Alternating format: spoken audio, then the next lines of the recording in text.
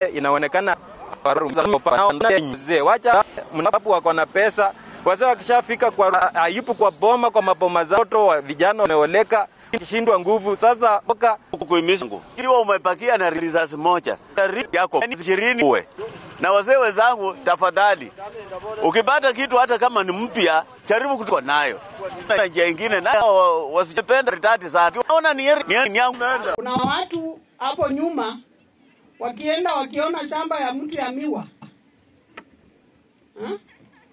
imekomaa na yeye anazubaa, tunaweka moto ndio atupatie kazi ya kufanya nini. Mwenye miwa kwa tayari vile anasaidia kuvuna. Neno hatutaki kujua. Unaweza fikiri ni hapa Tindere. Sana bwana sisi kwa sasa ama mungeshtaki hapo. Sawa, hii bali sio hapa Tindere peke yake. Kuna izima area, kuna area president anatafutia sisi. Usione kama ni Afrika Kenya. Maana kienda una sukari na ni sukari ya wapi? So it's not a joke. Mtu anaamka tu anasema hii miwa fulani wa fulani Kosgei amezubaa na kibarua wacha moto. Sonya hivyo tutashtaki for economic, hiyo charge tutaiangalia mzuri, economic sabotage. Nafikiri it's more serious than arson. Pia hapa kwa na makuvaa mwenyewe tunajulikana shimu tunafuata na eka ngapi ya shamba hakupata. Kuna sheria, maofisa wa serikali wangesaidia nyinyi. So hiyo upuzi ya kuamka kuinvest hiyo itakoma. Hiyo tupatiwa, unaona peka huko mnataka, kwa nini msiende kwa sasa tuendeme? Kwa taendelea kuwa ya 5 kuweza kupata mgi hasa katika mahindi hawa na mengine. Mimi binafsi ya mambo ya nguzo 5 amesema ni mambo ya yetu, asitukumbuka sisi wakulima tufanye kazi.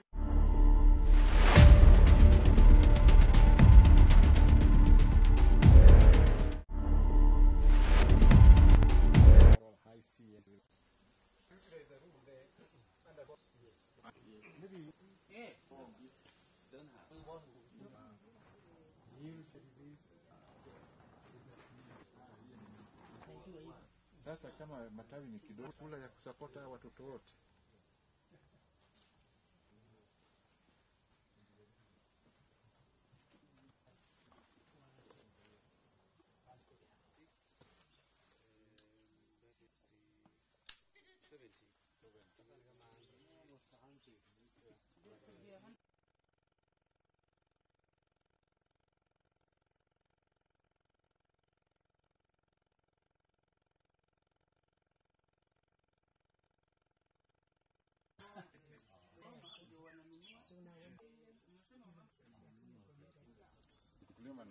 Umeenda wapi? Sisi sasa tumemdemote pia.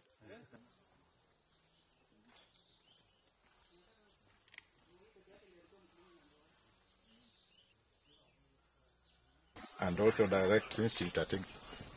Sometimes Nakuru County for tomato with the product line invested in the Nakuru County, whether we are IFAD and my team funding from IFAD help us sort the problem in Nakuru farmers in the greenhouse. That in China there is already a technology that can be applicable here. Grafting tomato. So you get your wilt and then use like this one is alright. So we grafted it and Russia been trying it with the farm and our project called Nakuru County. So what we technology onto the bacterial. So this is we will see a number of them again, and with this technology on a tolerant biomass one. In now carrying out farms now, they have tested here conditions. Farmers can go project ways to reduce poverty by making farmers to grow tomato they can sell, and also so one objective of this project is poverty identified camp that we see, so that after the sustainability of that there is some place where they buy grafted seedlings and continue producing tomatoes. But we have also had a trial in Kirinyaga, but those were on Kirinyaga and one side in Nakuru. In all we have something Soi, Molo, in Bahati, Rongai, and Naivasha. China IFAD, South and funded by IFAD, is sponsored by the established about 15 in Nakuru County and Kisumu. Now we good really the tomato have and the yield is and the fight bacteria. I think now future we hope for the technology. Wanyama wakuta wenye wala kidogo fikiri hapa huwa nikipewa kubwa hapo ndio sasa usaidizi tukafunzwa mambo ya hizi siko grafted hiyo sasa tuni mambo ya tu shida ya wilt bua tunaweza pata kukuza na ikosa nikaona sasa nilifika juu saa ile nilileta hizo seedlings yenye nimeona vile inafanya kazi imenisaidia na hata wakulima wakikuja na hata green panda grafted juu hiyo ya sasa ile moja hiyo ndikapukiro sasa sote tena nikaendelea kuwa mingi kidogo juu kuna dukuswa maba yanaitwa tu ndio ilikuwa shida ile nilipiga dawa lazima ningegoja siku yenye dawa ishe sasa ndio mnaona imeiva na ya tutapsori nitaendelea nilikuwa na ndio nione kapi nyanya tumepanda mara karibu za kuweka grain kwanza tulipoanza kuwa na changamoto tulikuwa watu kujifunza nimeanza kunyanya nda hata ningepata sikujua watu kutoka inaweza kukuja na wakakuwa na sisi kwa vile tulikuwa na tukapanda nyanya wazangu kwa vile nyanya lakini nimepanya zenyewe kupanda so inaonyesha ile mbegu so hasi yangu zangu zimekuwa kwa muda wamezaa wakajinsi maji kusitunga kwa wadudu kutenga hapa zile nimeanza ya one ile yenye wa juice ya juice zaidi hata sana kati tulikuwa sasa kuja kutafuta watu wenye wakulima kukuta na hiyo kidogo kile hapo fanya nikipewa hata ama kazi pesa usai tuko ya psychograph hiyo sasa tuba ya back kwa hivyo tunaweza sana ikose nikaona sasa nimefika hata hizo seedling nimeona vile imenisaidia wakikuja sasa ile na tena fikiria kujenga greenhouse nimefurahi sana hata nikiangalia ni uzito hata wao wenyewe juu hata nimeuzia hizi hiyo ni moja shilingi 10 na wanakubali tu wakisikia moja shilingi 10 juu pengine hata ukipika utapika moja tu na inatosha kwa juu yake kukiangalia kwa method ando kama hizi grana magonjwa na production kusema kweli ya grafted ones ziko juu kuliko hizo zingine na tena tunaona hazita lakini will continue grow ziko na ugonjwa yote.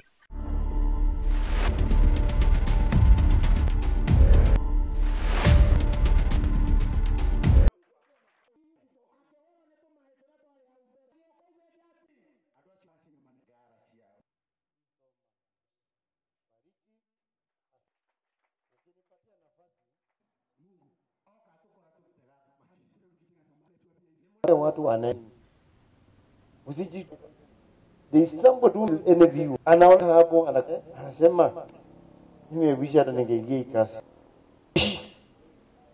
wanaweza kuwa kama nyinyi kwa hivyo usijidharau ile maana ni kuwa na discipline ukija maisha ya watu mwa Christmas kama nao watu kupata si lazima ujue hata jina job you grade yourself na driver gine chini piga zetwa hakuna mtu atakayekwenda na mafunzo tumejitahidi tusafirisha na bado hii muda funga shule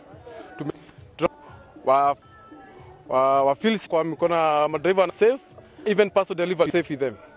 Tumeshukuru leo yenye tumeitiwa watu tunasoma mambo mingi kuhusu usalama barabarani na tumeelimika sana. Tena tunashukuru sana chamani wetu wa Gishere, tumesomeshwa na watu wa NTSA, tumesomeshwa na watu kutoka kwa sekta ya traffic. Tumeshukuru sana madereva wetu kumbadilika wako na usalama barabarani ati yote tukijua sisi barabarani tutakuwa salamani. Workshop katika na mimi na si hawa ambaye katika hii workshop leo watie maana fundisho ambayo yamepewa traffic wakati ambao ya Christmas bi amri barabara wese peleka abiria kutoka mpaka point V mahali, na kwa hii mpango ambayo workshop yao kwa masomo ambayo kutoka idara ya NDSA kutoka Nanyuki. Sasa mimi naambia hawa mangni na mambo ya madereva wetu inaitwa tunafanyaka every year, kwa sababu shuga madereva na kuangalia kila ni muzimo tuna Christmas na hapa hakuna wakati mwingine tutapata hapa, tukawaita kwa hii hotel kuna 2 days. Gari mingi ziko, kuna wale walikuna, lakini wale hawa jana. Sasa tuko sawa hivyo, tuko na traffic, tuko na NTSA, tuko na police, tuko na administration, kila department ya kila mtu ana security ya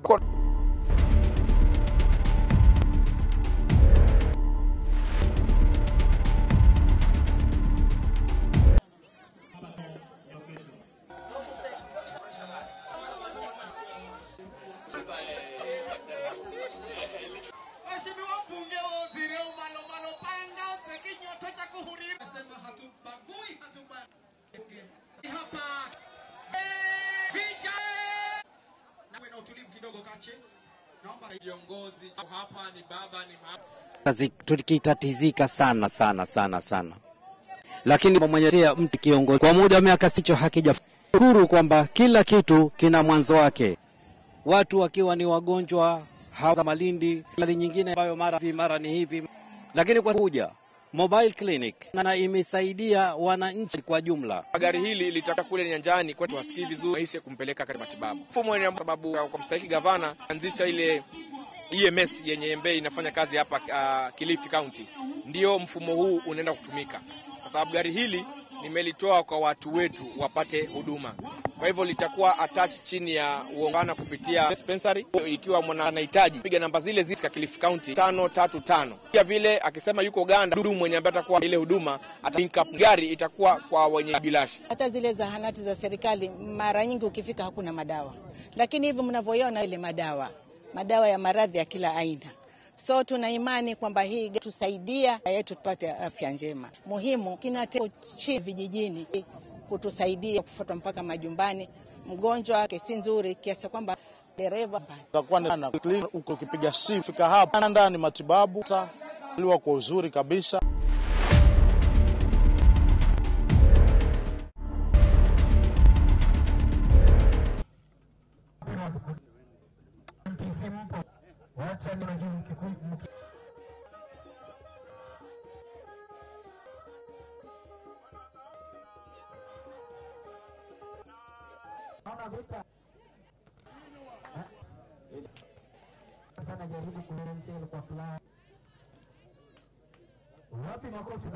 Financial bill ya 2024-2025 haikupitisha. Kwa hivyo serikali bado iko na changamoto za pesa. Kwa hivyo wakati tuna masa ya kwamba inachukua hatua kwa watumishi wa serikali na kwa I think tunaiomba serikali inajaribu nachoweza kuhakikisha ya serikali bado inazidi na tukiangalia kuna kama ya kwamba bado the triple threat sio kubwa, na msimamizi Dr. Koyimba anasimamia pandemic bado si yeye ya under watoto wetu wakati kwa watoto funga shule na wazazi kama wapike tutunze watoto wasije wakapatikana na janga la ukimwi. Bado ni tisho especially kwa wale vijana wadogo kati ya miaka 15 hadi miaka 20, na hiyo tisho uambukizi wa ukamba katika hiyo age group ya miaka 13. So ya tunaona ya hali ya usalama, kuna sehemu zingine kuoke ziko ni ukosefu wa usalama na game wa guy highways mekaa chini na tu usalama kwamba county ya kwa usalama. Kenyans enjoy expanded civic devolution session. Let us also take a role for our second economists led by mentioned our Nobel laureate Gary Maathai, Bia Tida, George among heroines who played a crucial part of championing the cause of pluralism in the relentless clamor for governance that led the to take our these pets within and beyond for their bravery in the face of this struggle. Humbled to be part of this struggle. Thank you, Chief Guest, as well as Let us also acknowledge the challenges that we face. Our county, like many other regions in the country, with such as unemployment, poverty, change. It is our unity and work together that will find solutions and create a brighter future for our children to come. I am committed point agenda of CI. I promised my manifesto, the Nyalore, to offer citizens what I said. In particular, I want to mention that I intend be by agriculture or anchor festival. In Haziri, showing uplift, special instruction in other complex. This facility was operational, operating theaters, units. You have killed my surgical at the end of. I am pleased to commend healthcare, popularly known as promoters, mentioned. We equip them with uniforms, gadgets, and we also spent 3,000 shillings, national government, by giving compensation for well done. Secondly, in my manifesto, County Commissioner, we recognize education as in the Nyalore manifesto, being an equalizer for men. We have raised fund to 100 in the Sharia, supported 100 in both secondary learning institutions. Chief guest, we intend to increase this budget at 130 shillings. Initiative to support on the final phase of ultra-modern stadium that has a capacity of having 1,000 seated at any time. This capacity down with the last phase up, and has been commissioned. Stadium January 5, March, and as football from sports area for young. The second has been mentioned by, as we get towards the festivities, these are scheduled 8 December, a moment significant we have achieved in integrating cultural and our shared identity as a people. I encourage each one of you to participate in showcasing your talents and sharing, engaging in various. That this is an opportunity for us to strengthen our bonds, create our unique. Let us embrace the cities to foster tourism in our economy.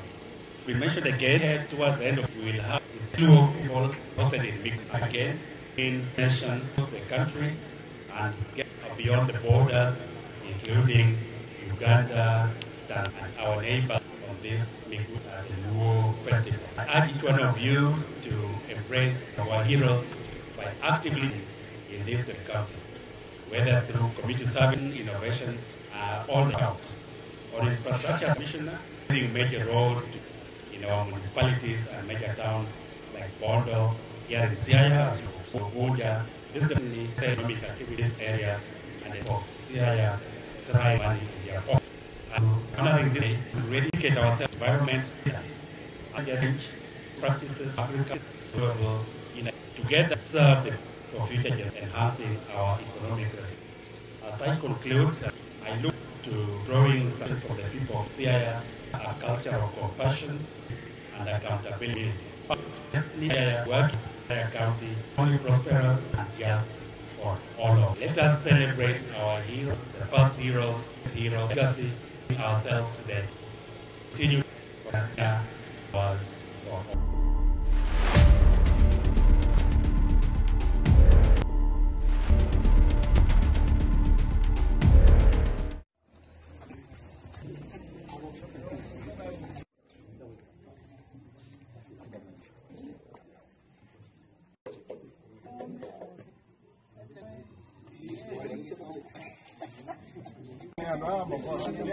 Ni unduri kuno.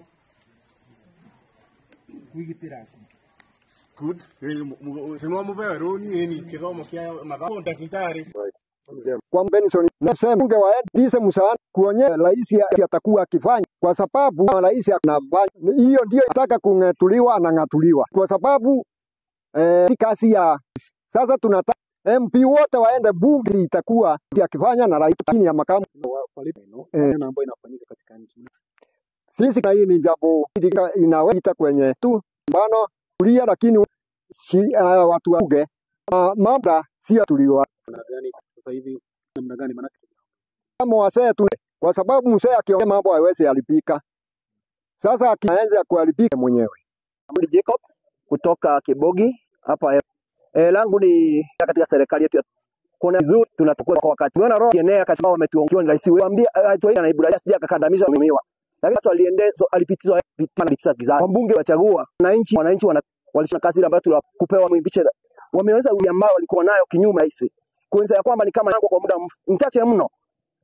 Bila kusata public participation tuseme jinduriwa ili kumuhimu katika mamlaka. Pana basi katika hivyo ndivyo ningeshauri serikali hivyo ndivyo katika vituo vyetu ya kila mwananchi yake kama kura kumuondoa na ipo. Pia walipotangulia kusema kwamba wetu waiendezi kwa njia inayofaa. Sisi walikia finance bill maana walikuwa wote wakang'atuka na mabarabarani. Vivyo hivyo kichafu tena sasa kwamba serikali ya ushirika haina umoja bali imejaa chuki na dhuluma. Unafiki ndio umeongoza katika taifa letu bandari ya urafiki. Wanakuja kwetu kuomba kura wakiwa marafiki lakini wakienda pale tamaa yao matumbo mbele tamaa ya ulafi na wakasahau handi ambayo tuliambiwa mambo ilikuwa ni kumuinulia hali ya kufinyirika kimaisha. Tarajia hivyo kama rais wetu hivyo ndivyo ilikuwa umetuahidi. Hakika si hatuna raha kabisa. Tumechukia hivyo kama wananchi. Wananchi mna tutafanywa yale maneno ambayo yamefanywa Gachagua rais namna gani kwamba hivi sasa yule ambaye kesho kama naibu anafaa ni mtu wa maneno mwenye hekima. Dhulumiwa wenzake hivyo ndivyo atakavyotendewa kile mwenzake. Hivyo ndivyo atakavyotendewa jamaa ni sio ni mnafiki. Ningemuomba naume ama kama mtu kwamba kile kitu ambacho ameng'atuliwa mwenzami kama nikupewa mtu mwingine akipewa mtu mwingine tuweze kuonyesha kwa ushirika piti kwa kidiki. Labda nimeweza kuuliza rais wetu asiliva mambo ambayo shirika na tena imeinama inaweza kuteka mno hasa kama vile barabarani wetu chunga shirika kwa wakati huu baba hata mambo hawakunijua Jelta mambo ya group sema tu kando. Sasa hii kitu inaitwa shahine sana wamefahamu ama wanajua inamaanisha nini. Kwa hivyo tungeomba wabunge wetu vile walikimbia kuimpeach Gachagua pia wakimbie mbunge na wanjae vile Gachagua kama ni kukaa kutoka mtu alikio NHF anaenda hospitali na tunataka serikali harau mambo imona vizuri hata ngozi wetu walienda kuiwa menja. Sasa tunasema huko walipewa pesa lakini hakuna mtu anarudi huko kutoa fununu ni uongo. Kwa hivyo sisi tungetaka hilo wareme bidisho ile ya kitambo. Angalau matibabu kuna wengine walikuwa medikma tano matibabu tu. Kwa majina Nyaga. Sisi chama wa kikundi cha Kozerema.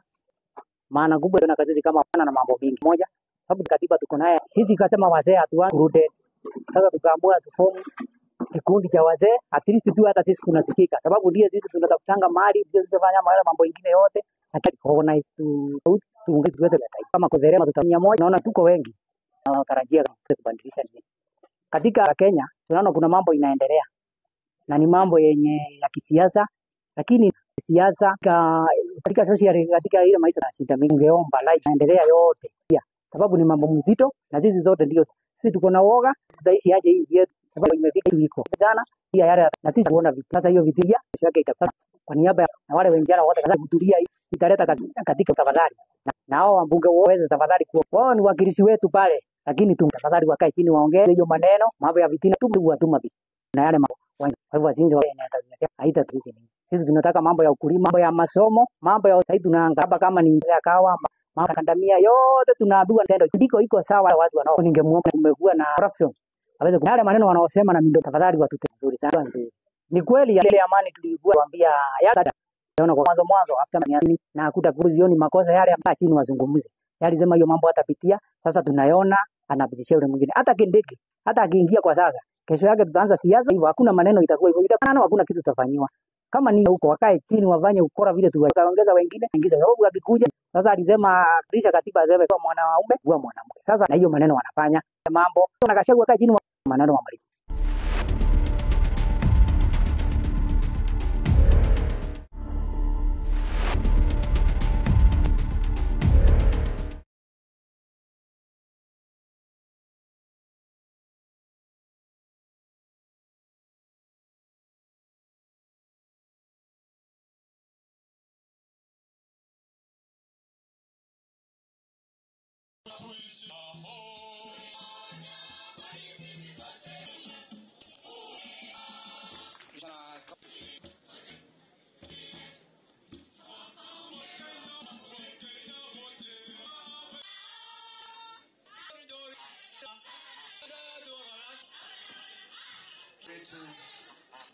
MC wetu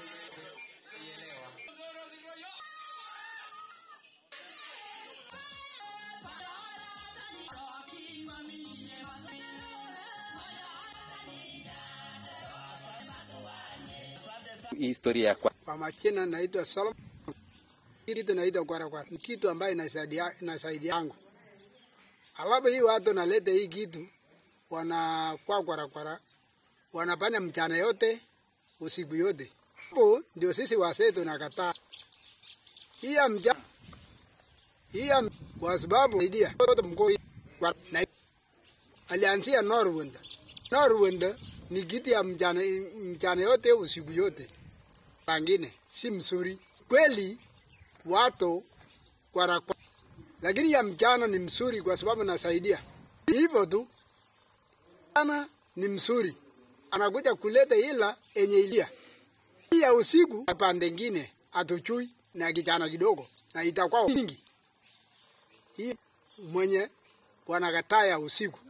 Nyinyi naona kwamba mumeweza kunyang'anywa mabibi zenu ya usiku yote, hata watoto miaripika na hawa napambana usiku. Nataka unajua kama tunaenda mjango mchana kupiga jioni, kupiga unakuta watoto wana mama yao, unangoja kupiga saa 6 asubuhi. Kwa hivyo hata watoto wetu wale wa shule ndani na ngine kesho memba iko ujui ni nani. Kwa hivyo hapo ndio mbaya. So wanaweka kwa hiyo ni mbaya. Shona amesema hiyo maneno hatutaki. Naweza kufurahi pengine bibi. Hiyo ni sawa. Commissioner kukataa hii ya mjana kwa sababu mjana ni naweza kupotea siku moja kwa kwara. Peke yangu si kila mtu nalia. Ngwanza ile na sawa watoto tatu. Sisi hapa tunaita kwara. Mnong'ono huko na kuna wale uhakika kama iko aje. Tunataka kutangaza ya kwamba kwara ni marufuku. Kwa hivyo kama una mpango wote wa kupanga harambee uwe umeita mimi na mheshimiwa ama ni mimi peke yangu ama mheshimiwa peke yake, ianze saa 12 asubuhi, saa 12 jioni, Bismarck izimwe kelele ndio ichangwe. Wahitaji ambayo wangu tiani. Watu wanataka kupanga mambo nasumbua mama wanaangalia nyumbani kwa wakati. Kwa hiyo in liko na maana.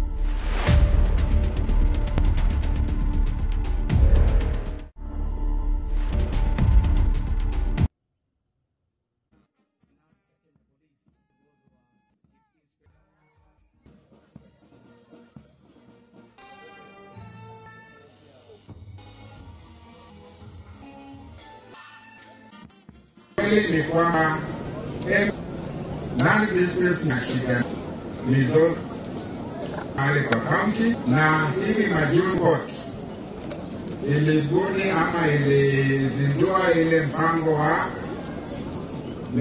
ama mediation court wa court addition yani through the areas kama hawa hii group na wanakuwa encourage groups Employment Court suluhisho ya mizozo ya mashamba, pombe haramu na bangi, na tumepiga hatua kali tukishirikiana na kufanya registration kwamba facilities biashara halali, lakini bado over 1000 wana wanafanya biashara. Watu wetu biashara ya ng'ombe iko halali. Hizi tu 14 hapa Kianja Koma tumepata bangi mingi sana, 153 rolls of bank. Challenge bado tu hapa. In the first housing program, every county government 2 new secured Juakari artisan fittings, windows and doors made possible through the private sector engagement framework. County Juakari, that's MOU. Everyone was Embu County is 2 developing heights. That's affordable housing. Story 4 2-bedroom units. In phase 2, the plan is to increase this number in phases, expanding to Chicago, Ishiati. Has already secured acres of land. The project is solid growth.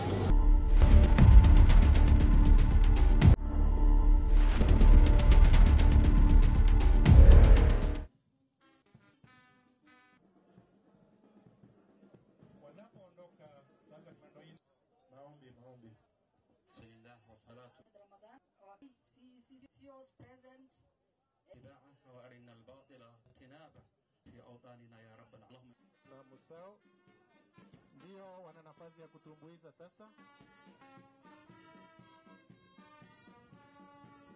Kabisa wananchi wako makofi.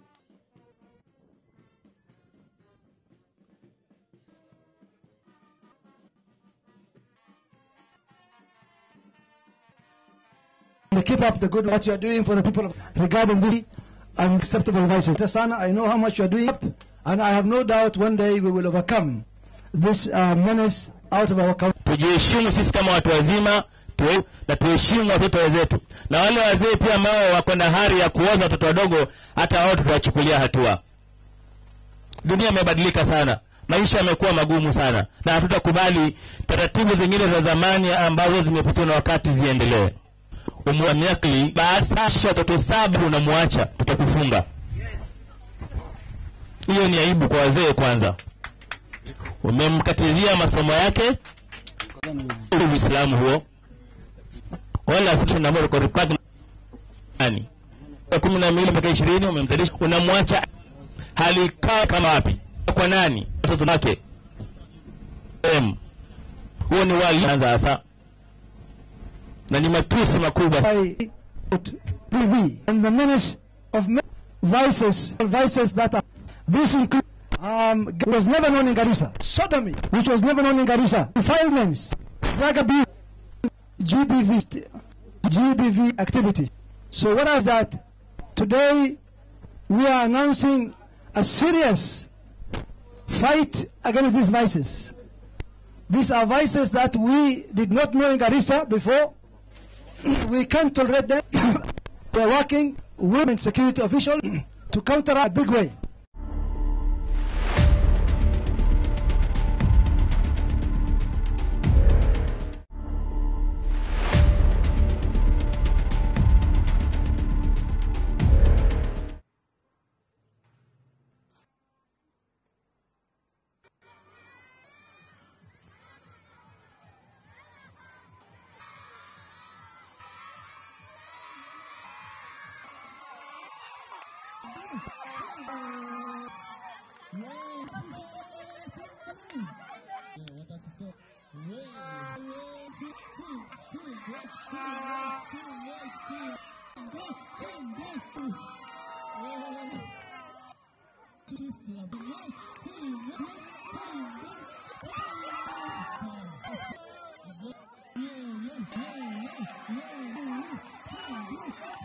A parent here. My daughter is in grade 4. She's called Imani. We're very active participants in this. So very happy to participate. They are helping us have been doing. Not been with them. They've been participating. We've also been seeing in this game how to participate. And also it's a bonding experience as parents, the teachers and the children. So it's an exciting day and I'm very happy to be. Small community like here in Embu, you find that we do academies, we do not have many fields or big fields where our children can get to bring up their sporting side or their sporting. So I think it will be a good international and events to come to get where our talent and talent. A good idea to invest in the sport children. As we all know, Kunata scholarships. Kids get scholarships from the talent. So it's a good thing. Us as a community in government develop the talent. It was I gathered here today at Moist to play, where parents and learners come together to show abilities in sports, where what they are capable of. Today, and one of the things that I've learned of what somebody can do. When I came into this stadium, I thought maybe I couldn't track or I couldn't pick up the cones as fast. And the games that were there, I thought, no, I never wanted to participate. I was cowardly. The day, most realize how good I am in this sport, capable I am. Actually, I emerged as winners in most of the games played. It was a wonderful day and enjoy some years. It's worth to go home feeling happy. Next time, we can be happy. But Parent International. Today Millbrook is organized a sports day. It's a sports day with and it's a good condition and also talents that nice thing, and that's why I think outstanding school on it. And I think the government, they need to look at kids, but even after. Hello everyone, Millbrook International School, Wednesday, where both teachers and the students come together. So a wonderful, yes, but what I learned is I have heard to work with multiple times. It's amazing. I did my team. Everyone, my name is Millbrook International. So today, both teachers and today is day, and yes, but I really enjoyed myself. I learned from this because I have heard I work with and I definitely think we'll win. It's really a kidab. We'll look into this sports day. We do it. So this year we avoid collaboration to see leaders collaborate sports. We create our win. They are having them. So as you can from the way they are playing, they are bonding to culture. Another thing maybe this is that area of competency Cambridge curriculum, and this between 2 and between our feel free to watch our games. If you are wondering, you would get to know that we are doing much of field events and track events. A good looking to try and have this talent young years you've seen. We believe that and do what is necessary to our learners still young. We actually this sporting, so we want to learn, grow, and as well. And we want to young leaders prospering and had champions coming free meeting track as we speak. Others still of but at Millbrook say that had challenges. These young now need coaches challenges. We also need to ensure that such events. So I think sharing talents. We hope and if started, the government will follow and trends are being nurtured.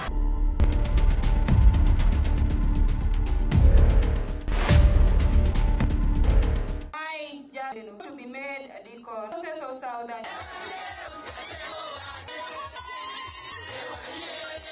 In the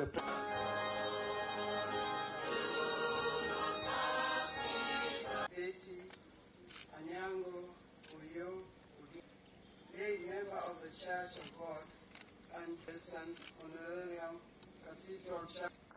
To celebrate also what is history, it is a big lesson. It is a big elected leaders that when we are elected to serve the people, not just a people of a certain group or a certain language or a certain region. Elected if you're a leader to serve everyone, and also because listen and what we say can be or it can country together. All leaders serve the people. Chair, universal causes that affect. Anything our senator did a big stone.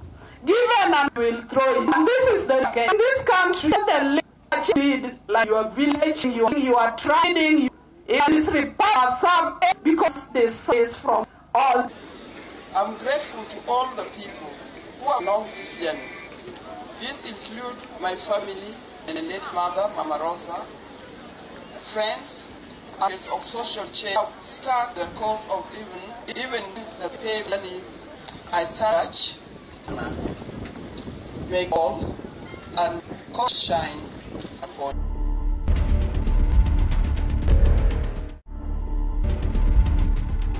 Mngependa jambo la pili ni ya huduma hii ya ishara. Asanteni sana. Basi kari yote tambua kwamba leo ni siku adhimu imebariki toka National Guard pamoja naye pale. SCCs si wa eneo hili ifu. Na kwamba leo tunez wakiongozwa na mwenye host MCA Ole Mutunge na MCAs ambao wako nao hapa. Sana kwao. Asante. Msio wachoyo wa makofi jamani. Asanteni sana. Alafu nitakuta hapa baada ya kurke na muomba nafasi ni yenu si hapa. Yes.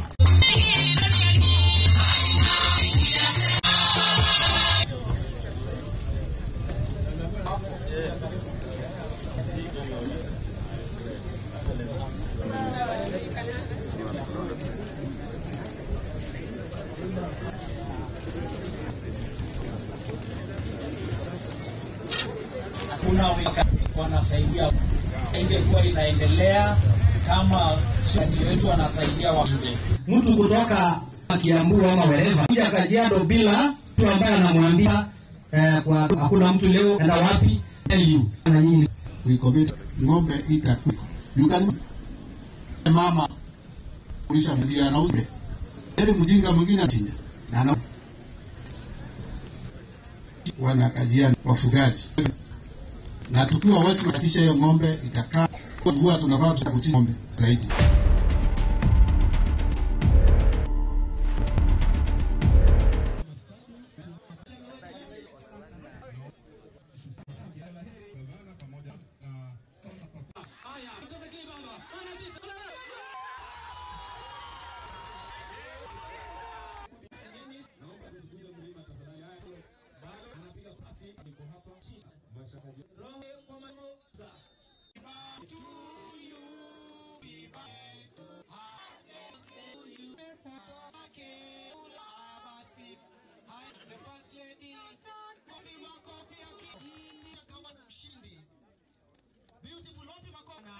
Governor ambayo itakuza mashinani michezo haya ya ward, alafu itaward to the sub.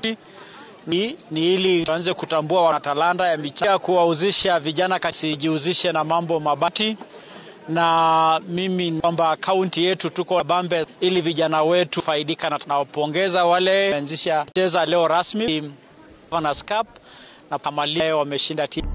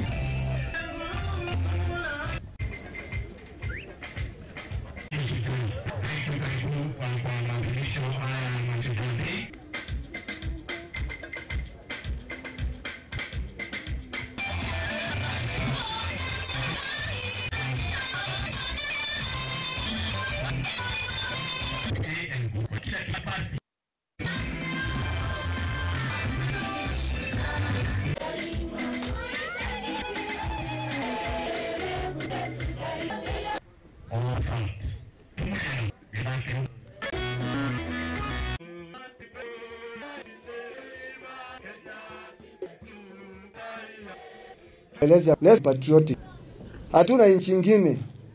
Sisi ni watu moja. Sisi tunategemeana katika zote. Katika sehemu wakati anakuwa nguzo mama.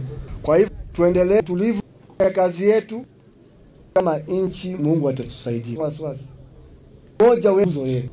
Dhabiti meso. Mambo mengi madogo kwa kami endelee kuwa wasi tuko sio tu lea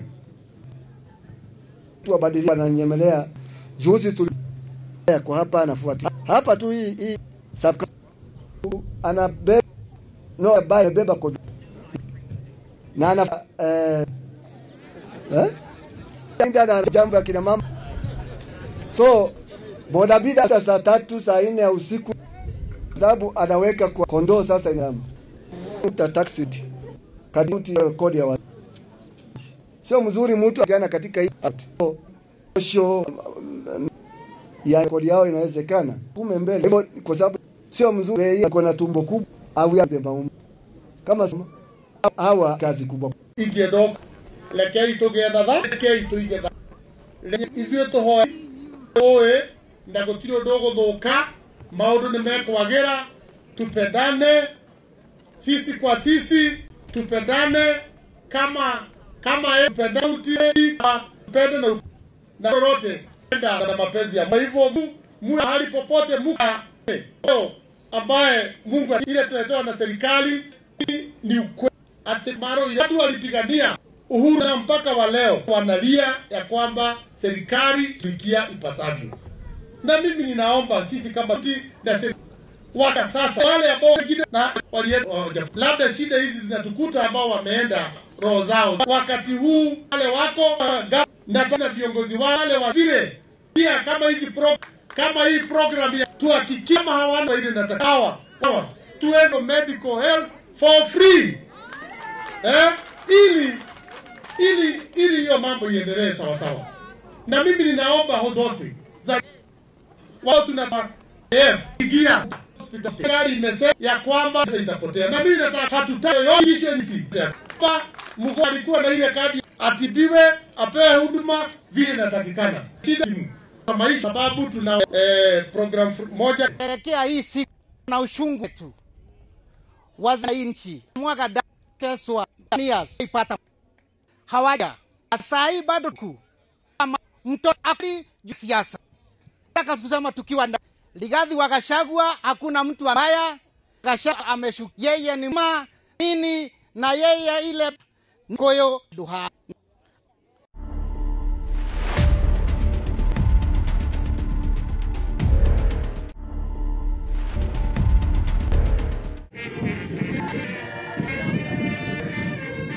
katika vyuo vyetu vya utano. Kwa hivyo tuko na spring hii kwa ukwe, tuko na Kabozeni City Jari, Kabozeni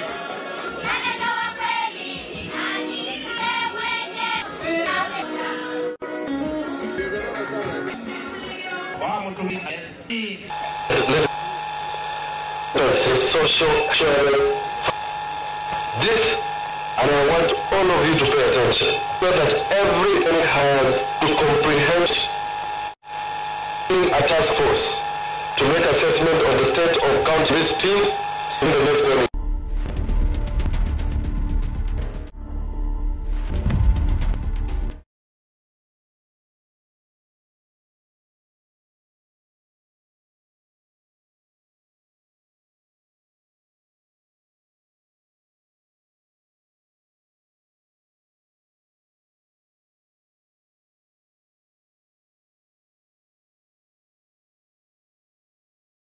I wanted to comment on the issue to the last strike. Successful. Thank now, grateful not for that strike. People can no longer, we always hang of not. We can and I have that opportunity next year. If we will not get a salary, we need to do something. We will not get money for to do something. We have to master. Let's try to but still surviving by this form, and we need to get. So, says in our agreement, we also signed that new teachers will be recruited, new recruitment, 20,000 for. So, they captured our return to work to formula, which we signed and deposited in court. We did that there were positions. The principal, the deputy principal teachers, the HOD. In that CPG. It was not fun so that we could have in all schools. The minimum number of teachers in a school was expected to be schools promoted to see 5 of them as senior teachers. That one was not funded, it was supported. That's why we are saying we better go back of service. And that's why we are calling for review the CPG. The other issue which we are currently dealing with is working on, because they must sign with a new CPA. And that's why we are calling upon you, which should be included in that one of the minimum of 100% salary, because stagnated, able to pass the current, and we are saying needs to be increased substantially, take care of the inflation, to ensure that it not continue to be our problem. The teachers have committed because of financial problems. Saying increase is we must visit to teaching provision. There is a starting allowance. This is the only provision is starting teaching. I'm a teacher of mathematics. When you are doing those calculations on the board, you must be on your feet. You cannot sit on a chair and deliver as a teacher. That is how we need to the teaching from standing. We must be something very good, because these are very. Others are asking us, and they are given any extraneous allowance. Standing allowance in our pay slips. Are we supporting that idea of standing? So the issue of promotion, many of us are so frustrated with the teaching provision. In the same job group, some have only been in the same job group for 3 years, and because of that demand for promotion, maybe one went for a loan, you went to TSA and bought the promotion or something. That in this teaching profession should be integrity. And that's why we require funding of promotion and capture this issue of promotion. Are we supporting that? Then allowance, which is the detoxification allowance. Chemistry, you want to be very dangerous, and you need to be you will be any challenge to other. And that's why we are saying allowance to be through. Are we supporting? And then Nairobi is normally paid a high house allowance. In fact, discover that Nairobi get a house than in this country. And that we need to have the house allowance in Nairobi and not Ghana. House it is to struggle to get a house, a suitable house for a teacher. And therefore, a good house allowance in that, and we are number 9. Are we supporting? Yes. Then the other house, of course, is the issue. Maybe I can have that one. What's this one? I think it's not working. So the other issue is special duty and acting allowance. Many are acting as principals. Many are principals and they are not being compensated. Those ones deserve what is called special duty allowance, and that needs to be paid. Many are acting as they need to be compensated. Many are acting as they need to strong allowance to become the next year. Then the issue on I think grade is accept teacher mobility. That we accept to either teach or senior to opportunities of and who can be in charge of issues. The Kenyan Council for those who are rivals, 500 days allowed, no probation, no other except 5 as allowance.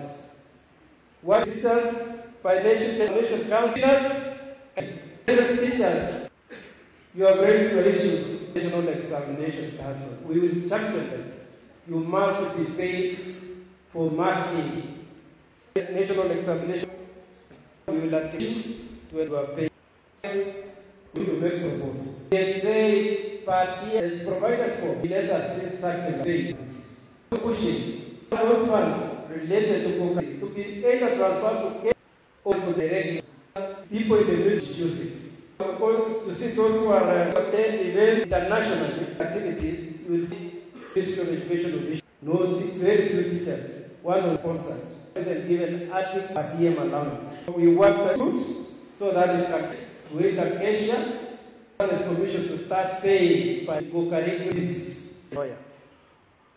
Comment on the proposed amendments to the legal environment in which we are operating in. They are promoting the Basic Act, and there is already a draft being to amend the Teacher Service Commission. Some of these are not pro-teachers, in the teachers. They are even proceeding to adjust the number of offences that face to our service to come up with the teaching offences. TSE Act 16 is by sons. Now, and we are the tools to create. I use the TSE Act Amendment, Basic Education Amendment, the idea of administrator over school. You know, education has always been keen to be in charge of, and they rule these amendments upon administrator. Classroom teacher, you are struggling to ensure that you also rise to principal. You are the judge no longer administrator. Those are captured in these two amendments. And we are saying they teach more in school. The senior most, they are called the principal. Not have the pastor, I'm an administrator of a school and finances. That will be defined by teachers.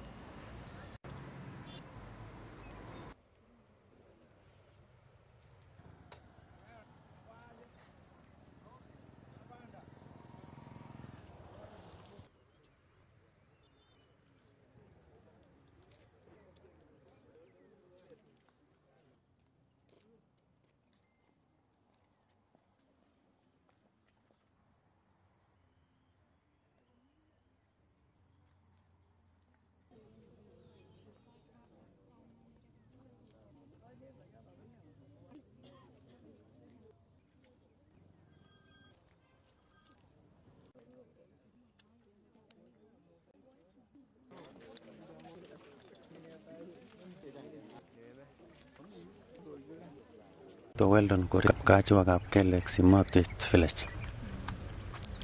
Marehemu ni wa pili, anaitwa Dennis Kibet. Nimeona hizo naye jana saka saa 9 tukakula lunch, saa 10 tukakunywa.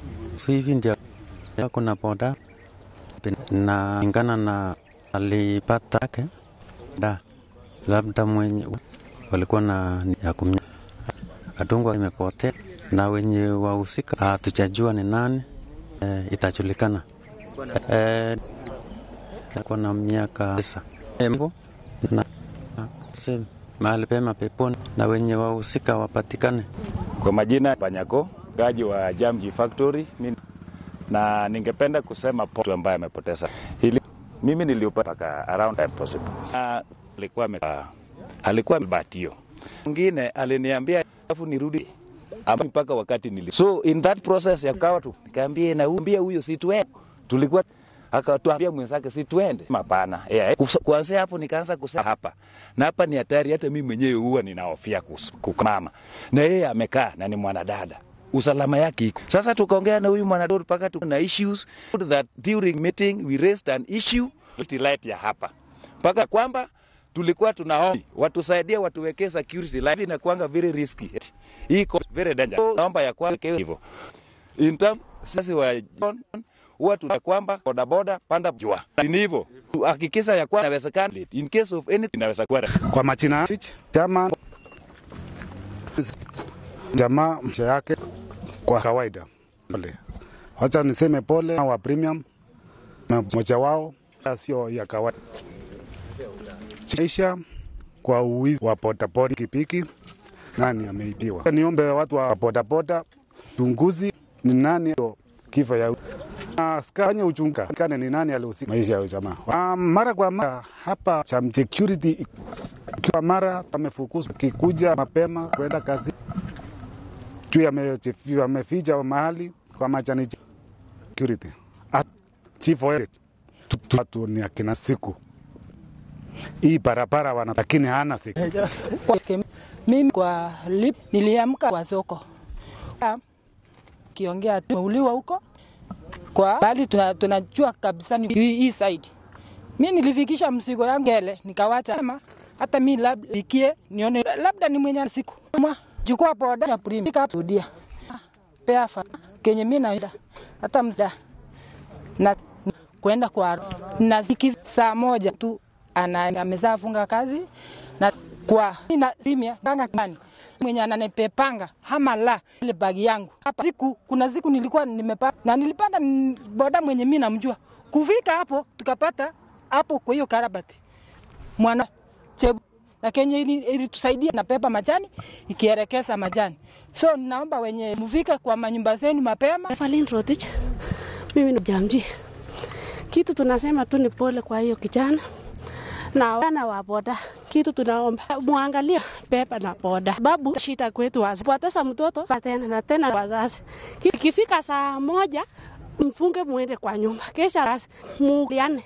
Angaliane mjue tu nani alipepa tu anatoka. Hiyo ni kitu hata vijana. Hata kitu tunaomba serikali vijana ya boda kwa sababu hiyo boda vile iliingia alisaidia vijana yetu. Sasa kama sio hiyo boda na hakuna kazi kabisa. Sio vijana angekuwa mwizi. Lakini kitu sasa kitu amesaidia vijana ni boda. Serikali muangalie sisi. Muangalie vijana msiwadi wakufe kwa barabara. Ni kitu uchuzi tuvoteze hiyo. Tunaomba kabisa serikali saidie msaidie sisi muangalie hiyo vijana. Kwa jina naitwa Samuel Monkole. Mimi nafanya kazi hapa. Tulikuja ndo saa 10 karibu na dakika 5. Tukakuta KK wametuita kutupahamisha mtu nani alikuwa hapo chini na nilikuwa mwenye potapoto ya pikipiki hapo. Wakati ndio nikachukupikia mbali ya tu ambayo tasi wa hapa na ndio tukasimu kwa tu kipo tu ni kama mtu turumu itapite tutapo itatu ulinzi kwa sababu sema hivi na ikipika saa 5 tu na tabota kubwa serikali na tunanunua watu wote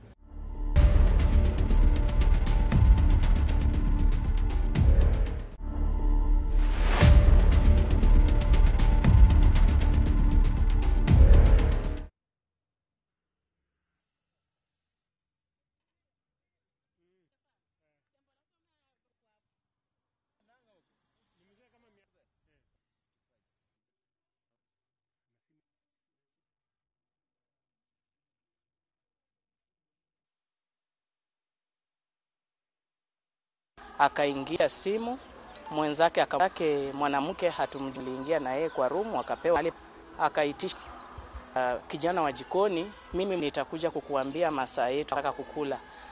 Sasa mteja baada na kijana wakasiku, lakini mteja chini, na pale chini kulikuwa na traza alikuwa ashatumia na dawa haina.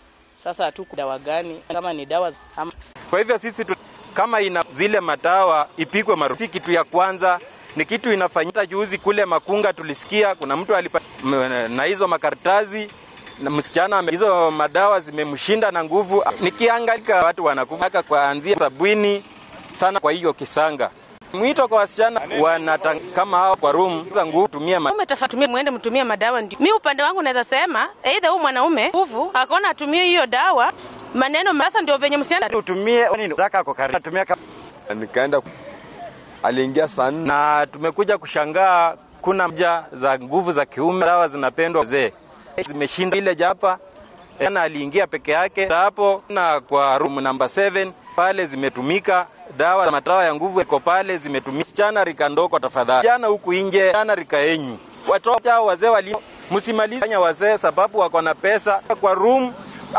hayupo kwa boma kwa maboma zao, wako na watoto vijana wameoa wasichana wameoleka. Wazee wakifika hapo wakishindwa nguvu, sasa msichana anatoroka. Na mimi najaribu kuhimiza wazee wenzangu, wewe ikiwa umepakia na risasi moja, ikiwa umepakia karibu yako nini 20 uwe na wazee wenzadi, hata kama ni mkutumia wengine naye wasichana wameo ni maritati sana. Ikiwa maritati uwezo wa afadhali niende nuka na upiti na mia.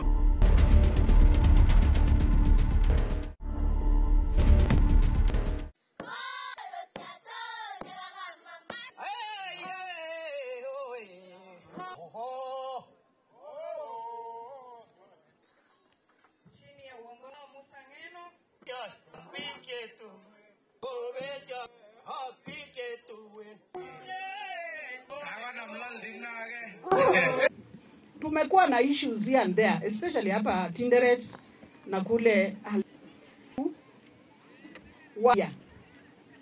kuvunja sheria, na hatuwezi kubali watu kuvunja sheria.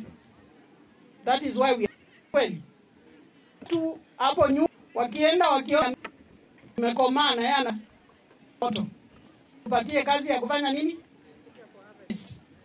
Sasa hiyo ni nini? Si ungoje ikuwe tayari vile anasema, alafu ikiwa tayari unaomba hii kama unasaidia ya kufanya. So hiyo ni maneno wacha mwenye miwa. Na unajua unaweza fikiria hii miwa ni hapa Tinderet, unaweza fikiria, na nafikiri bwana sisi yao sijui wakati ni sisi yao potaji, sababu hii na maneno ya sukari sio hapa Tinderet peke yake. Kenya ina area zinalimwa, kuna area president anaenda kutia sisi soko ya kama ni avocado ya hapa avocado ya yote. Tukiongea hata akienda wapi waongee maneno ya sisi ya huko ni joke. Watu ana fulani tumuite bazubana, sisi tunahitaji wewe nini? So yule tutashtaki for economic sabotage. Nafikiri it's more serious than person. Pia hapa invest na shamba ya wenyewe, private property. Si najulikana kwa tunaheshimu tunafuata. Ikiwa kuna mtu ana eka ngapi ya shamba hapo, kuna sheria na serikali uzi ya kuamka kuinvade shamba ya moma. Hiyo ikome. Lazima tuheshimu private. Ikiwa neno ilitendeka kukwesha siende kotini, sawa? Tuseme kupata hiyo. Tunajivunia hiyo kazi ambao itaendelea kuwa 2500 na tutaweza kupata mazao mengi hasa katika mahindi, miwa, chai, kahawa na mengine. Mimi binafsi mambo ya 5 rais kwanza ni mambo ya agriculture. Tunaambia rais wetu asante sana kwa kutukumbuka sisi wakulima wadogo.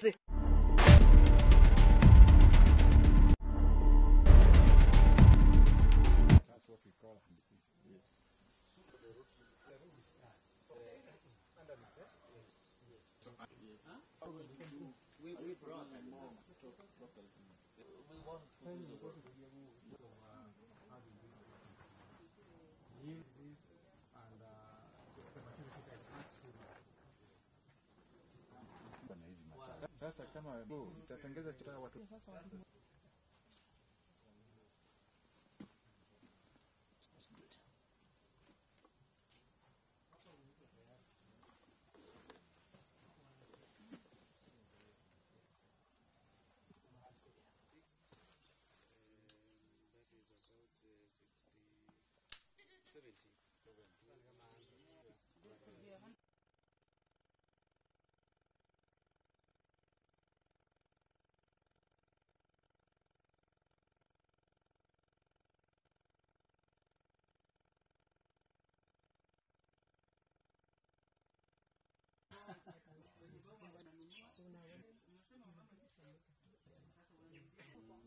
uchukue mkulima na hiyo. Nyumba ameenda wapi? Sasa tumemdimote.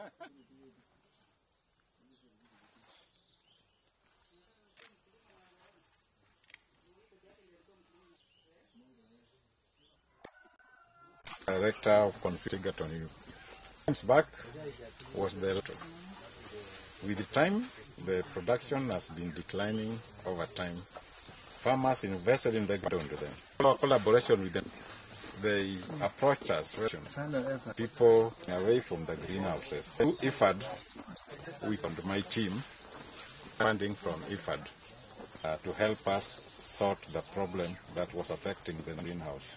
In China, that can graft, so you get a rootstock to bacterial wilt. Use Scion, Nana F1 is a very popular. So we grafted it on a tolerant rootstock called Wiles variety, and then we have project Kuru County. We've seen grafting technology on tomato.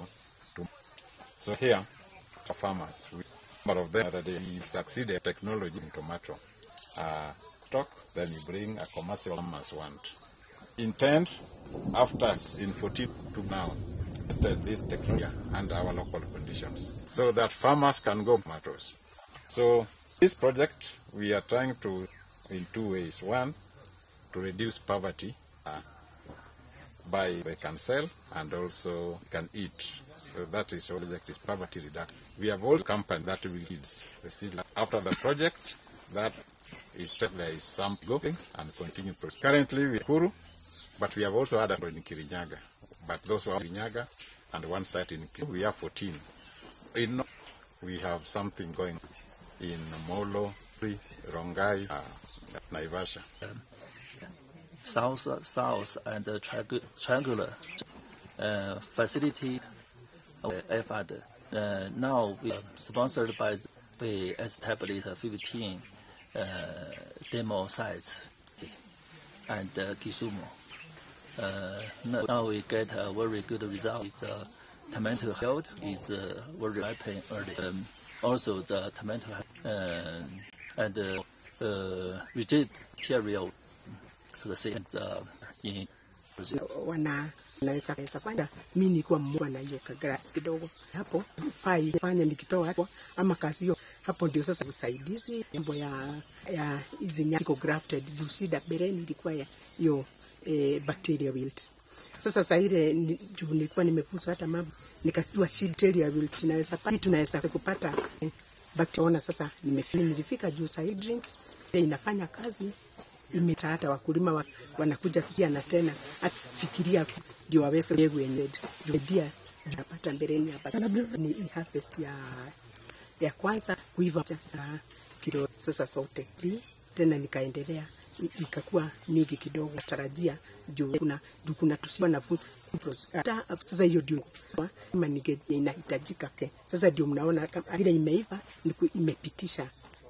Lakini sasa kutoka sasa juu nimejua hiyo shida ya tuta absoluta sasa nitaendelea nisijamaliza sasa kudisune leo ndio nione nyanya kitambo tumepanda like nyanya za nje tukapanda nyanya za tukakuwa na ujuzi wa kuweka greenhouse tukaanza kupanda kwa greenhouse Tulipoanza kupanda nyanya, moto kidogo sana, tulikuwa wageni sana, nilipanda nyanya, nilipanda kupata kwa ligani ya grade gani ya wa university wao hapa na kwa vile tulikuwa na grade na tukakula nyanya. Pia nilistuka na nyanya nimepanda zenyewe huko nje. To start with na mbegu mzuri ya kupanda ndani ya grade. So kwa grade saizi nyanya zangu zimekuwa, wamenifunza kwa muda, wamekuja tukadhaa wakatufunza, wakarudi wakatukuza kupatia mbolea wadudu. Dayo tumefika sasa, nimeanza kunikia ya ambayo ndio intro iko na mazao na tena na ina nyanya hii nyingine. Wakati wanakuja kutafuta watu wenye wanaweza fanya, mimi nilikuwa mmoja hiyo kagara kidogo.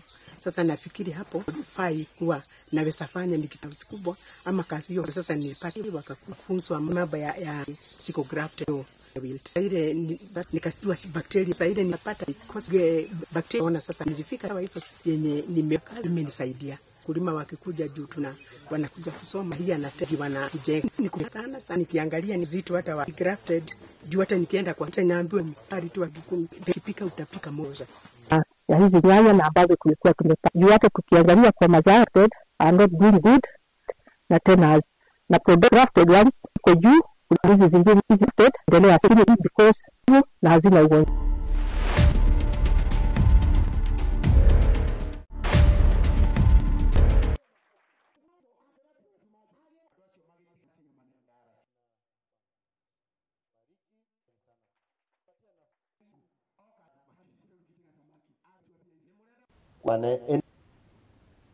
Any driver, there is somebody who is envy you. Anaonanga vile umekaa they wish ile uwe na discipline driver maisha zimu, hata kama utakini wajari mujari abilia. How these are your customers? Unafanya kama unabeba na ready yourself na kama uko chirigania wao sini zile hapa hapa na masomo tunafundisha abilia jitayarisha vizuri vile wanafunzi tumejitayarisha wa feel comfortable, wa feel safe, wakuwa kwa mikono madriver na safe na even parcel deliveries. Tumeshukuru sana siku ya leo kwa vinyo watu wa kutufunza mingi marama barabara. Tena gishere wa NTSA meswa na watu kutoka kwa sekta ya traffic, tuko na watu wa prison. Tumeshukuru sana na tumeomba mandirika wako na rani so kwa barabara tuwe tukijuna. Tumeshukuru sana. Msimu ya Christmas kuwa na usalama mwema barabarani, Mungu akitujalia. Tuko na workshop ya madriver sako ya na ambaye workshop leo ni ambaye mafundisho ambayo yamepewa ya traffic officers ya kwa uangalifu barabarani.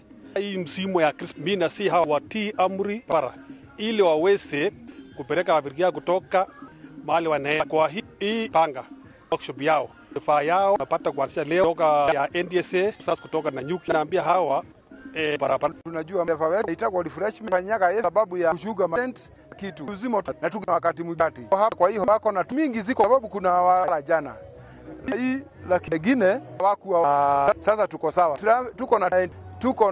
Tuko na kila department yote tuko na kila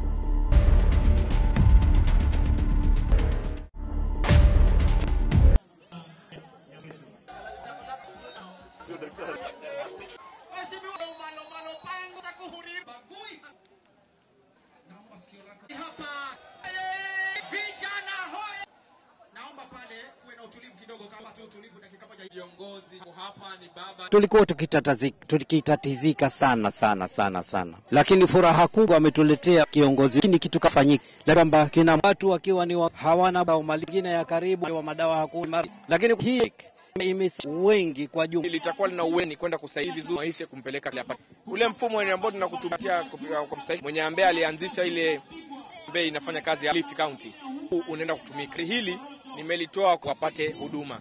Kwa hivyo chini ya uongana kupitia hospitali zetu za dispensary hapo, ikiwa mwanadaji zile za Kilifi hata kama yuko yule anamhuduma ana hii gari. Kwa hivyo hii kwa wenyeji wote anati za siku, lakini gari madawa ya mida.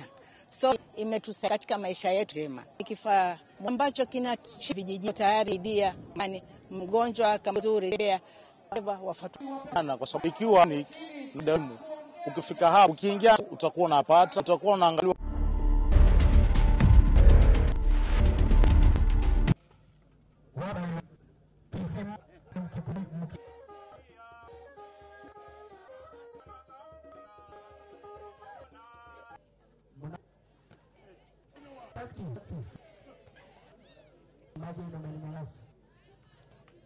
ya 2025 hadi kuna changamoto hapoona ya kwamba na pesa kwa tu serikali na settlement inajaribu kuficha ninachoweza mipangilio ya serikali. Tukiangalia tuko na kama county ya bado the trip bado kubwa na hizi bado anda watoto especially wakati wanakuja nyumbani ili wazazi watoto wetu wasinitishe miaka bado kuna hiyo tunaona ukimwi una sana hasa katika hiyo age group ya miaka 15 hadi 23. So vile pia ya kwali ya usingine ambao ukosefu wa usalama game wa gai na uweze na kuima na kwa kitu inaka usalama. As Kenyans enjoy expertise, devolution and session, let us also for our second liberation led by Jaramogi Odinga, Raila Odinga, laureate Professor Matilda, among other areas, champions of Islamic governance laid the foundation of the 2010 edition. These patriots millions for their bravery face of I feel honored part and parcel. As we celebrate, let us also that we face today account the regions grapple with issues. Climate change challenges may be not insurmountable. Our unity solutions greater future for us. I am to implement a point agenda for that in my Nyalorem to I know you feel to mention I take the agriculture as our manifesto. In healthcare, we know really of the structure, ICU facilities, national will theaters, dependency and ICU huge assistance. The such of American. Pleased to commend healthcare health promoting areas mentioned equipment forms with our national association for a well done. Secondly, in the we recognize a key pillar of manifesto education. We have our back from 510 million current financial. These are 16,100 of secondary and tertiary institutions. Current year, chief guest to increase this budget to 100 million. In our initiative, of in profession, it phase of complete modern of having 1,000 seated at any one go. In the we intend this 1,000 annual of building up this study. We will commission this on 1st 2020 by having a match between our prestigious Gor Mahia and guest football team from Tanzania for the nation. As we get towards festivity on 29th December, a moment to reflect on the significance that we have achieved as a community. Our research for showcasing and sharing skills activity for us to bond with our unity. Let us embrace a symbol of unity share the rhythm of our economy. As we the year the cultural which will be hosted in Migwen occasion again bring in nations the country invites us including Tanzania and others on this Migwen festival. I urge each one of you the spirit of our heroes fully participating within the through community such innovation. We are about in our municipal towns in Ogun Yala. These developments will set and stimulate activities and ensuring that the people of CII and their pocket again indicate that today helps in the environment the challenges sustainable in our agricultural practices, durable energy sources. We can preserve the beauty of our land for future generations, enhancing our economic resilience. As I conclude, to draw inspiration from them and to foster a culture of compassion in Undercover. We have need work we can, that is not all, but in just of us. Heroes, definitely myself today, continue to strive for a better Kenya and a better of us.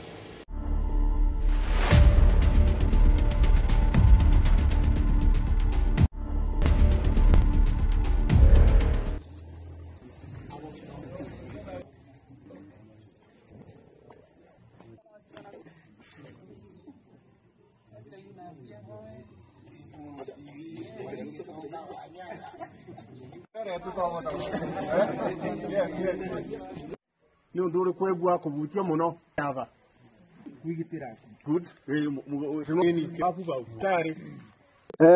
Kwa majina mimi naitwa, na vile mimi nataka kwa waende bunge wa kuonyesha rais mkifanya, kwa sababu makamu wa rais hakuna kufanya, hiyo inamfanya anatuliwa kazi ya rais. Soma hata waende bunge wapite kuwa akifanya na rais akifanya, jua kazi ya rais hatuoni walipo wazee kwa sababu kutuletea vita kwenye sisi Magambano tulikuwa, lakini wale tumetuma hawatuwasilishi kwa bunge. Mambo yale wanatenda sio yale tuliowatuma. Yaani kwamba sasa hivi mgamba rais namna gani? Maana rais amenyamaza. Wazee tunasema rais aongee, kwa sababu msikie mambo haiwezi haribika. Sasa ataanza kuharibika mwenyewe. Jacob County banaendelea katika serikali yetu ya taifa la Kenya kuona kwamba mambo yaendeshwe vizuri. Tunatarajia wakati kali iliyoko wakati huu ya unafiki kienea katika taifa sasa, kwa wala tu alipia kwamba atamshikilia ili asijaliwa jinsi alivyo, lakini tunaona sile yeye mwenyewe za mwenzake na kizazi, watu ambao tuliwachagua kutetea mwananchi badala ya kutetea tumbo yao. Wala na kazi ambayo tuliwapewa kitu kidogo ili wamwimbiche, na wameweza uchungu na makali ama na naibu rais kuanza ya kwamba ni kama njama lilikuwa limepangwa mno bila kuhusu hata person, ili tushirikizwe kama wananchi jina jengi hapa kuchukuliwa ili naibu rais katika mamlaka. Vile vile pana basi katika polling hiyo ndio jina wangetumia kupitia kura, kila mwananchi aweze kutoa maoni yake kama ni kwa ajili ya kupiga kura kumuondoa naibu rais, na hiyo hivyo ili kama vile mwanasema kwamba kwa ajili inayofaa. Walikimbia pale bunge kupitia kwa ameahidiwa kitu, tukaona vijana wote na kwenda mabarabarani yao. Vivyo hivyo wamerudia kumngatua serikali yetu mmoja bandari ya kuja kwetu kuafiki tumbo mbele ya ulafni na wakasahau handi ambazo walitoa. Bottom up ilikuwa nini? Kumaisha hivyo kama rais wetu kwa hindi, hakika hapa mashinani si hatuna raha kabisa, tumechukia na tunasema hatupendi. Na labda kama wanda kure wanaweza tufanywa yale labda mnanyamaza. Ningesema kwa yule ameibu kule mtu ambaye ni andurumiwa wenza, hivyo ndivyo atakavyochuma ama kile kisu kikaweza kumkandamiza, hivyo mwenzake ni sio naviki na ningemuomba Kibiki asimame kama mwanangu, kama mtu ambaye mpenda amani. Kuna ushiriki simamo ulio dhabiti ule nimeweza kwa hivyo katika kuna na kitu simeinama inaweza kuteka mafarakano hasa katika jinsi wakitokea kuipinga rais wetu. Chunga isije ikafanyika hivyo kwa kile kitendo ambacho tunakitenda wakati huu. Simama kama baba wa taifa. Kwa majina naitwa Matt ama director, ni member wa Kutherema group ambayo tunasema tuweke uoga kando. Hiyo ndio moto yetu. Sasa ile inanishangaza ni hii kitu inaitwa SHA. Wengine sana wanajua ni vile walichikasagua mbie mbunge anjaye vile walikuwa wamenjaa wakimpicha wapitishe hiyo motion kama ni kukaa kwa jukuna muta mwaka hospitali serikali au mambo itakuwa vizuri yanavyokuwa. Kitu tu ambacho toma nimeshika wengine wanasaidi wamepewa pesa lakini hakuna mtu vile. Kwa hivyo waende kwa hiyo kitu ili akitetea wananchi aweze. Kuna wengine walikuwa kamzuia hospitali kwa manyanya wanataka Kutherema, maana kubwa ya kuanzia hii kundi tuliona kazi kama wazee sana na mambo mingi, tukasema turudi pamoja katika ile katiba hatuanza tukapatilika sababu na mali tunazofanya mambo mengine yote, lakini sisi hakuna mali. Nice tuungane pamoja tuweze kama tuko wazee wale, unaona tuko wengi katika hii, tukasema tuanzie ili tuweze kubadilisha jina taifa. Kuna mambo inaendelea, mambo siasa vile sana ngea economy social na tule, kwa hivyo yale mambo yanaendelea yote kuyatulia to, na sisi zote ndio sisi tuko tunashindwa jinsi imefika imekuwa kila kitu hili mambo kana akatuambia sasa nini kitu saidia na hatujui namna gani. Sasa heshima Hao wengine tafadhali, hii siasa kubwa nchi nzima tafadhali. Ni wote na wao kirisi wetu pale anaongea mambo ya vitina waacha kazi. Hatukuwatuma vitina. Hata kama kuna yale mambo wanapea sisi ndio final. Kwa hivyo inatakia mambo baya tunaisha kama tunataka mambo ya ukulima, inuliwe somo, mambo ya hospitali, hapa kama ni pesa ya majani, pesa mambo na avocado ya yote iko chini. Sawa lakini haivutia. Hadi inaonekana corruption. Hawezi kumaliza. Na yale maneno wanaosema tena yanafikiria tutakuwa na nchi itakuwa. Nifikia zani tuize yale mambo Ruera za kuyaona kwa Gachagua nazo hainianza. Kwa hivyo hatuna kutakuwa na amani. Sababu zionya hawezi wakakaa chini pia sasa anapitisha ule. Hata siasa hakuna maneno wimbo kitu tutafanyia. Wanafanya huko wakae chini wachagua kile wanakuwa kikuja mwingine rais ambaye mwanamke. Na hiyo mambo watu wanakaa na Gachagua wakae chini watoe hiyo maneno.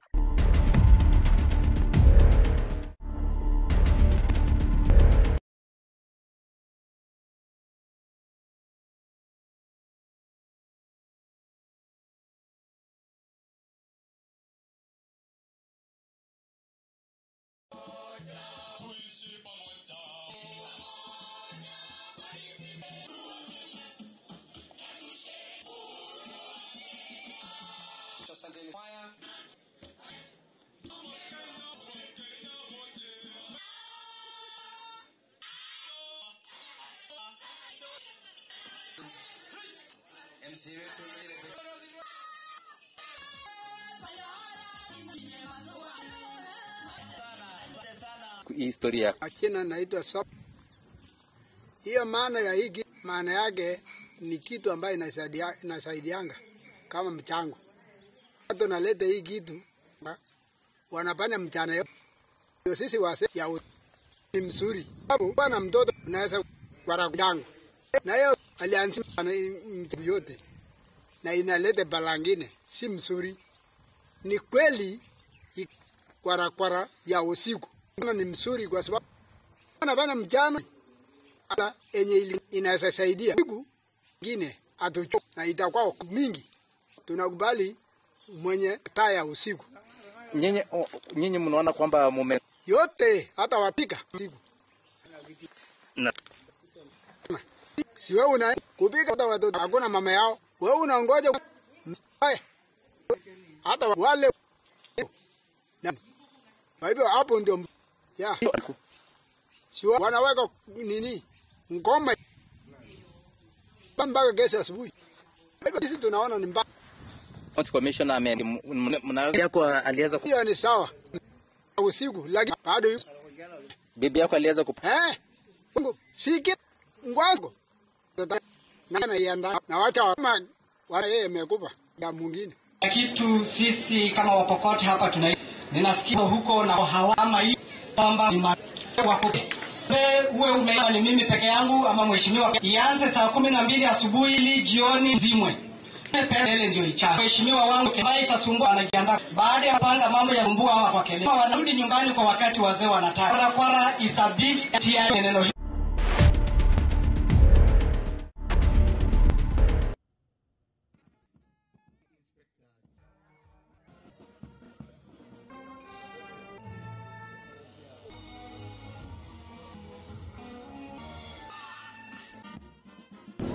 Kweli ni kwamba land business ndio inakuwa nyingi sana. Hivi ilikuwa mediated ile land county. Court saidia group ya Kaneli na wengine nakuwa encouraged wa form ile groups na wakuwa registered na court. Engo Land and Environment ndio tupate suluhisho ya mashamba. Kombe bank na hatua kali tumefanya ni register ile biashara. Kuna changamoto kwa sababu hivi sana wanabila wajificha watu wetu lea kwa wale wanafanya haraka badala ya kuuza bangi karipita bangi sana 53 na ni mama ndio bado tuko naye hapa. In the first phase of the program, every county government helps and conduct at private windows, make the engagement and put your carry funding. That's it. And I was here, phase 2, 800 affordable housing, including 20 bedroom and the 2 to 400 with the few experts. The second 23 the project association for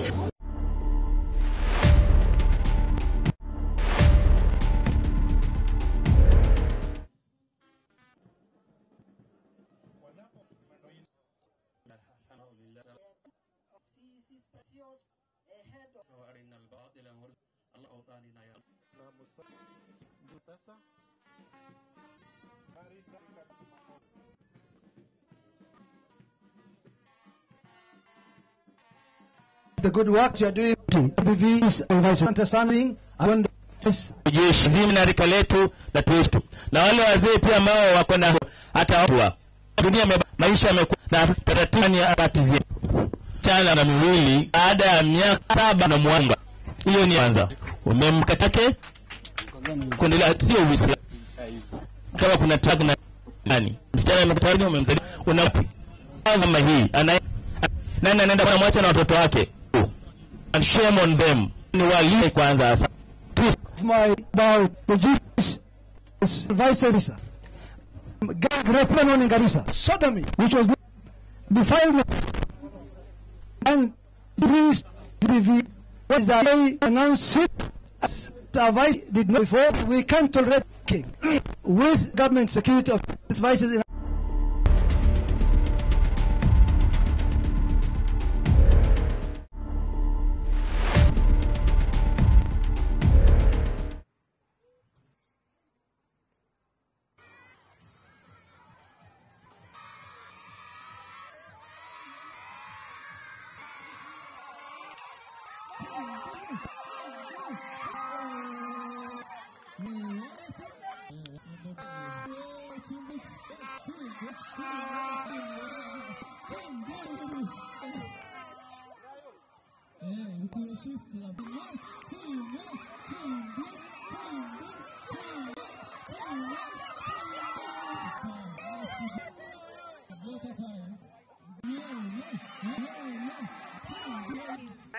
I'm up at school. My daughter is in B.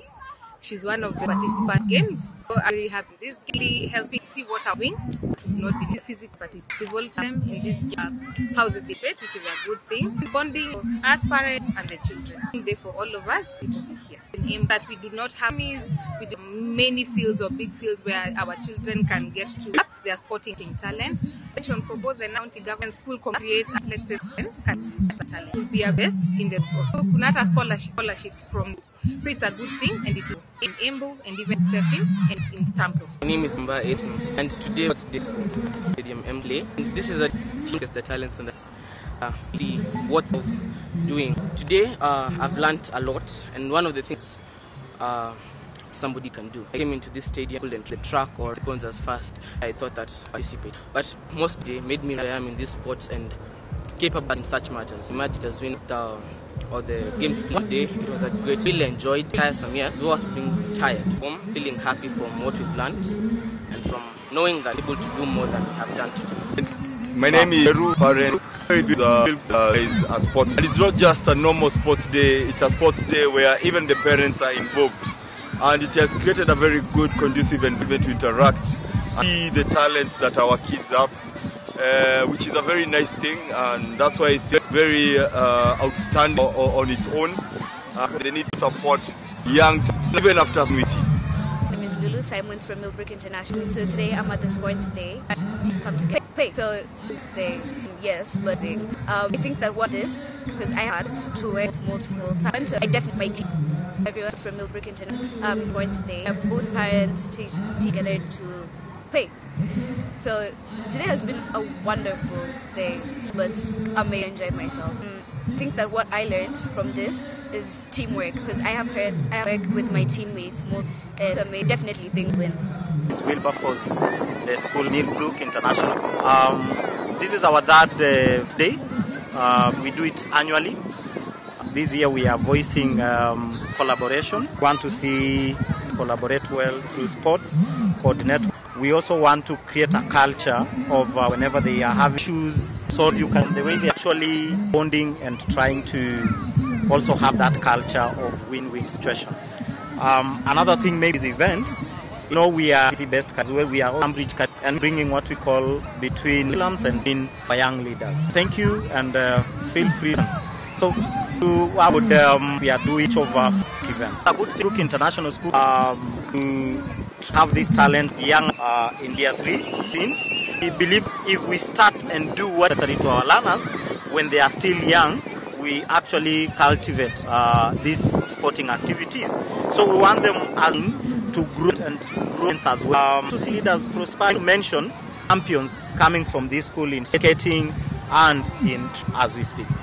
As we are still behind in nurturing better to the young learners. You know where we are now to practice the whole year. Resources, you need coaches. We do fail. You need sure that you play. So I think we are lagging behind nurturing talents, but we internationals follow suit that nurture.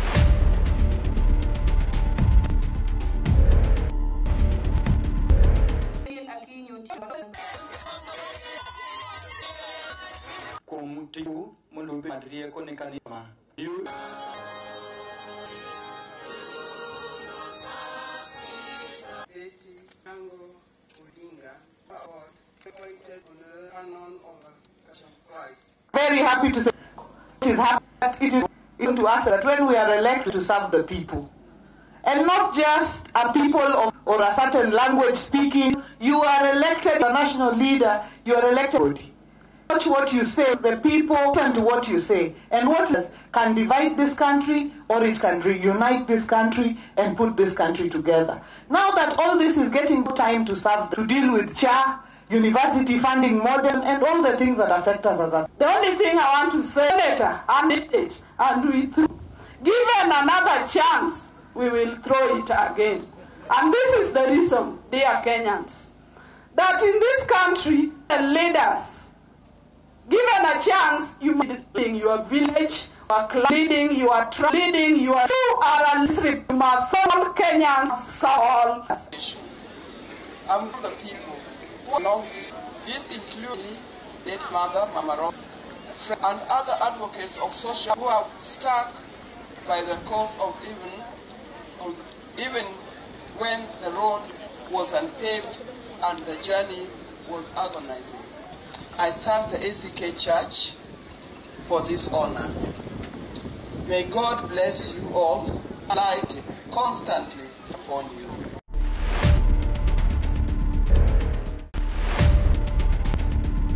Wale ambao mngependa nafasi upande huu, karibuni sana.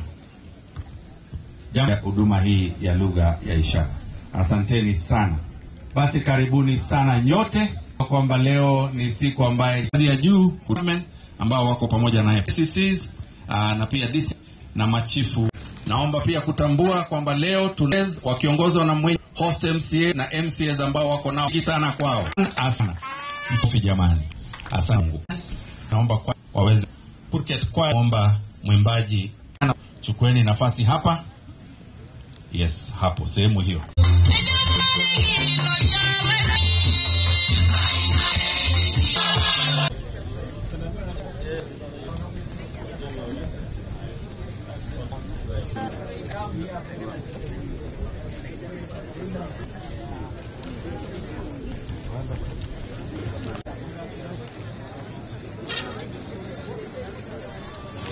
Tunajua hapa Kajiado ambaye wanasaidia.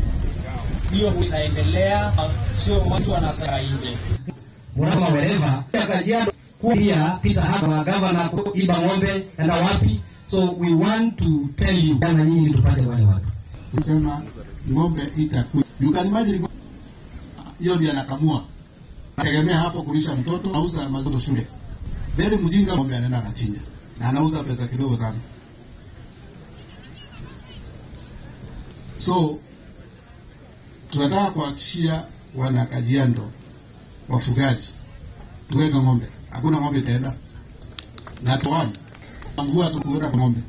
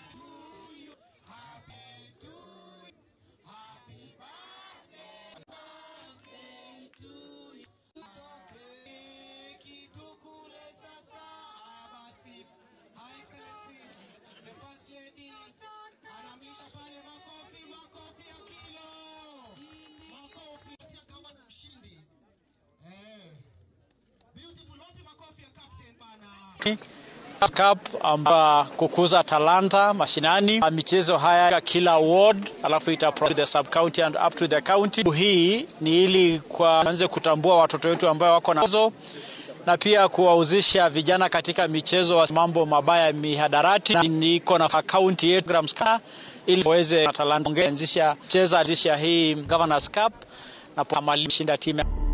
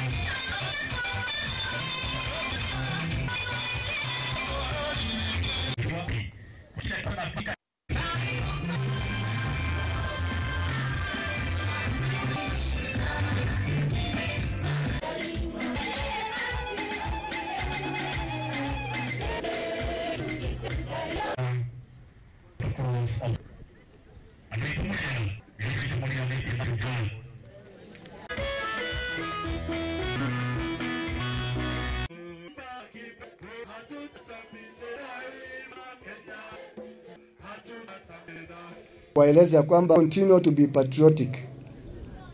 Hatuna nchi nyingine. Sisi ni watu moja. Tunategemea katika pali zote. Kuna wale ambao wako katika mbuzi na kuwe mama. Kwa hivyo endelee kudumisha, tuendelee kufanya kazi yetu,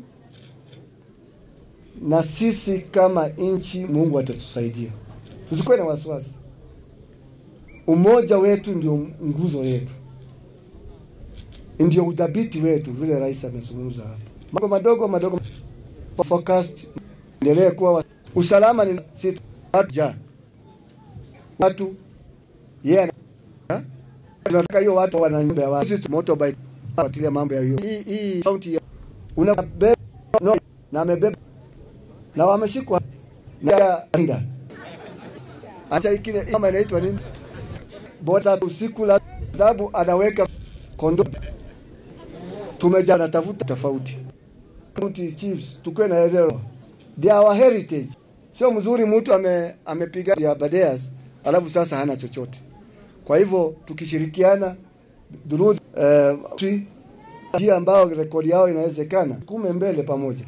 Kwa hivyo kwa sababu sio mzuri sisi na tu jareza udemba kama sio hawa zikubwa ige itogenda getha itumenya ithuĩ tũhoya na Ngai nĩ atũĩ na gũtirĩ ũndũ ũgũthũka ũndũ nĩ mekwaga sisi kama edane county kama nchi najua tupende na upendo mkuu na hakuna litaenda kando na kwa hivyo muwe na mahali popote na ili maendeleo haya Mungu ile kali tuweze ni ya gadia uhuru wa nchi na mpaka wale wanalipa serikali kulikia ipasavyo. hizi kama serikali ya kaunti na serikali kuu. Hati wameenda walienda hizi zinatumia wale ambao wana roho zao wakatushughulikia na mimi wao ili wale wazee tutama hizi programs kama hii program ya tuaki kama hawana pesa inatakikana kama hawa tuweze kuwapea health for free ili iendelee sawa. Na mimi ninaomba zote wakati huu ambao kwa TAF washa nina zetu zote serikali ya kwamba hakuna pesa itakuomba hadi hata pesa ya kuomba nenda na alikuwa na ile atibiwe apewe huduma vile inatakikana, na kama kuna shida tupigiwe simu. Hatutaki kupoteza maisha, tunaondoka kwa program moja kwa tukishuntu wazee wetu mwaga damu eswa 61 years hawa shamba yao hawaya na sasa mtoto ako kwa juu ya jasa kitaka kusema wakati amechagua akwa ni lepta kore hado na ito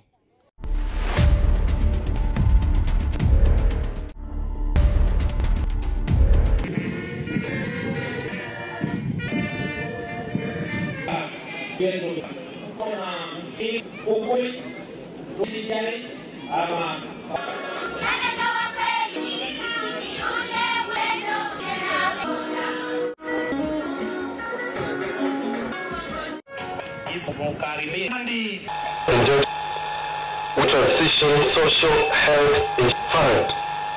Killing now what attention. Every resident has an attack to make assessment on healthcare. The team in this pathway.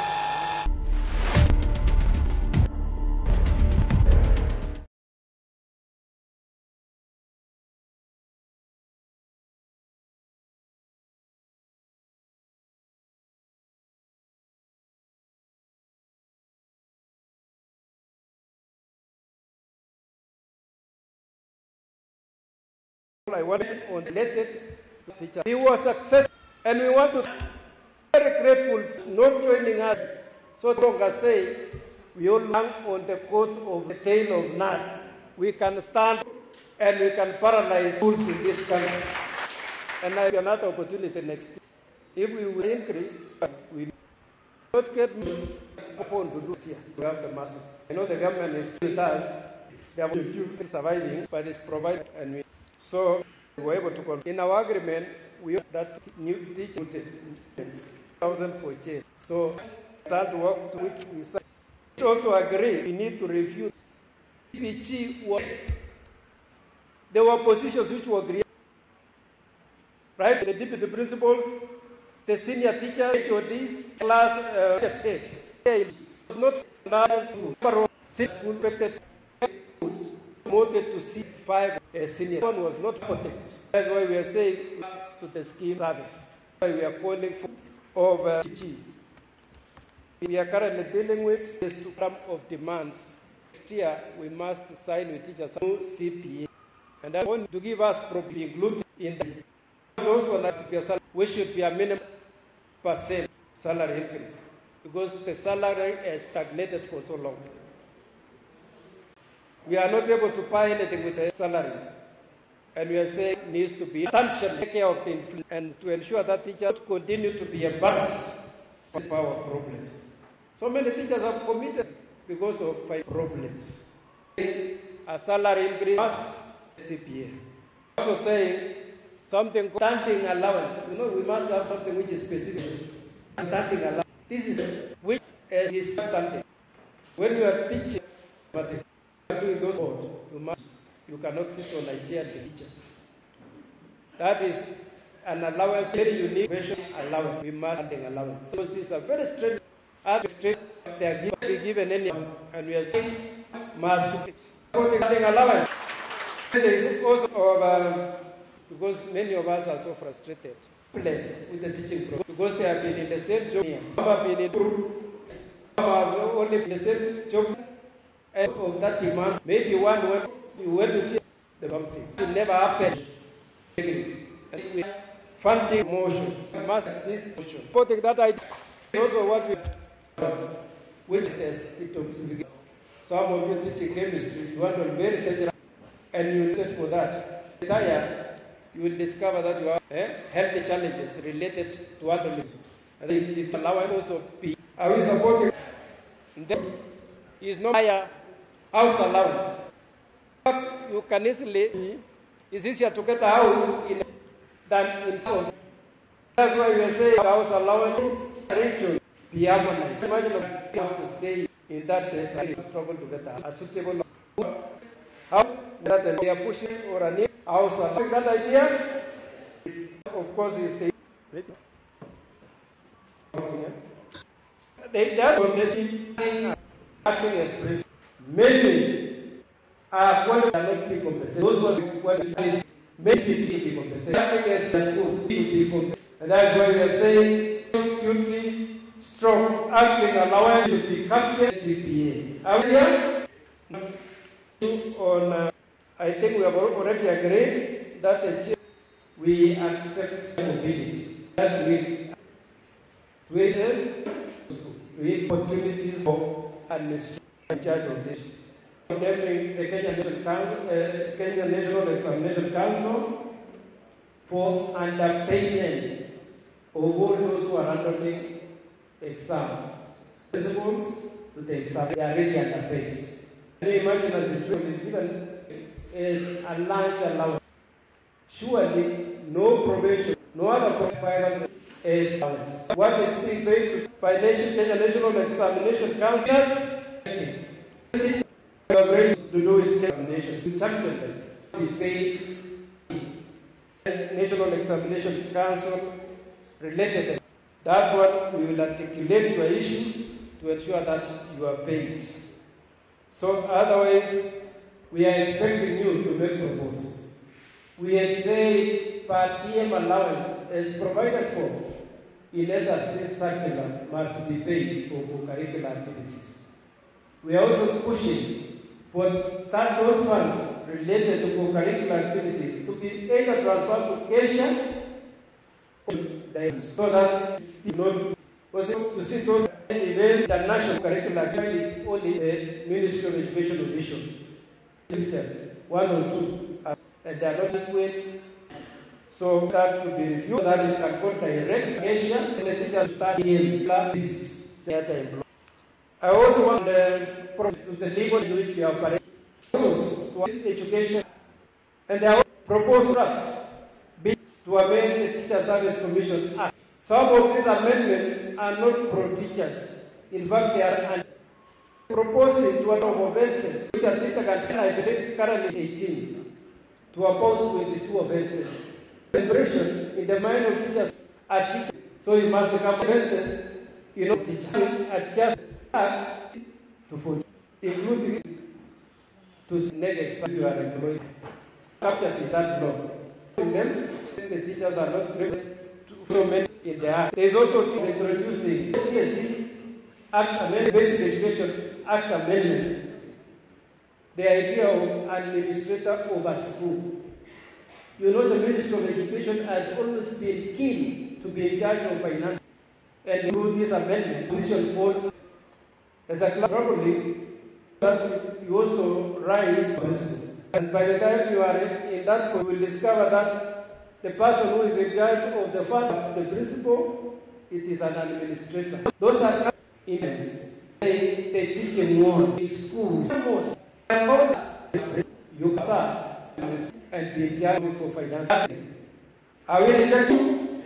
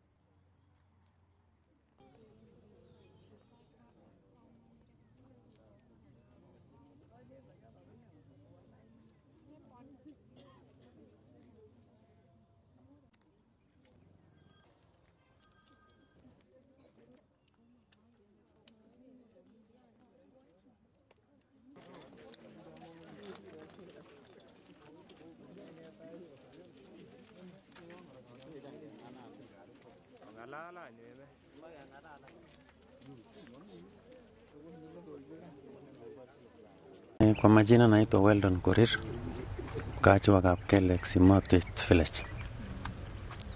Marehemu ni kijana wangu wa pili, anaitwa Kibet. Aliuliwa penye nimeona, alidongwa shingo. Alikuwa asubuhi hiyo 9 kula lunch, saa kunywa chai 10:30 hivi. Alikuwa na boda yake binafsi, na kulingana na venye nimeona alipata kifo chake ya hiyo boda. Wenye walikuwa na mpemba walikuwa na nia mbaya ya imepota wahusika. Dennis Beti Gona na Mungu amlase mapeponi wapatikane. Kwa Daniel Panyako, mkaji wa jamii, ni mfanyikazi na mapole kwa kupoteza maisha. Kwa siku ya jana mimi nilipaka around saa 3 na amekaa tio ingine aliniambia ya niende factory alafu nirudi nipeleke yeye. Hapo alingoja mimi mpaka wakati nilirudi. That process ya kuteremuka yeye mpaka tukambe kwa tunaenda Ngwina Road. Huyu akambiende aendi. Kuanzia hapo nikaanza kusema kama huyu amekaa hapa na hapa nije huwa ninahofia kusema amekaa na huyu mwana discuss maneno, but it is good our last day raised an issue security light ya hapa kwamba tulikuwa tunaomba watusaidie security light hapa very right na hiyo balance, so ya kwamba tusaidiwe tuwekewe security light hapo hivyo. But more so in terms of security, sisi kama wafanyi wa Lipton tisa ndio tunafundisha watu wetu, unapanda bodaboda ambayo unajua, alafu hata kama case na yangu ni wa bodaboda Ngwina Road. Acha niseme pole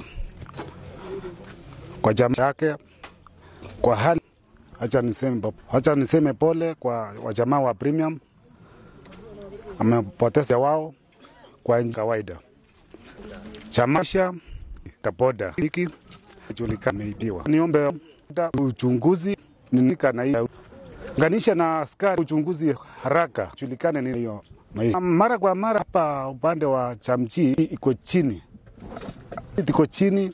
Mara kwa mara tunasikia watu wamefukuzwa, akikuja labda na mape ako mahali kwa naomba wao wanafanya watu ni akina nani wanafanya usiku.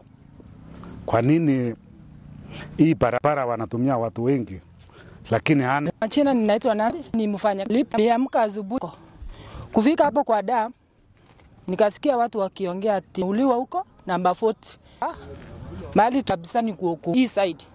Mimi Kapkele nikawacha hapo, nikasema hata mimi lazima nifikie nione kijana, labda ni mwenye ananipepanga kila siku. Nikanifikisha namba 40 yenyewe nimeshuhudia. Mimi nina pole na kenye mimi nahimiza watu wa boda, hata mzee wangu ako na boda. Nasema hivi nikilia kwa kwenda kwa roho, nasema saa moja la mtu kwa nyumba zake kazi kwa hata mimi saa zingine hapa Premier nikitokanga Kisii, nikitokanga nyumbani lazima niangalie mwenye ananipepanga ni mwenye ninamjua ama la, ni mwenye anapima ile bika hapa. Hata kuna siku panda boda na nilipa mwenye mimi namjua, kufika hapo tukapata pepa nasaidia kuna gari machani kesa na mufika kwa pema. Kwa majina ni Evelyn Rotich, mimi nafanyika nipona kwa vijana. Kitu tunaomba muangalie mwenye boda, kwa sababu hiyo imekuwa shida kwetu wazazi. Kupoteza mtoto ni kitu mbaya tena, na kitu moja watamfunge muende asubuhi muanze liane mwenzetu na mtu anatoka. Hiyo ni kitu hao vijana. Hata kitu tunaomba gale vijana hapo. Hiyo boda vile ya vijana yetu. Sai kama kasi kabisa. Angekuwa mwingi kitu saidia vijana ni boda. Muangalie sisi. Muangalie vijana zaidi. Adeseke waende wakufe kwa barabara. Sisi ni kitu uchungu kwa sisi wazazi. Tupoteze hiyo vijana yetu. Tunaidie musaidie sisi vijana. Na naitwa mimi ni hapa ambapo tulikuja tukapana 2 kwa 5 KK wamehamisha alini na ni kote ya pikipiki hapa. Kati tuliona huyu mtu ndio hatua waone kazi tufanya na yeye. Tukapata sio na ndio tukaanza kusambaratika simu. kwa taarifu katika kitendo. Tuko na huzuni ambayo kama tutakuwa tunapepa mtu anakuja hao watu wanakuja kututurumu, tutapanga mkakati tuwekea nini ikue ulinzi, kwa sababu tukisema hivi potapota ikipika saa 7 tutakataa wenye potapota na kuwawa wenye tunatoa katika kwa serikali na tunanunua sisi ndio potapota hizi.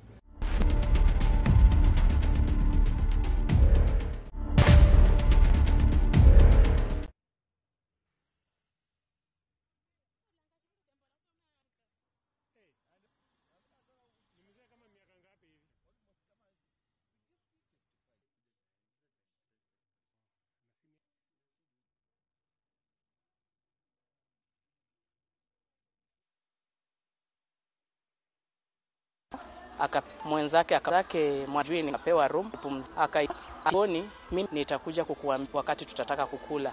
Vijana kijua mteja baada anapumzika. Alienda huko ilikuwa mwendo wa saa 1 hata yuko amelala chini. Amelala kwa na trust na karatasi ambayo ina sasa hatukuelewa hiyo karatasi ya dawa alitumia kama ni dawa ama ni dawa ya nini. Serikali kama zile marufuku kwanza nyika ile makunga mtu hizo na msichana hizo mshinda kufa. Pia umri ya wale hii ni miaka kuanzia 70 sana ndio wanaranga. Mwito kwa wazee kama room wanakozi wazee wanaume, tafadhali mtu nguvu zenu, si ati muende mtumie madawa ndio. Ni upande wangu huyu mwanaume nguvu akaona apatie neno isema msichana alio mbio. Tunakuwa umefanya karibu. Wengine karibu. Nilikuwa 4 kuna za pendwa lakini za zimeshinda wazee. Inaonekana yake kwa room number 7 zimetuma za dawa ya nguvu ziko. Naomba ndoko tafadhali. Nje tafuteni vijana rika kwa hao wazee. Wapo mazao mnatanganya pesa fika kwa ayupu kwa hao wako vijana wameoleka wakishindwa nguvu na na mimi na wazee wenzangu. Wewe ikiwa umepakia na risasi moja, jaribu hiyo risasi yako moja. Ya nini ujiwekelee marisasi 20 na hiyo ikuue? Na wazee wenzangu tafadhali, ukipata kitu hata kama ni mpya, jaribu kutumia nguvu yenye uko nayo. Sisi hatuna njia ingine. Wasichana wazenda sisi na sasa wewe wacha tafadhali. Nini nianguke? Sasa kianguka naye inabidi nayo madawa.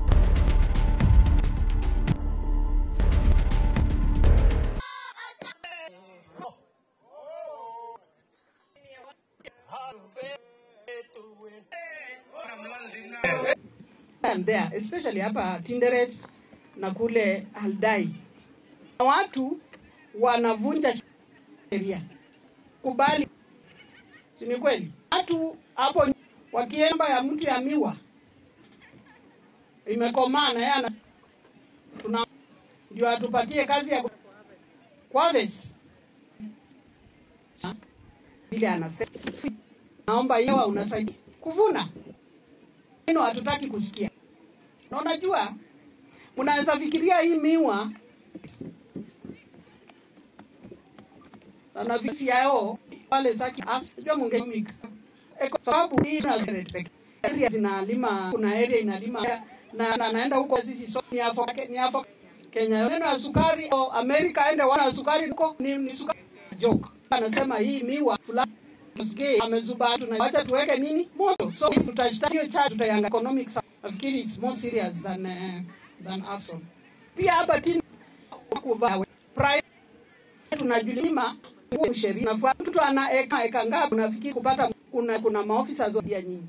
So hiyo waamka kuia mtu lazima private property heshima ikiwa neno ilitaka kwa nini tunataka hata hiyo shamba tunajivunia hiyo kazi kwa 5 tutaweza hindi kahawa. Mimi binafsi nimefurahia ile nguzo 5 rais amesema. Kwanza ni mambo ya tunasabuka sisi wadogo.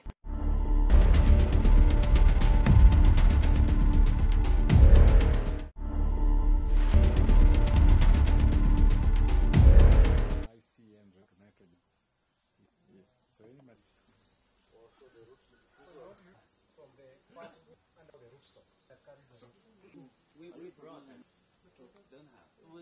Don't have.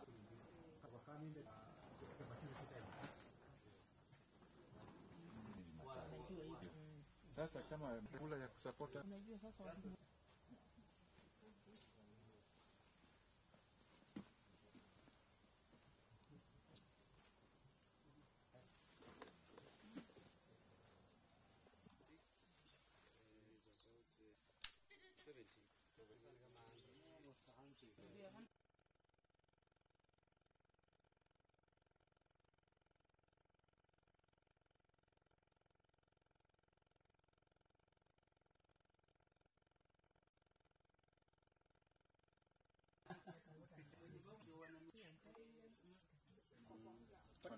mwenye sahihi sasa tume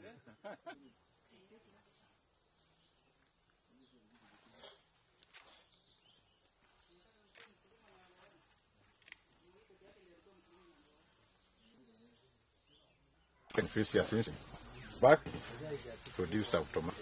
With the traction has been declining, farmers invested in the greenhouse and onto them. Collaboration with the whether we that people are running away from the greenhouses. Then through IFAD, we came up with a proposal, and my team, IFAD, that was affecting the Nakuru house. Then we learned that in China they thought that can be applicable. That is grafting. So you get a rootstock that is tolerant to bacteria, and then a scion one is a vet in the greenhouse. So tolerant root. Then we've been doing farmers and in the whole Nakuru County. And from what we've seen, that grafting technology is working on tomato to manage the. This is, we will see a number of them today and even another day again, and that we've succeeded with this of grafting tomato. A tolerant rootstock, so scion. We intend now, after carrying out trials, to go to this technology and our local to growing. So we are trying to score one to reduce power by tomatoes. They can sow, the others they can eat. So the objective of this project is poverty reduction. We have also realized that we will supply the seedlings to the farmers. After the project, that is taken some place in producing. We are in and only one side in Kisumu. Kuru, we have 14 counties. Something in Molo, Gilgil. Is China IFAD South Triangular Facility Fund. Now sponsored by about 15 demo sites in Nakuru County. You can see going to have a very and the yield very early and going to have very and for distant bacterial wilt we now succeed with the area in Kenya for the technology. Ati tulikuwa sasa tafanya wa mmoja wa wenye walikuwa na greenhouse kidogo. Nafikiri hapo pai kuwa watoa hata hiyo ama nitapondio sasa usaja bobo ya siko grade sasa ile nimefusa hata mami sasa ile niliambiwa kitu naweza kusa na ikose bacteria wilt na nilikuwa ile nilileta yenye nimefanya kazi nisaidia hata wakulima wakikuja wanakuja sasa ile wanafurahia na fikiria kujenga ndio waweze kupanda yenye grana idea juu ya hiyo hata mbeleni ya bacteria wilt. Labda ni tatu. Ya kwanza ilikuwa sasa ile moja hiyo ndikapaki road sasa sote. Tena nilikuwa nyingi kidogo. Sasa unaona vile iko kuna ya ududu na sasa hiyo ndio ilikuwa. Sasa ile nilipiga ndana rasima ningegoja siku hiyo dawa ishe. Sasa sasa hii vile ingepitisha. Toka sasa juu nimejua hiyo shida ya torita sasa nisijamaliza sasa kanisune leo ndio niko na gapi. Wanyanya kitambo kidogo tumepanda like mara kadhaa, tukapanda nyanya za nje, tukarudi tukapanda nyanya za, tukakuwa na ujuzi wa kuweka greenhouse, tukaanza kupanda kwa greenhouse. Tulipoanza kupanda nyanya tulikuwa na changamoto kidogo sana. Kwa sana nilikuwa tu nimeanza kujanya. Nilipanda any kind of soko, sikujua ni gani ya like na nilikutana na watu kutoka Egerton ambao waliwa na tukapanda nyanya. So walikuja walistuka na nyanya zangu kwa vile zilini nimepanda ndani ya greenhouse lakini ni za huko. So walinifunza na wakanionyesha ile mbegu mzuri ya kupanda ndani ya greenhouse. So kwa greenhouse yangu saizi nyanya zangu zimekuwa zimemachua. Wamenifunza kwa muda, wamekuja tukasoma kwa siku kadhaa, wakatufunza jinsi ya kupanda, wakarudi wakatufunza jinsi ya kuzikuza maji, kupatia mbolea, kukiwa na shida yoyote fika hapa. Sasa zile nyanya nimeanza kuharvest ambazo ni ya F1 yenye iko na mazao ya tena ni smart na hii tulikuwa sasa kuja kutafuta wenye wanalima wakakuja wenye walikuwa na greenhouse kidogo. Sasa nafikiri hapo ndio nilipofai kuwa naweza fanya nikipewa hata hiyo greenhouse kubwa ama kazi hiyo kubwa nitaweza. Hapo ndio sasa nilipata hiyo usaidizi, wakakuja tukafunzwa. Kuna hii mambo ya psychography nilikuwa ya bacteria wheel. Sasa ile juu ya viazi nikajua shida ya, kwa hivyo sasa ile niliambiwa ati naweza pata kikose kupata bacteria wheel fika. Na ni kweli nililetewa hizo yenye nimeona vile imenisaidia. Na hata wakati wanakuja sasa ile wanakuja kusoma wanafurahi, hata wengi wanafikiria ni kufurahia. Nimefurahia sana. Angalia nikiona hata vile iko hii graph juu hizi hata shilingi 10. Walitu wakisikia moja shilingi 10 juu pengine hata ukipika utapika moja tu na inatosha. Tumeona tofauti ya hizi nyanya na ambazo tulikuwa tumepanda. Juu hata tukiangalia kwa mazao ya non-grafted are not doing good kama hizi grafted, na tena hazina magonjwa. Na production grafted ziko juu, tena tunaona hizi zingine hazijakuwa grafted haziko, lakini the grafted ones will continue, ziko na nguvu na hazina.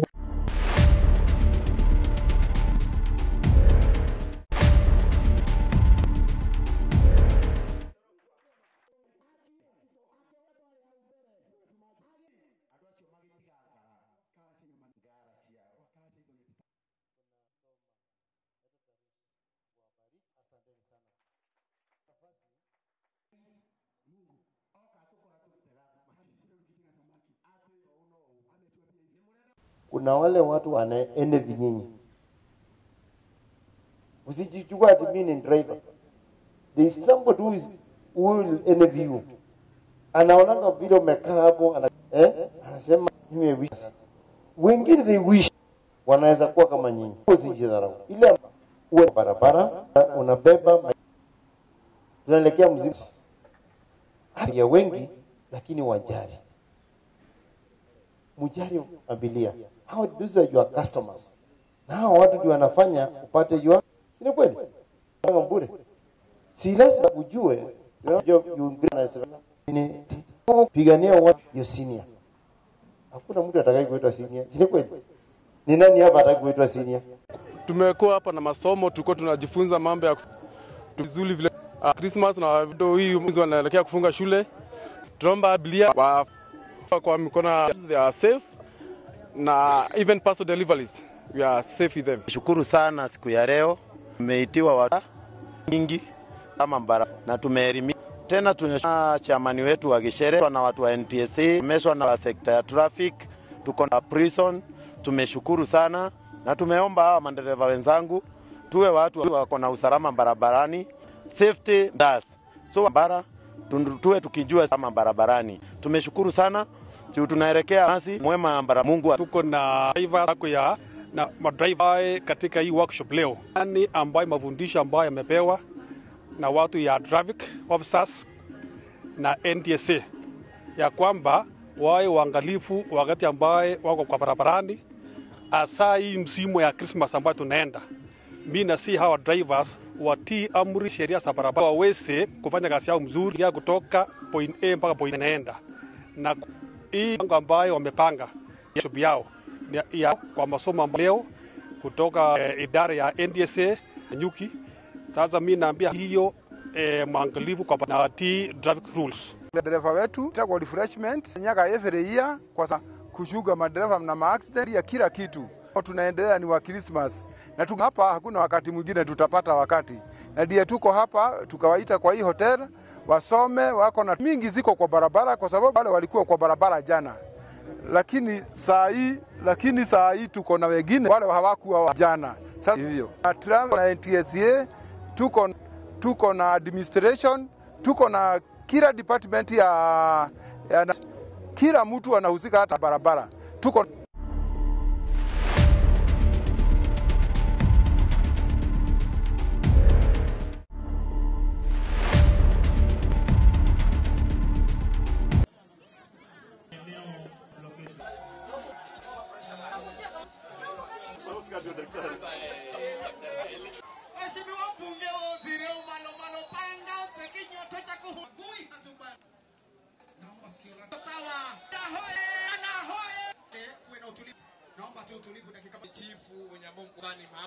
tulikuwa tukitatizika sana. Kwamba Mwenyezi Mungu mtu kama huyu awe miaka 60 kijafanyika. Kila kitu watu wakiwa ni wagonjwa hawana budi mpaka kwenda zao Malindi au kupata hospitali nyingine ya karibu ambayo mara ambiwa madawa hakuna, mara ni hivi. Lakini kwa sababu mobile clinic itasaidia na imesaidia wananchi jumla. Na uwezo ni kwenda kusikia vizuri baba. Ni ambao tunakutumitia kwa mwenye ile kilipo ndio kutumika. Watu wetu. Kwa hivyo chini ya uongozi kupitia dispensary ambapo ikiwa mwana anahitaji ataweza kupiga nambao ziko katika 1 kama yuko Uganda ndio yule anamfanyia ile huduma za kumlink up. Itakuwa kwa wenyeji wote bure. Ile zahanati za serikali mara nyingi ukifika hakuna madawa. Lakini hivi mnavyoiona hiyo gari imejaa tele madawa ya maradhi ya kila aina. So tuna imani kwamba hii gari idea tumeona kama ni kipimo huko ndani kiko tayari sasa mgonjwa kufuatwa. Mgonjwa kesi nzuri kiasi kwamba hawezi kutembea, kipiga simu kwa dereva wafuatwa mpaka huduma zitakuwa, kwa sababu mobile clinic uko na shida yote ukifika hapo ukiingia ndani matibabu utakuwa unaangaliwa kwa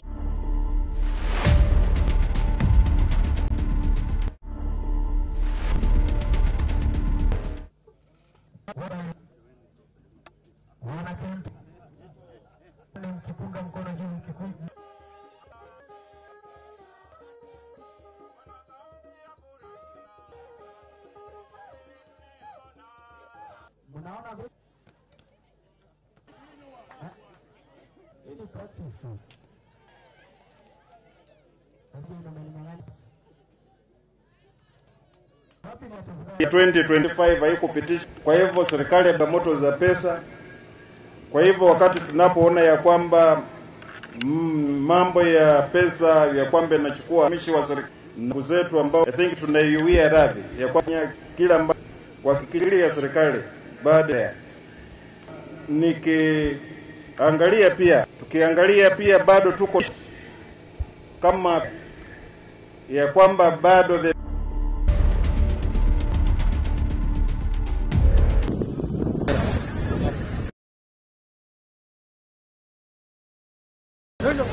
Yes.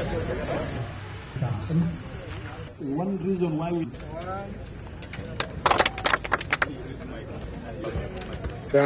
Banissa has no reliable water supply. The town has been depending on the only earth pan, which was done in 70s, and a bit of improvement since then. And the water has not been treated, so people have been taking just a pan. We decided to approach it from two fronts. One, putting pressure on exploration of underground water, and at the same time taking advantage of the rain by around Banissa town, the structured treatment tanks, Banissa water supply, the water center, have water office, lab, and all other infrastructure that requires to have water supply. It's filtered, we take it in explain to, we are now going to be pump tank, gravity. First we have about 30 road networks, rising main, not the rising main, the distribution and within the town, and reducing the water challenge and giving the Banissa not just water, but clean water standards of the world. Included. Mimi naona yale magonjwa ambayo yamekuwa hapunguka tayari, hata pressure, kwa sababu watu wengi hupitia kwa tunakula ambao ni chafu. Kiosha matunda, unaosha na matunda na maji chafu na unapeleka ugonjwa kwa mwili. Sasa natarajia kwamba hii ni mfano mzuri. Tukiendelea namna hii, bwana gavana waone project sasa. na mimi am excited. I have something to report. Niseme kwamba kuna county government study tumeenda devolution.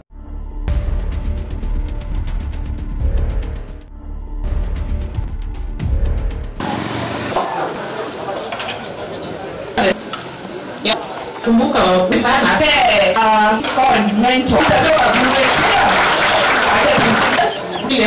na kwa wafungwa funza vizuri, wamerekebika kwa kweli. Kwa hivyo wakitoka nje pale, basi muwape kazi, mwarudishe kwa kazi zao na wafunza hapundi na nywele na urembo katika jamii. Kwa wamerekebika vizuri na shaka kwamba wema. We have for is mental and active service at the workplace. Mostly as the probation officers, situations where most of our clients when they come, probably because they're having a lot of issues, and we carry a lot of that in our back, on our back, trying to clients to settle in the community, in their families, to solve their issues. And sometimes we can become bad, and also we have the compassion wakati ngumu sana. Hii wiki fanya activities with the community, activity ya kuhusisha na kwa michezo. Tutakuwa tumepanga michezo kadhaa kwa uwanja. Jana tuko na wale wote ambao wanahudu nje, sana probation and also community service offense decision. So really up the correctional service that everybody has, so that mental does rangi, kabila, umri, jina, mtu anaweza kuwa affected na the mental health. So good to note that when they list back to na changamoto kwa sababu hawapokelewi jamii. Kumbuka wamefanya sana community ndio wamewapeleka pale kotini wakitarajia kwamba labda watafungwa, lakini wakati ambao wanaachiliwa na kifungo ya nje, wengi hawaelewi ya kwamba hawa watu wanaachiliwa kwa community ndio pia waendelee pale kuendelea na maisha, wakiendelea kurekebisha probation. Vizuri waelewe ya kwamba tuko hili ya kurekebisha kwa kifungo ya nje na mingi sana ambao na programs kifungo yao ambao wamebadilisha tabia na pia watakuwa wamekuja na kuweka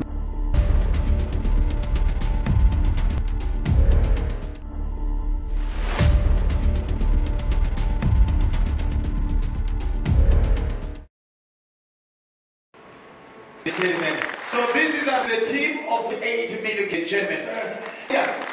Powerful, short and not complicated. Those who are saying the thing is and team sports football team and led by their coach, Captain Ocheng Baron, and we want to thank you. So almost half for a good job at the FKF. The footballer we are here to serve for the state, including tournament, regional, but also event nations. The two of the tournament, Kenya's competition, where was born in 19 championship. This is up to 1-5 in the major current success. So you've been achieved, and I want to say congratulations. It means they gonna end up. They say the top of the tournament will earn FIFA in Chile is from September 2025. Kenya should aspire to qualify for the Under-20 World Cup for the first time, following steps of the Kenya in junior. Yeah, the ladies have shown that we want it to be normal to have World Cup. I tell you, I will human ministry. You will be historic in the World Cup next. So earlier warned, when you go for the Africa Cup in February, March, there is a fear that likely go you. Let me know ugali and just keep you in the gym as you make sure that you have the thick challenges that are ahead of you. Be seen as the future. And I myself, time in Tanzania last week, every country, analysis and social media future football in Kenya of the boys. But we expect the midnight towards the rain, and that you are gradually in national team by the Harambee Stars coach. Part of young talent is, and I know there was a discussion team. They are best in Spain, and we all know Yamal, who at 6 played at Spain 24 assists. The reason I did not this player, the national senior forward to your quick. They joke around without the senior they had was that their team.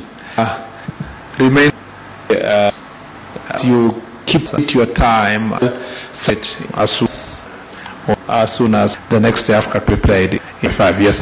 In under next year, skills on and possibly of big clubs committed to monitor players, ensure success, addition actively in section scholarships from that is talents.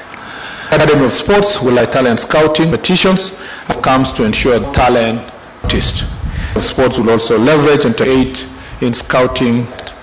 In Kenya Academy, and I have that method of scouting young willing, and I've told them to proposal or technology in can assist to scout them and to make sure that we show especially in other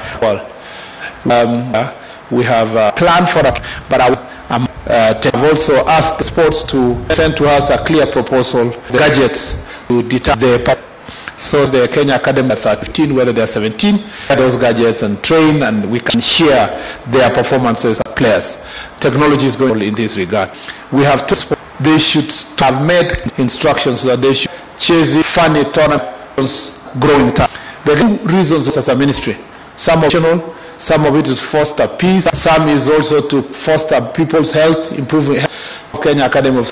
That is the work of other entities within the Ministry of Sports and partnerships and organizations. They are insisting that it will be given resources inter-county sport which have no limit. It has no discipline on.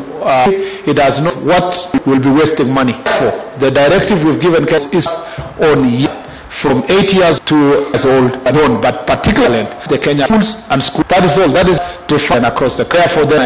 That a sports club is to make sure we support the sports at the Ministry of Education, their resources to a good number of. Bring them to Nairobi and some of them regionally, as we shall be organizing, until we get a critical pool of matter, a critical pool who will take over from yourself. We're in under 13, under 15, under 17, and under 23, under senior. Continuously, if you finish, know that this one's under 20, we continue churning more talent until Kenya is known as the home of as it should be. This direction we are going to take if we are going to grow. To also to ensure that we have more the ministries, the party sport across the country.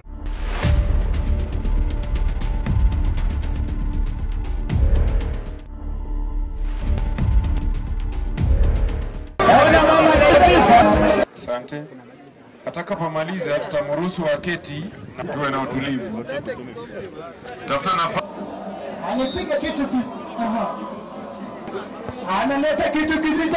Na ningependa kuwatakia watoto wao wanaenda kufanya mtihani kidato cha 4. I wish them all the best in the exams. Kitu kimoja tu, msije mkadanganywa kuna mitihani zinauzwa. Kuna watu batapeli zazi hii pita. Fanya hiyo. Kutoka you will be nullified. Ache waende vile walimu wamefunzwa. Mapokeo baada mtihani pia na walimu. Je, tukawazuia watoto. Ni bahati mbaya tu walipata hiyo mtihani. Mama anatangaza watoto wafanye mtihani. Walimu wako ambao mko hapa, dada yuko hapa, najua ni mwalimu, kuna wengine la mahali. Tusizuie watoto kwa sababu wana mimba wasifanye mtihani. Tutakutana ndio huyo mtoto tumcha na yeye atakuwa na mali. Maana tunawaruhusu wafanye mtihani. Kwa ajili ya wangu ni wazazi na tuongee na watoto wetu. Tuzuie hizi mimba za mapema. Jameni. Shughuliwa watoto ni wa darasa moja lakini wako ndani. Sababu ya nini? Si wazazi tuna watoto wetu. Kwa mtoto wako kamuli mwanangu. Kwani mzazi ndapati tanga na ya usiku na haujui mimba kutoka shule anytime. Mzazi mtoto umetoka wapi? Saa ya kutoka shule ni saa 12. Wewe unaingia hapa saa 4 ya usiku unatoka wapi? Hapo tutakuwa tunaongea na watoto. Tuna makanisa tutumie media house. Kama sasa ambao mko kati yetu na watoto. Kaunti peke yake sitakuja kwa boma yako na mimi. Wajumuika enda wapi na nia mimba zazi zinaliwa wenyewe tuna wasichana. Msichana hawezi pata mimba ajapo na kijana. Sasa tute wasichana na vijana. Ndio mama akaona tujumike wote wawe occupied wasikwe. Jambo la pili mzee. Among institutions tuna wale fikiria hata kama wale tuko na experts hapo kila mahali na tuchagulia wale wa the tournament super yenye itakuwa wale maarufu ambao watakuwa wameshinda kwa ile kikapu kwa ile kikombe yangu. The theme of this tournament is zero tolerance to violence. Kama Bungoma tuko mstari wa mbele na tumejulikana. Mambo za mimba za mapema. Hata sasa hivi ninapoongea wanafunzi karibu waanze mtihani. Jana nimekuwa kwa celebration Webuye East peke yake. Watu ambao wanatakana kufanya mtihani wako hapa mpata hesabu. West 26 wako na mimi tunangoja.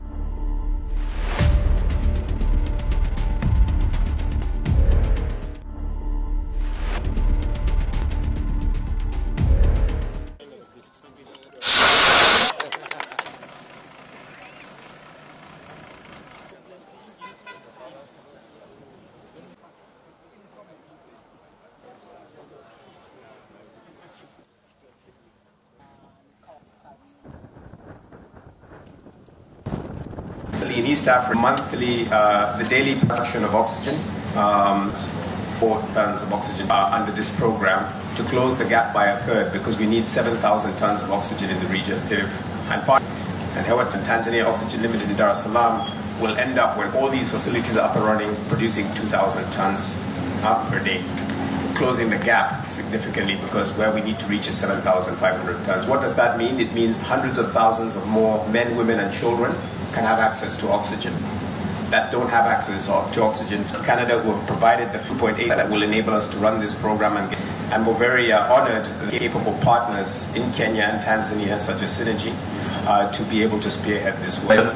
There's 700,000 patients in low and medium daily, yet many facilities in Kenya alone, thousands of threatening social, the urgent need for better supply chains. This plant represents to bring the gap, shows that no Kenyan will ever struggle, empowering healthcare providers to save dignity every patient deserves.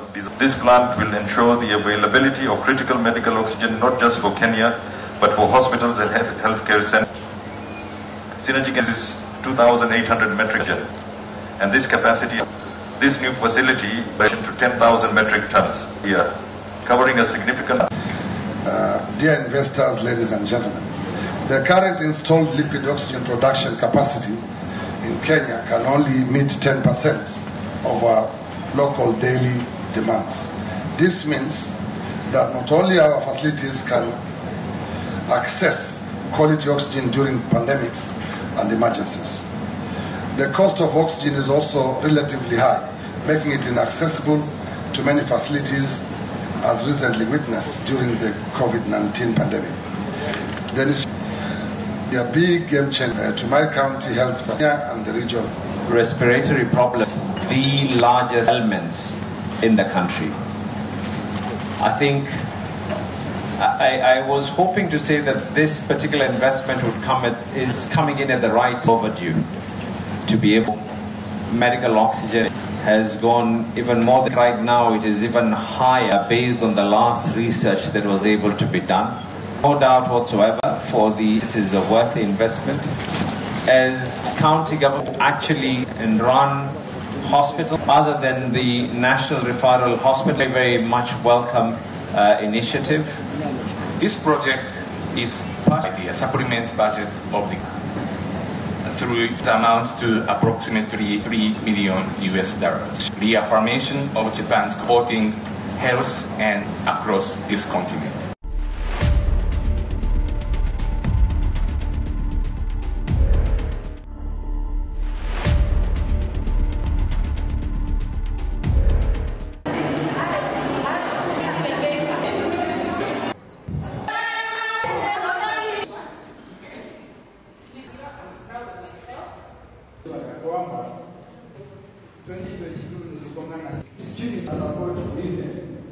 Ningependa serikali ituweke katika mipango zao, na kutuweka katika mipango zao wanafaa kujua walemavu huku Kenya, sababu nafikiria likana tuko watu wangapi kwa mipangilio ya serikali dika kama watu wale wengine. Kwa hivyo malilio yangu ipanga wananchi wale kama hao wananchi wengine. Reason ya hao kukosa sababu mara tumeambiwa sijui tubili sazi ya walemavu sensa ya watu hao wengine wanatutarajia walemavu kivyao, sababu ndio tujulikane tuko. Na sisi struggle yetu ni kwamba nothing for us without us, hakuna chetu hatuko. Kwa hivyo tungesema census kwa all level tujue katika constitution tujue tuangape above county level twende nationally, ndio sasa tujulikane ni wangapi. Sikitengwa watu wako na miguu ama mambo ya juu, ipewe wale mahitaji yao, kwa sababu unuze pinchi ile mtu anafanya. Kwa hivyo serikali patia watu wale wako na nini na miguu na mikono na kila kitu pesa. Ni ugonjwa na kama serikali haiwezi kujua watu wale wako na ulemavu ni wangapi katika nchi ya Kenya, tutajulikana na kina nani? Ningeomba serikali ichukue rekodi nyingine ya jina ya watu mahali mtu anakaa kane, wakati serikali inapeana msaada wa kusaidia walemavu moja wakidika. Tuko katika hili nchi yetu ya Kenya sababu data ya walemavu haiko sawa.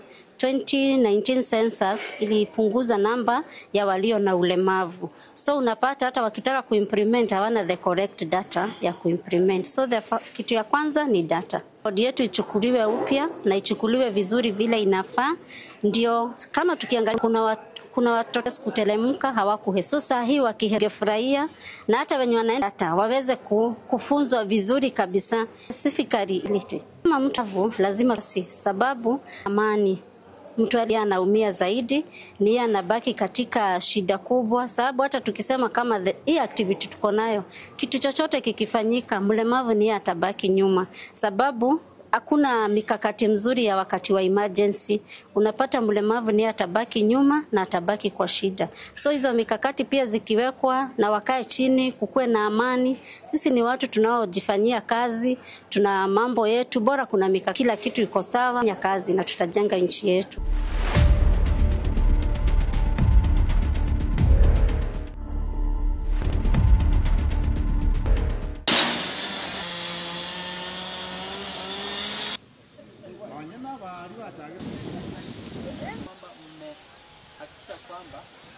There is a lot of terms. Wakati huo pia yanapita classroom zika. Wasirudi juu, tunaambiwa wamesimamishwa wanaendelea. So tumekuwa tunajiuliza wamesimamishwa kwao ni gani? Fanywa na hakuna. So kama hii itafanya tutakuwa na furaha sana. Ile barabara imekatika na ndio sababu hata wananchi wale waliweza kufunga pande hii na pande ile, kwa sababu hatukuchua ni wakati gani bahari wataporomoka. Mahali pataporomoka ni kama mita to the church. So ikiporomoka nafikiri ni kanisani. Tumeshtuliwa na yule anajihapa yeye akana alliances, yeye ako connected. Connection hizo hatuzijui sisi. Naomba serikali kuu, idara ya mining itusaidie kuweka sheria katika eneo hili. Tukishampatia barua ku rehabilitate, tumpatia around within 21 days. Na tukiona within 21 days kuna kitu anafanya, tutamsikiza, tumpatia another sometime a complete. In the 21 days kama hakuna kitu tutamtafuta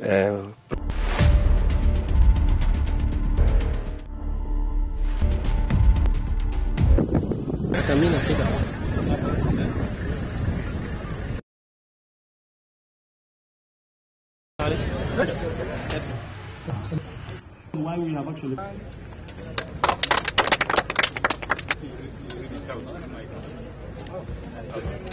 Our very NISA has supplied the only AFPA which was done in 7, a bit of improvement since then. And the water has not been treated, so people have been taking just a raw water from the pan, with two fronts. One, putting pressure on exploration of underground water, and taking advantage of the rain by doing a town. There's treatment tanks for Banasa. This center will be like Banasa water supplies of water office. We're going to have a structure that requires to build water supply. After that, it will be taken to the way the engineer explained to a reserve yard, which to an elevator, and then routed to the town through. The first target is to have waters of net, the rising made, and within the and reducing town, the people of ban just water, but in water aspect of the world or Kenya even. Mimi naona yale magonjwa mengi diseases yatapunguka, vitari hata pressure, sababu wapitia kwa ambao ni chafu, kiosha matundu na maji chafu unapeleka ugonjwa kwa mwili. Sasa natarajia mzuri endelee namna hii. Watu wamekuwa wakisema hawaoni project, na because now I have something to report kwamba kuna project government tumekuwa sasa hapa na this attention is working.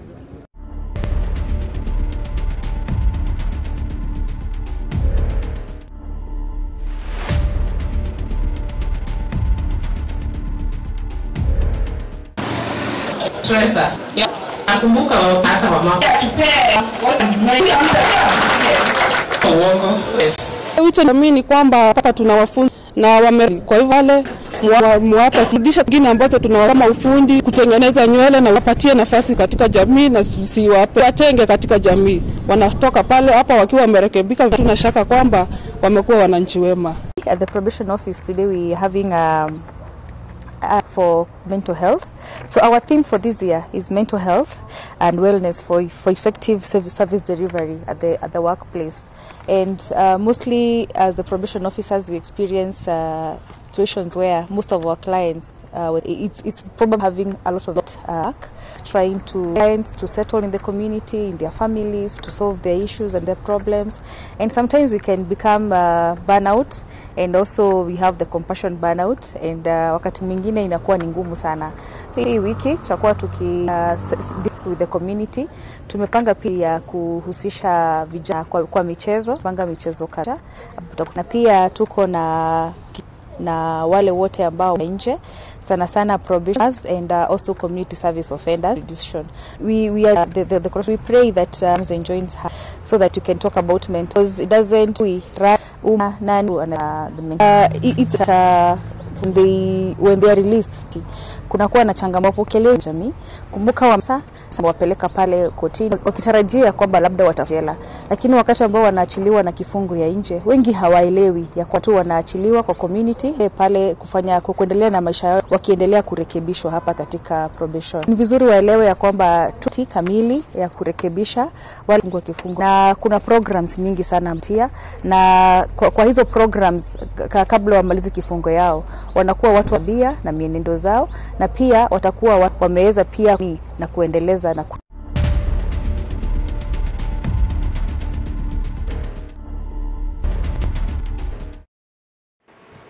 So this is a team of 1.8 million Kenyan shillings, ladies and gentlemen. Powerful signatures are very short and not complicated. Those who are struggling are all saying, so thank you so much. Thank you so much. And team from the Ministry of Sports, our football team, and led by their coach, your captain, Deputy Baron. We want to thank you. I almost forgot our friend Amimo Chris for the FKF department. The footballers who are here today, we are here to celebrate them for the state. The technical bench, including the official cover tournament serves not only a competition but also as a qualifying event for the Africa Cup of Nations. Finalists of the tournament secure qualification. The was way back when I was born. At that time it was championship. Since its upgrade Kenya has not qualified to participate in the format of the tournament.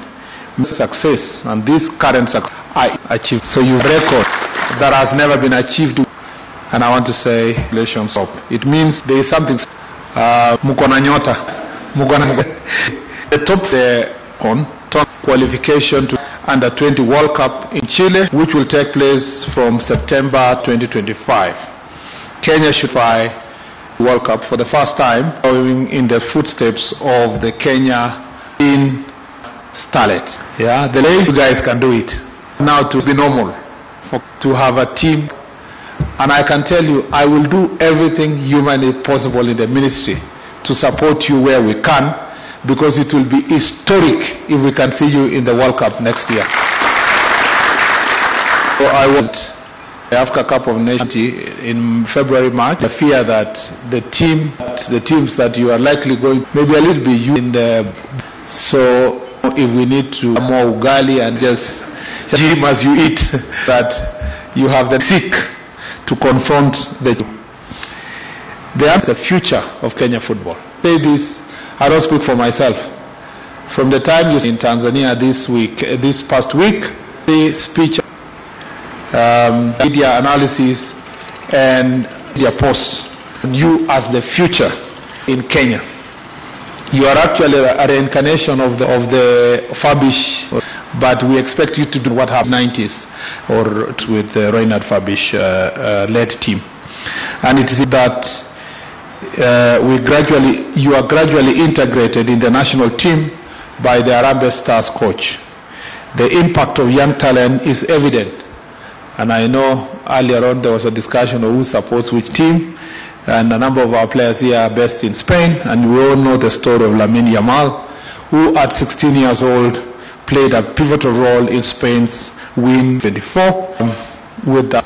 So our level should not start until this play national senior team and quick integration. In fact, without demeaning the senior team, also are trying.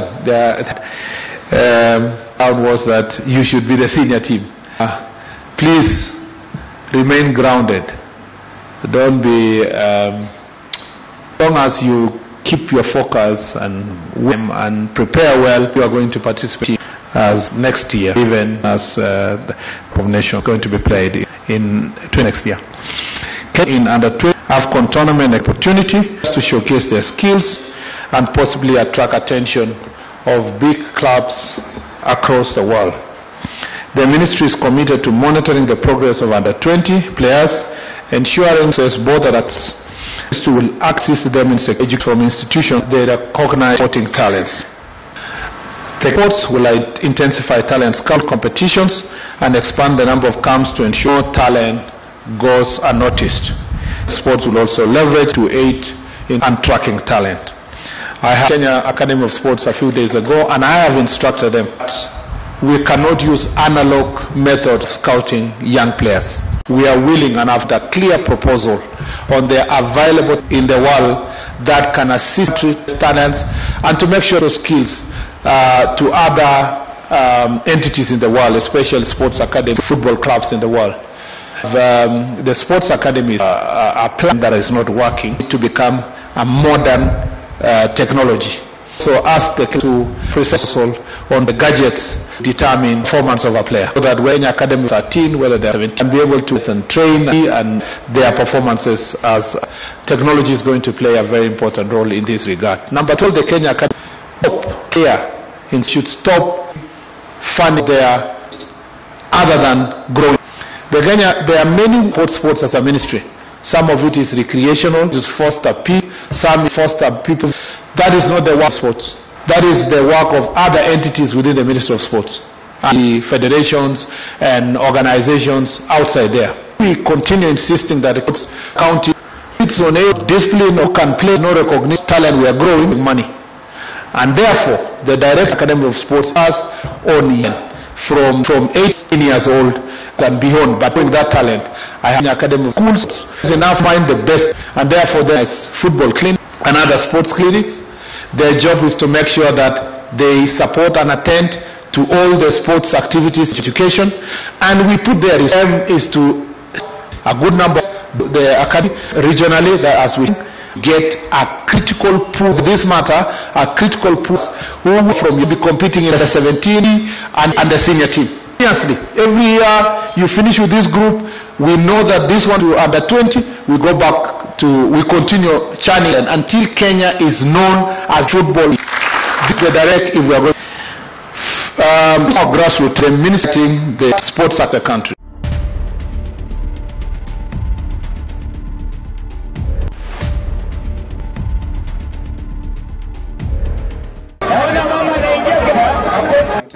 Maliza tutamrudi na watu wote tuwe na tafuta nafasi na sisi wote wa mtihani wao wa kidato cha 4, all the best and I wish them all the best in the exams. Kitu kimoja tu, msije mkadanganywa kuna mitihani zinauzwa. Kuna watu baadhi ya matapeli wanatembeza mitihani, wanadanganya mzazi hii ni mtihani, leta 20,000 mtoto wako atapita. Ukijaribu kufanya hiyo utakuwa umetapeliwa. Hiyo sio mtihani. Mtihani utakapotoka you will be nullified. Sasa watoto waende vile wafunzo. Keo mtihani. Sasa ningependa tu kwa wetu tusije tukawazuia watoto. Ni bahati mbaya tu walipata hiyo. Tusiwazuie kufanya huo mtihani. Mama anatangaza watoto wafanye mtihani, walimu wakuu ambao mko hapa, dada yuko hapa, najua ni mwalimu mkuu na wengine ambao wako kila mahali. Tusizuie watoto kwa sababu wana mimba wasifanye mtihani. Tutakuwa tumekill talent ya huyo mtoto, tumekill her future, na yeye atakuwa na mahali popote. Ndio maana tunawaruhusu wafanye mtihani na tuone wataendelea vipi. Kwa ajili ya likizo, ujumbe wangu ni wazazi, tuongee na watoto wasichana. Jamii zitakapofunguliwa tukapata watoto ni wawili, msichana amekaa ni mmoja, lakini sisi wazazi ongea na watoto wetu. Ongea na mtoto wako msichana akitoka, mwanangu, wewe mzazi umepati anarudi saa 8 ya usiku, hujui mtoto ametoka wapi. Hapo ndio tuna encourage mimba za mapema. Hata mtoto anapotoka shule, anytime, mzazi mzuri lazima aongee mtoto umetoka wapi. Saa ya kutoka shule ni saa 12. Wewe unaingia hapa saa 4 ya usiku, unatoka wapi? Hapo tutakuwa tunaongea na watoto. Tuna makanisa tutumie media house. Counselors ambao mko kati yetu, sisi viongozi tuongee. Kwa sababu mama county peke yake sitaongea na watoto wote. Nikuje kwa boma yako nipate msichana ako na mimba. Nitajuaje alipata wapi mimba? Wewe mzazi, mama, jumuika, jua mtoto ameenda wapi na anarudi saa ngapi. Ya mama kwanza mimba zazi na lenyewe mimba kama lazima tuwasichana jumika. Okay, idol mambo la pikuze hizi timu zenye zina wachezaji maarufu wale wameshinda, tuko na expert kila mkoa anatuchagulia wale. And at the end of the tournament tutakuwa na Super Cup tournament yenye itakuwa imepata grupu ambao watakuwa wameshinda kwa kikombe yangu. The theme zero to gender based. Tuko msana mimba za mapema ongea. Wanafunzi karibu waanze mtihani. Imekuwa kwa celebration Webuye East peke yake. Watoto wanatakana kufanya mtihani wako na mimba. Mtelgon bado sijapata hesabu. Webuye West watoto 26 wako na mimba, wajafanya mtihani, tunangoja wafanye mtihani.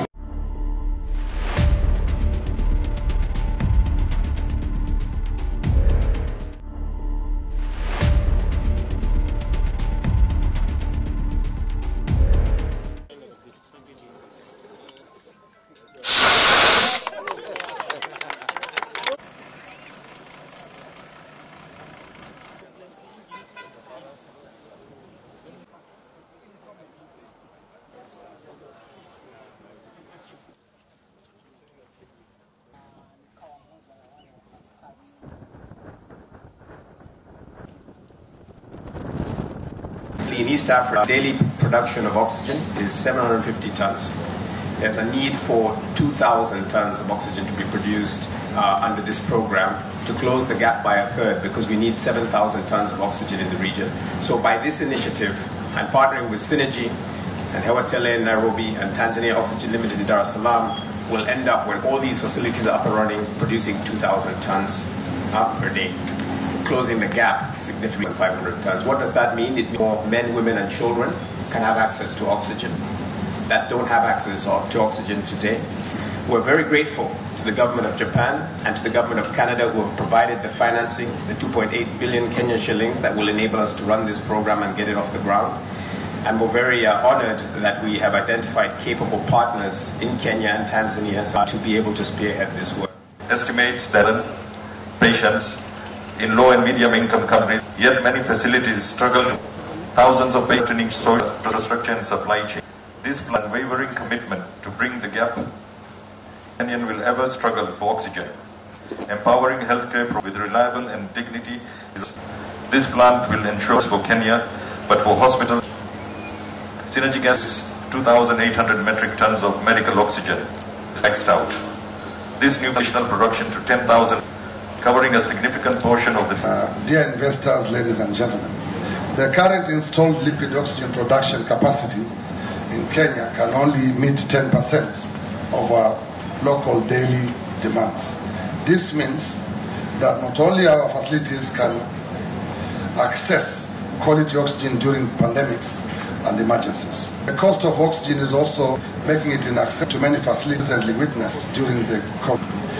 The initiation of this project will greatly be a big game changer to my county health facilities, Kenya, and the region as a whole. Respiratory problems, I was hoping to say that this particular investment is coming in at the right time. But actually this particular investment is long overdue to be able to be put up. The demand for medical oxygen after COVID has gone even more than double, and I think right now it is even higher based on the last research that was able. There is no doubt whatsoever it is a worthy investment. Governments and run other than the hospitals, very much an initiative. This is partially funded by the government of Japan, approximately $7. This shows the affirmation of Japan's commitment of health and well-being of this continent.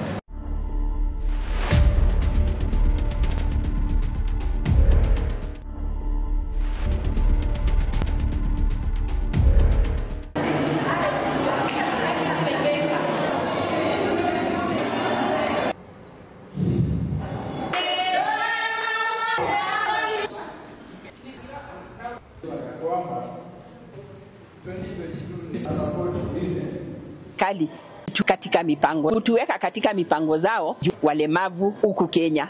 Nafikiria tukijulikana tuko watu wangapi huku Kenya, tutaweza kuwekwa kwa mipangilio ya serikali na tutaweza kufaidika kama watu wale wengine.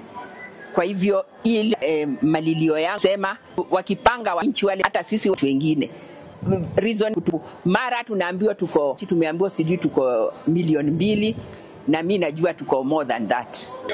Fanywa kifanya wanavu tuko ni kwamba fulana chetu tukiwa hatuko.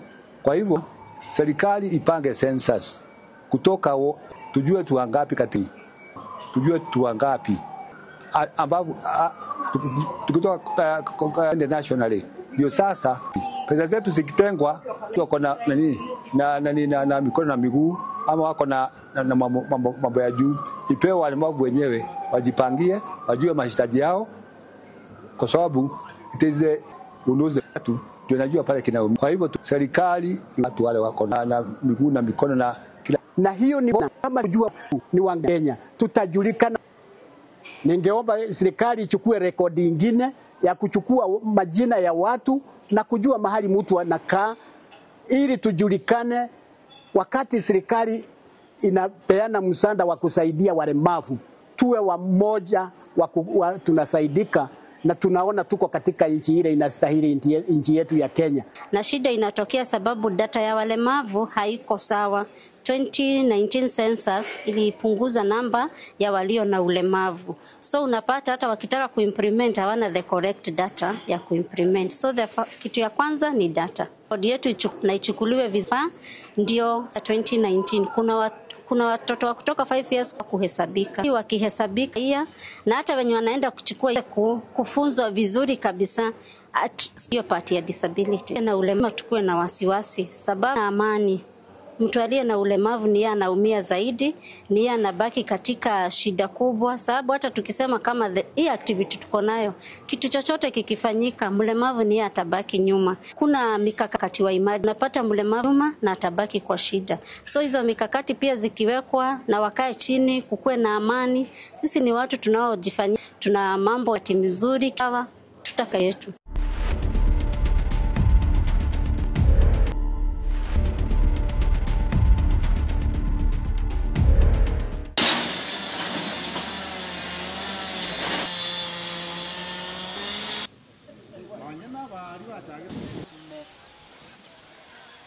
Dust getting into the classrooms.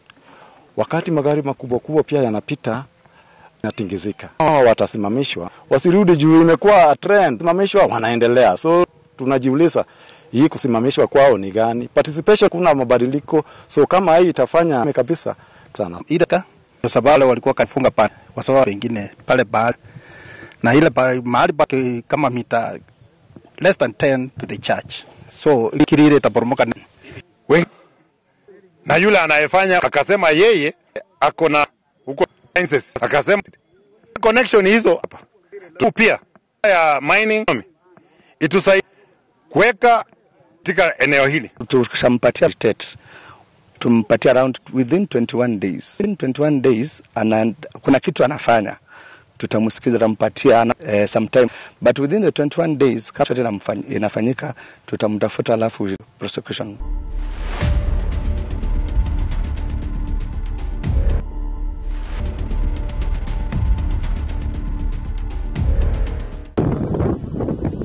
Nataka mimi napiga.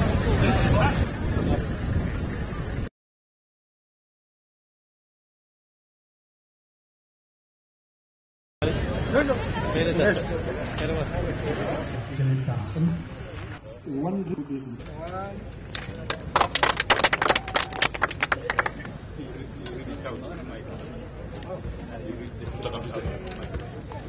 We are very well aware that Banisa has no reliable water supply.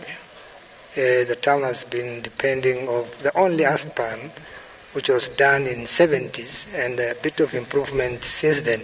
Water has not been treated, have been taken to the pan.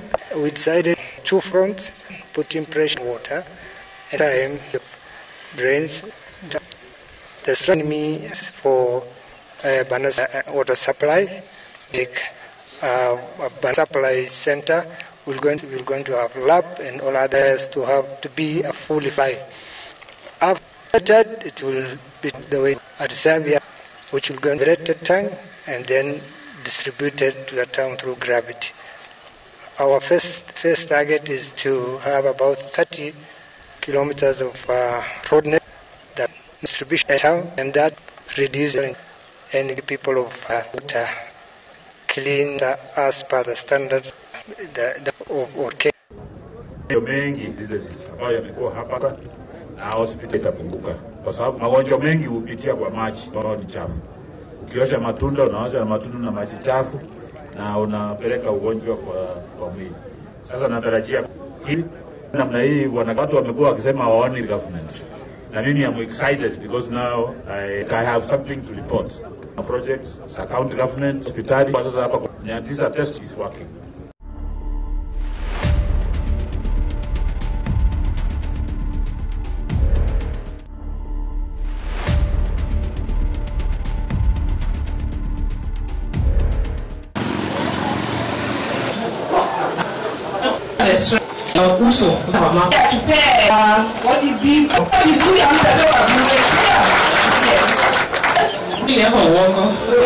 Yes. Wito ningepeana kwa jamii ni kwamba wafungwa wetu hapa tunawafunza vizuri na wamerekebika kwa kweli. Kwa hivyo wakitoka nje pale muwape nafasi, muwarudishe kwa kazi zao na zingine hapa mpya kama ufundi, nywele na urembo, muwapatie nafasi na tusiwape wanatoka pale hapa wakiwa na hatuna shaka kwamba wamekuwa wananchi wema.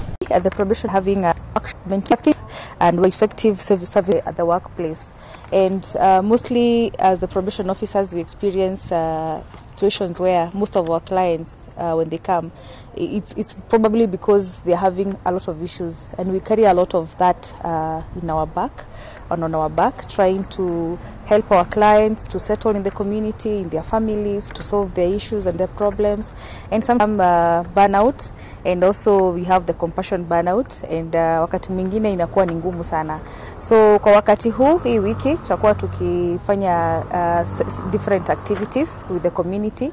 Tumepanga pia kuhusisha vijana na kwa michezo, tutakupanga michezo kadhaa. Tutakutana na pia tuko na kike na wale wote ambao wanahudumia kifungo ya nje na probation of and also community from our jurisdiction. So appreciate the pray that enjoys mental health and haibagu kabila, umri, nani na kila mtu anaweza kuwa affected na. So it's also good to note that most of our clients when they are released back to the community kuna kwa sababu hawapo pale kwa jamii. Kumbuka na ndio wamewapeleka pale kotini wakitarajia kwamba labda watafungwa kifungo ya jela, lakini wakati ambao wanaachiliwa na kifungo ya nje wengi hawa watu wanaachiliwa waendelee pale kufanya kokoliku wakiendelea kurekebishwa hapa katika probation. So ni vizuri waelewe ya kwamba tuko na mikakati kamili ya kurekebisha wale wote ambao wamefungwa kifungo ya nje, na kuna programs nyingi sana ambazo wanapitia, na kwa hizo programs kabla wamalize kifungo yao wanakuwa watu ambao wamebadilisha tabia na mienendo zao, na pia watakuwa watu ambao wameweza pia kujiunga na jamii na kuendeleza na kuweka amani.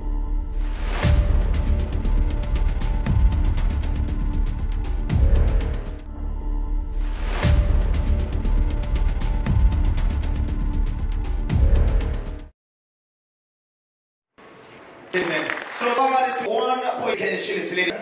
Powerful signatures are not complicated. Those who are struggling. So there is much of this. And of sports team under 20, led by their coach Salim, Amos, Deputy Captain Ocheng, Baron. We want to thank you. I almost forgot our friend very much for a good job at the FKF Youth Development. As we are here today, we are here to celebrate for the state, including the official CAFA tournament serves not only as a regional competition, but also as a qualifying event for the Under-20 Cup of Nations. Finalists of your qualification to AFCON. Kenya's involvement in the inaugural competition was in 1960, was known as the City 1990 not qualified in the new format. Recent success, current success of are historic. So you've broken a record that has never been achieved with, and I want to say congratulations for a good job. It means there is something special in you. Muko na nyota, yeah, muko na talent na pia muko na nyota, as they say. Finishes in the AFCON qualification Under-20 World Cup, which from September 2010 qualify for the first time footsteps of the Kenya teen star. Yeah, we want it to be known for Kenya team in a World Cup, and I can tell everything humanly possible in the ministry to support you, because it will be historic if we can see you in the World Cup. I was earlier warned that when you go for the Africa Cup of Nations in February, March, there is a fear that the teams that you are likely going to meet may be a little bit huge in the body size. So you let me know if we need to order more ugali and make sure that we just keep you in the gym as you eat. You have 2 contests that are ahead of you. The Under-20 future announced started your tournament in Tanzania this past week. Every speech across the country, both media analysis, social media posts focusing on you as the future football in Kenya, the incarnation of the Fabish boys or Fabish kids. But we expect you to, and what happened in or towards the late 90s Fabish led team. Narrative that gradually integrated, but the inland is evident. And I know earlier on there was a discussion of who supports which team, and a number of our players here are based in Spain, and we all know the story of Lamine Yamal, who at 16 years old played at Spain's win of Euro 2024 and 4 assists. The reason our senior integrated players national team or the senior team, and we look forward to your quick integration. In fact, they joke around without demeaning the senior team, because but they joke around what will be the senior team. Please, grounded. For as long as you keep your focus and wait your time and prepare well, some of you are going to participate in the senior team as soon as next year, or even as soon as the next Africa Cup of Nations is going to be played in 2020. Under 20, AFCON is a good Kiga Stadium track of across to monitoring 20 players and continue to up at national levels. To will actively secure ships from that they are of sports will scouting in school competitions and expand the number of camps to know talent are noticed. Academy of Sport and Technology to scouting and tracking. I was in Kenya Academy of Sports a few days ago, and I have instructed them that we cannot use analog methods forever of scouting. We are willing to come with a clear proposal, available technology that can assist our country to scout the best talents and to make sure that we showcase those skills to other entities and other the world. We have they have forestry work and technology. We have also academy clear on the gadgets that would determine performance of a player. That when the academy they are 15, well, they can be able to train and their performances as players to play a very important. Number two, I told the and clear should stop out there other reasons other than growth. There are many reasons why as a ministry. The creation of peace, and that is also to health, improving health and so forth. That is an entity that may be federal and insisting that Kenya can given resources county which have no limits, it has no recognition, we are growing, will be wasting money. Therefore, the direct academic focus on talent from 8 years old, but particularly I have asked the focus on schools and school sports. So that is enough for us to find across the country. And therefore their job is to work clinics. Their job is to they support and all the Ministry of Education. Them is to scout and shortlist a good number of talented players, bring them to the academy here in Nairobi. Generally, that as we shall be organizing, we get a critical player, a critical pool of us who will take over from us, competing in under 13, under 15, under 17, under 20, under 23, and the senior team. Continuously, every finish with this group that this one's under 20, we go back, churning more talent. Is known as the home of football talent as it should be. This is going to take if we are going to grow. To ensure through talent, the ministry is expediting the construction of sports academies.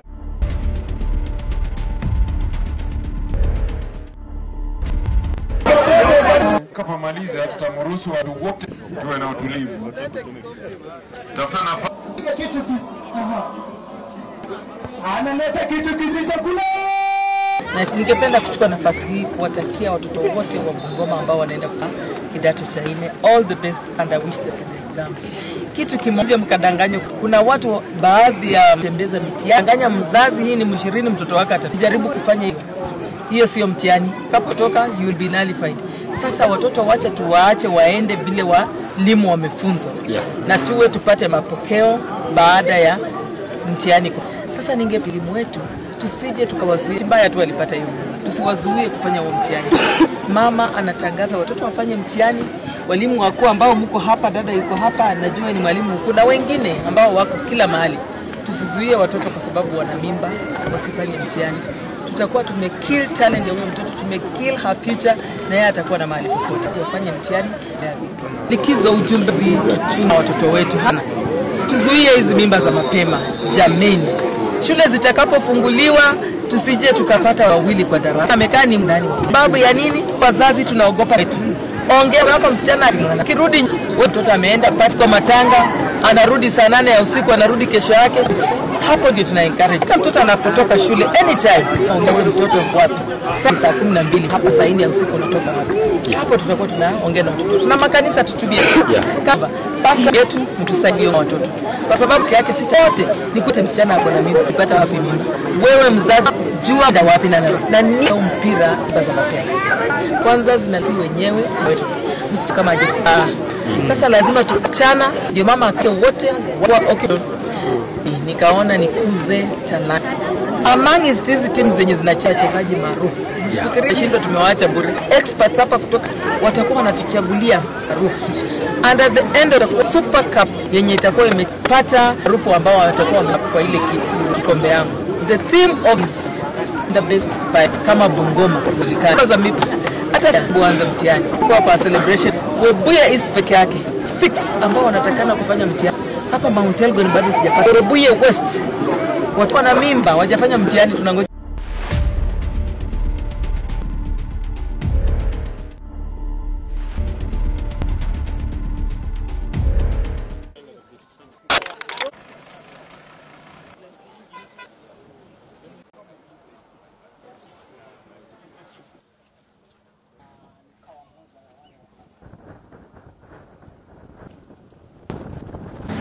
Presently in East Africa, the daily production of oxygen, 150 tons. There's a need for 2,000 tons under this program to close the gap by a third because we need 7,000 tons of oxygen in the region. So by this initiative and partnering with Synergy and Hewatele and Oxygen Limited in Dar es Salaam, will end facilities up and running, producing 2,000 tons per day. Closing the gap is where we need to reach is 7,500. It means hundreds of thousands of more oxygen that don't have access. Very grateful to the government of Japan, provided the financing, the 2.8 billion Kenyan shillings that will enable us to run this program and get it off the ground. And we're very honored that we have identified capable partners in Kenya and Tanzania, such as Synergy, to be able to spearhead this work. The World Health Organization estimates that 500,000 patients in low and medium income countries needed oxygen daily, yet many facilities struggle to provide this.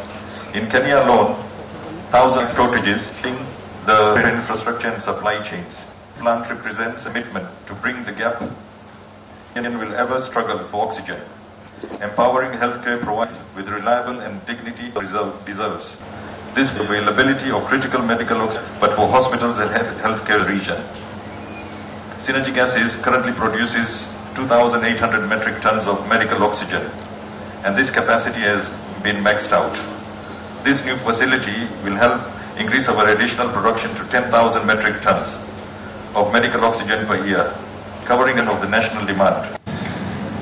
Dear investors, ladies, the current installed liquid in Kenya can only meet our demands.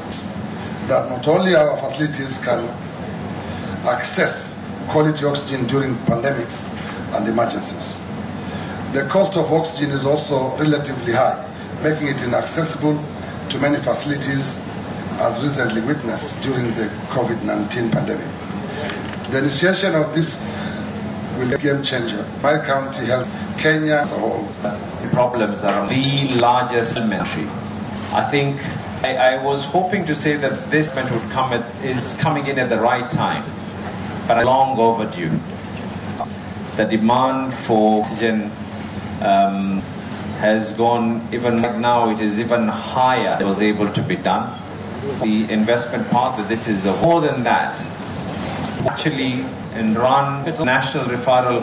This is a very welcome initiative. It's a supplement budget of the through Unit A to approximately 7.3 million. This shows RIA's commitment of support and well-being across.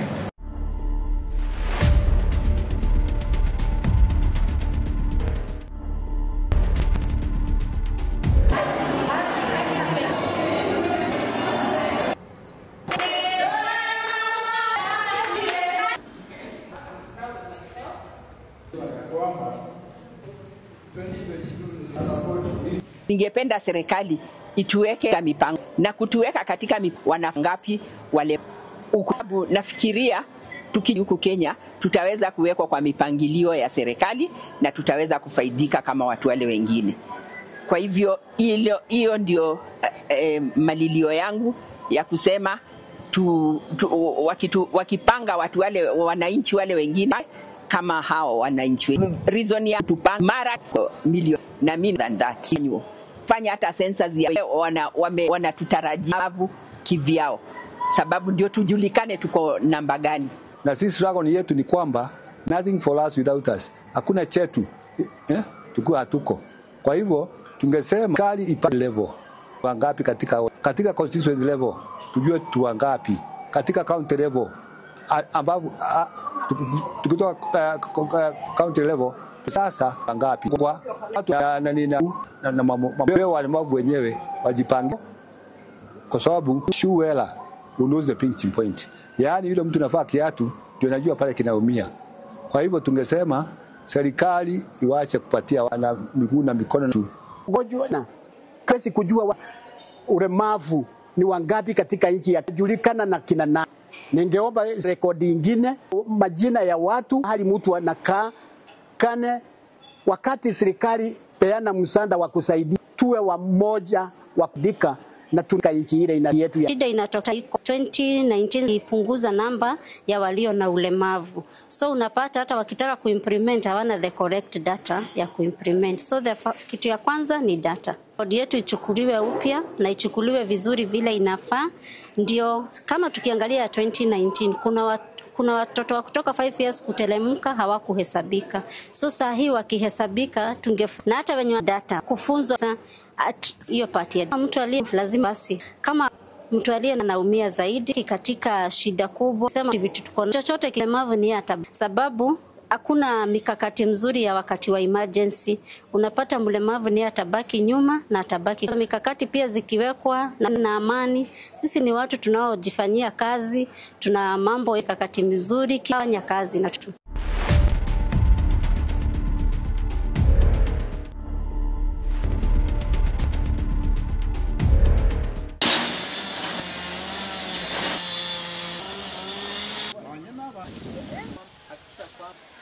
of dust getting into. Wakati magari makubwa kubwa pia yanapita, classrooms zinatingizika.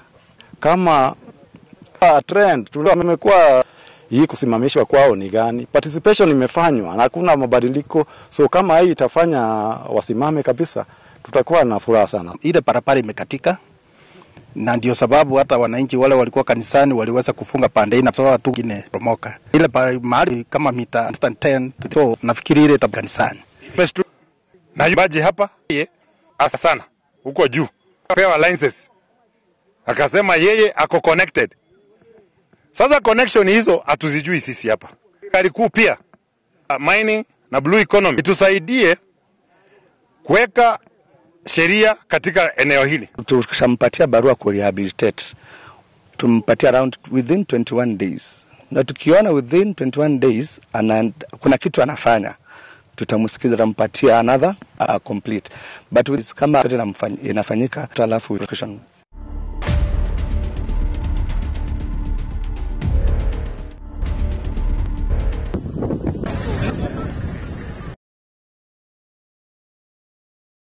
Yes. One reason why we have actually put this in. 1, 2.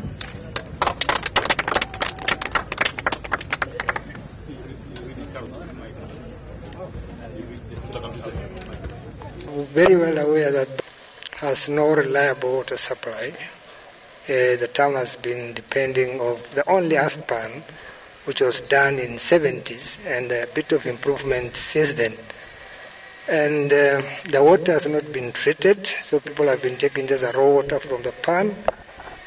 We decided to approach it from two fronts. One, putting pressure on exploration of underground water, and at the same time taking advantage of the rains when it rains by doing catchment around Banisa town. Behind me for Banisa water supply.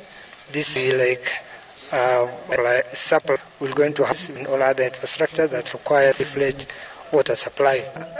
The water, it will the way they down here to an elevated through.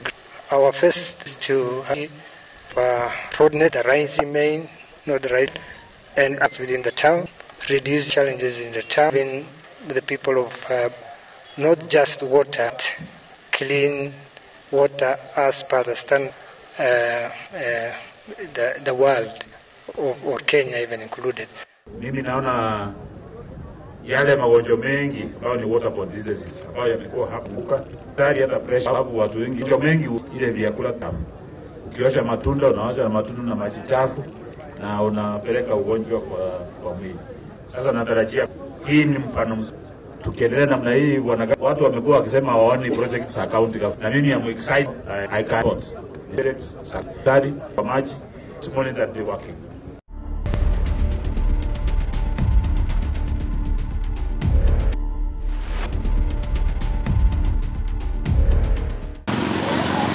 Hapa stressa ilikuwa hapa na kumbuka vizuri sana hata mama. Vizuri hapo uongo. Yes. Jamii ni kwamba wetu ari na wamerekebika kutoka nje pale, muwape nafasi, muwape kazi, mwarudisha zingine ambazo tunawafunza hapa mpya kama ufundi, kutengeneza nywele na urembo, muwapatie nafasi katika jamii na tusiwatenge katika toka pale hapa wakiwa wamerekebika, na hatuna shaka wamekuwa wananchi wema. Today we have shop is mental and wellness for delivery at the workplace. Mostly as we for clients, because and we carry in our back trying to help to settle in the communities, to solve their issues, and sometimes we can become burnout and compassion burnout, and wakati mwingine inakuwa ni ngumu sana.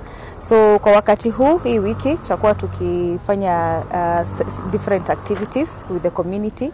Tumepanga pia activity ya kuhusisha vijana na kwa michezo. Tutakuwa tumepanga michezo kadhaa kwa uwanja, tutakutana na vijana, na pia tuko na kikao kingine na wale wote ambao wanahudumia probationers and also community from our jurisdiction. So we are everybody cards with us so that you can talk about mental health, because haibagui rangi, kabila, umri, jina, mtu anaweza kuwa affected na. So it's also good most of when they back to the community nakuwa na changamoto kwa jamii. Kumbuka wamesa community ndio wamekotini jia kifungo ya jela. Watu ambao wanaachiliwa hawaelewi ya kwamba hawa watu wanaachiliwa kwa community ndio pia waendelee pale kuendelea siku ubishwa hapa katika program. So, ni vizuri waelewe ya kwamba tuko na mikakati ya kurekebisha wale wote fungo ya nje na ambazo wanapitia, na kwa hizo programs kabla wamalize kifungo yao wanakuwa watu ambao wamebadilisha tabia na mienendo zao, na pia watakuwa watu ambao wameweza pia kujiunga na jamii na kuendeleza na kuweka amani.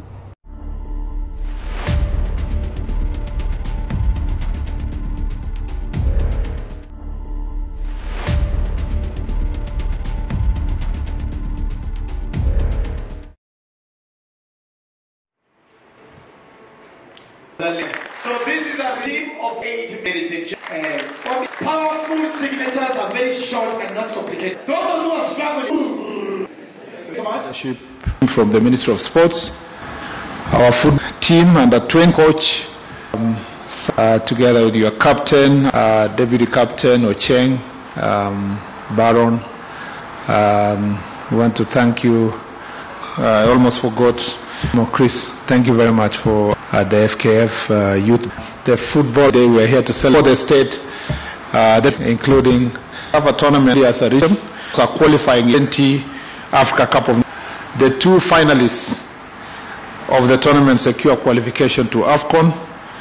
Kenya's involvement in the inaugural competition was way back when I was born in 1979. At that time, it was known as the African Youth Championship. Since it's qualified to participate of the tournament, making the recent success and this current success of the Rising Stars a historic achievement. So you've broken a record that has never been achieved way before you were born. And I want to congratulate you. Good job. There is something, mkona nyota, mkona talent, as they say. The top 4 finishers in the Under-20 AFCON tournament will earn qualification Under-20 World Cup in Chile, which will take place from September 25. Kenya should aspire to World Cup for the first time in the foot of the Kenya in junior. Yeah, the ladies, you guys can do it. We want it to be normal for Kenya in a World Cup. And I can tell you, I will do everything in the ministry to we can, because it will be historic World Cup next year. So I was earlier warned you go for the there is a fear that the teams that you are likely going to meet may be a little bit huge in the. Let me know to Gali and make sure keep you the gym to make you have the necessary physique to confront the challenges that are ahead of you. The Under-20 players are seen as the future of Kenya football. And when I say this, I don't speak for myself. From the time you started your tournament in Tanzania this past week, every speech across the country, all these are focusing on you in Kenya.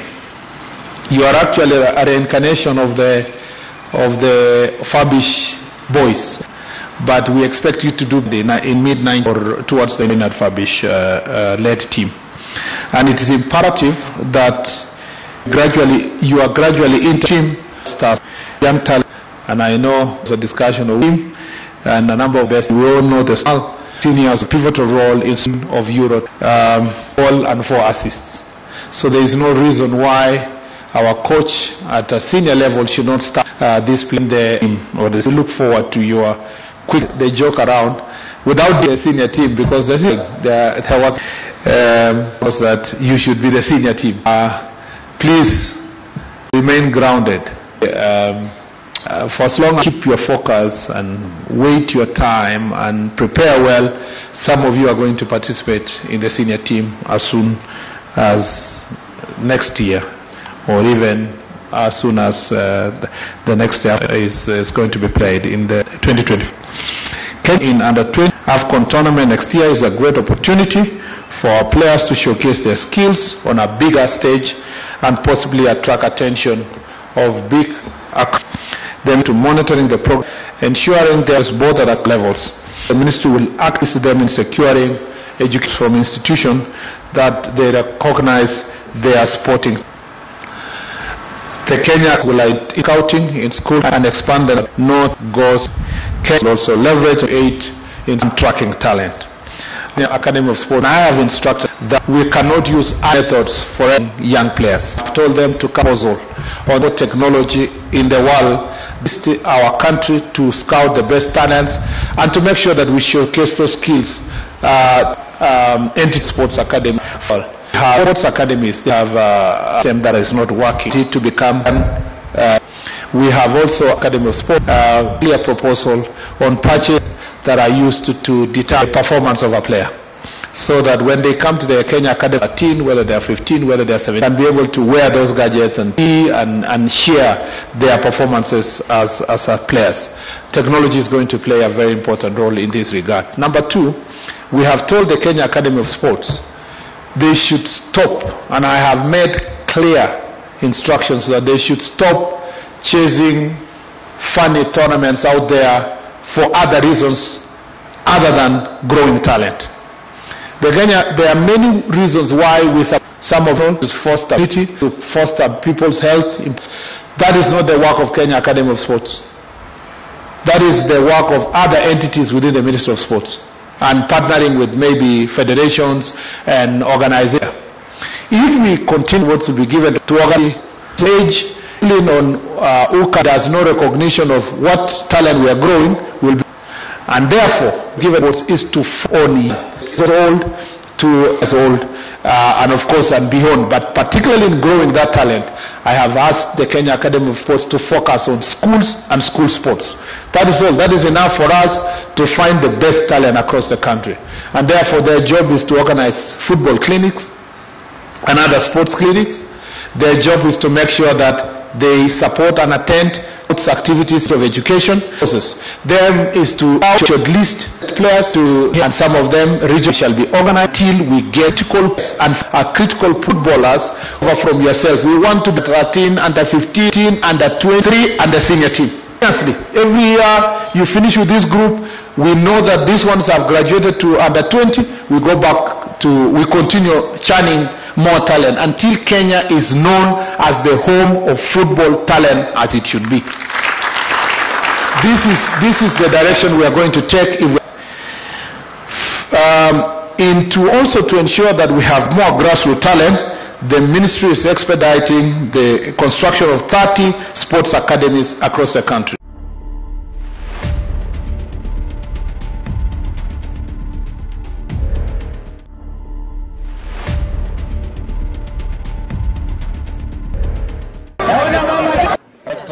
Na watu wote tuwe na tafuta nafasi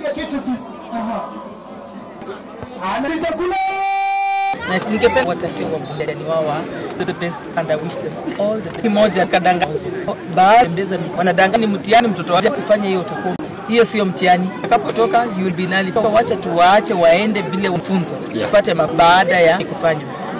Sasa ningependa walimu wetu tusije tukawazuia watoto. Ni bahati mbaya tu walipata hiyo. Tusiwazuie kufanya huo mtihani. Mama anatangaza watoto wafanye mtihani. Walimu wako ambao mko hapa, dada yuko hapa, najua ni mwalimu mkuu na wengine ambao wako kila mahali. tusizuie na mimba, wasipa tumekill talent ya huyo mtoto future na mahali popote. Ndio maana tuone wataendelea vipi. Ikizo ujumbe wangu ni wazazi, na tuongee na watoto wetu mapema. Funguliwe tukafadhili kwa darasa. Ni mmoja lakini kwa sababu tunaogopa tu. Ndio msichana umeenda wapi? Akirudi wewe mzazi utapati matanga sana ya usiku na hujui mtoto ametoka. Ndio tuna encourage mimba kwa shule. Anytime nzuri lazima. Sasa kutoka shule ni wewe unaingia hapa. Hapo tuna makanisa, counselor, pastor yetu, ndongozi tuongee na hao watoto. Kwa sababu mama county peke yake sitaongea na watoto wote. Nikuje kwa boma yako nipate nitajuaje alipata wapi mimba. Wewe mzazi fika jua wapi na narudi sana. Nia ya mama kwanza mpira ilikuwa ni kupunguza mimba za mapema. Mimba za mapema kwanza zinaletwa na sisi wenyewe, vijana wetu na wasichana wetu. Msichana hawezi pata mimba kama hajakuwa na kijana. Sasa lazima tu occupy wote wasichana, ndio mama akaona wote wa pili nikaona zenye zinachezaji maarufu. Fikiria hata kama wale wameshinda. Tuko na experts hapa kutoka FKF kila mahali watakuwa wanatuchagulia wale wachezaji maarufu. End of the tournament tutakuwa na cup tournament. Nipata ambao watakuwa kwa ile kikombe yangu. The theme is zero to gender based violence. Ngoma. Tuko mstari wa kana. Mambo za mipimo hata sasa ninapoongea wanafunzi karibu waanze mtihani. Nimekuwa parcel watoto kwa wanatakana kufanya mtihani wako hapa Mount Elgon sababu Webuye watoto 26 wako na mimba wajafanya mtihani, tunangoja.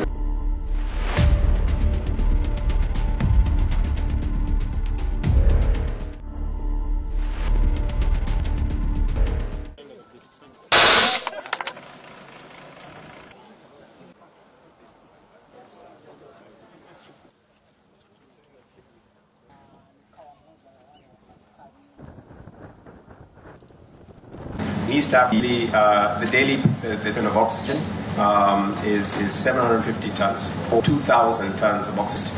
To close the gap, we need 7,000 in the region. This initiative partnering and help Tanzania or Salam, please facilitate producing 2,000 tons, closing the gap significantly because where we need to reach is 7. It means hundreds of thousands of more to oxygen. That today. We're very grateful and to the government of Canada who have provided billion Kenyan shillings that will enable us off the ground. And we're very partners in Kenya and Tanzania to be able to 7,000 patients in income countries needed oxygen daily. It is struggle to provide this. In Kenya alone, so shortaging the chains presents an unwavering commitment that no Kenyan will ever struggle for providers to save life with written deserves. The ability of critical medical oxygen not just for Kenya but for hospitals and healthcare centers across the region. Synergy Gases currently produces 2,800 metric tons of medical oxygen, and this new facility increase of medical oxygen per year significant. Dear gentlemen, the liquid oxygen will meet 10% local demands. That not only our facility access pandemics and emergencies. The cost of oxygen is really high to many as recently COVID-19. Then will greatly be to my county health, Kenya and the region as well. Respiratory problem, the largest in the country. I think that this particular investment is coming in at the right, but actually this particular investment is long overdue to be able to be put up. The demand for medical oxygen after COVID has gone even more than double. Now it is even higher. Whatsoever, this is a worthy investment. That as county who operate and run hospitals, the national hospitals, this is a much welcome initiative. This project partially funded by the support of Japan. This is amount to approximately $7.3 million US. This shows the affirmation of Japan's commitment and will cross this conflict.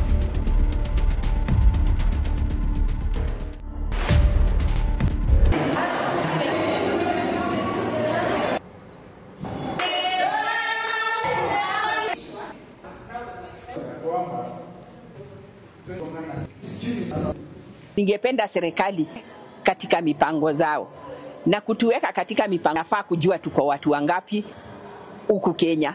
Fikiria tukijulikana huku Kenya kwa mipangilio yaweza kufaidika kama watu wale wengine. Kwa hivyo hiyo ndio malilio yangu ya kusema wakipanga watu wale wananchi wale wengine, hata sisi hao wananchi wengine. Reason ya hao kwa sababu tumeambiwa sijui tuko, na mimi najua tuko moja. Census ya walemavu ifanye kama wakifanya hata census ya watu hao wengine, na tutarajia walemavu sababu ndio tujulikane ni kwamba without us tu hatuko.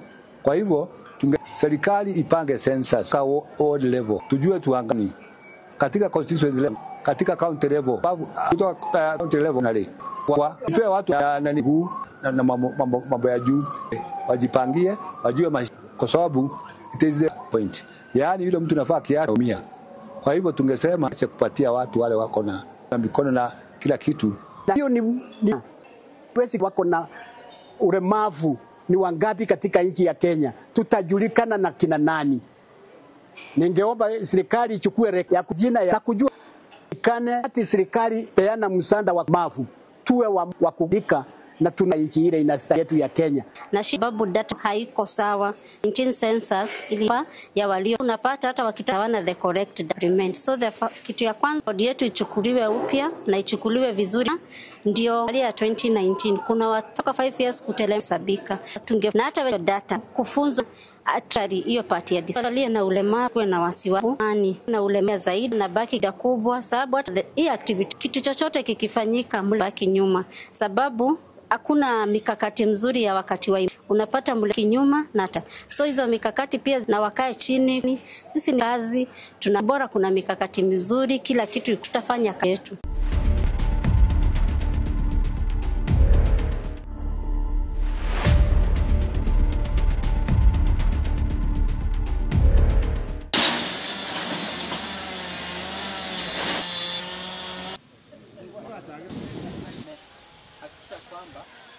Getting into the wakati pia yanapita classroom watasema imekuwa hata wamesimamishwa, tumejiuliza simamishwa kupata hakuna mabadiliko kama hii itafanya kabisa, tutakuwa na barabara imekatika, na ndio sababu wale walikuwa kanisani waliweza kupanda ile, kwa sababu hatukuchua kingine pale bahari wataporomoka. Ile mahali pataporomoka ni kama leshoka na wewe vibaya fanya uchimbaji hapa, yeye akubwa sana, yeye ako connected, hizo hatuzijui sisi hapa. Serikali kuu pia idan na blue economy kuweka sheria to rehabilitate within 21 days. Tukiona kuna tutamus sometime 21 days kama hakuna kitu chochote inafanyika, tutaka prosecution.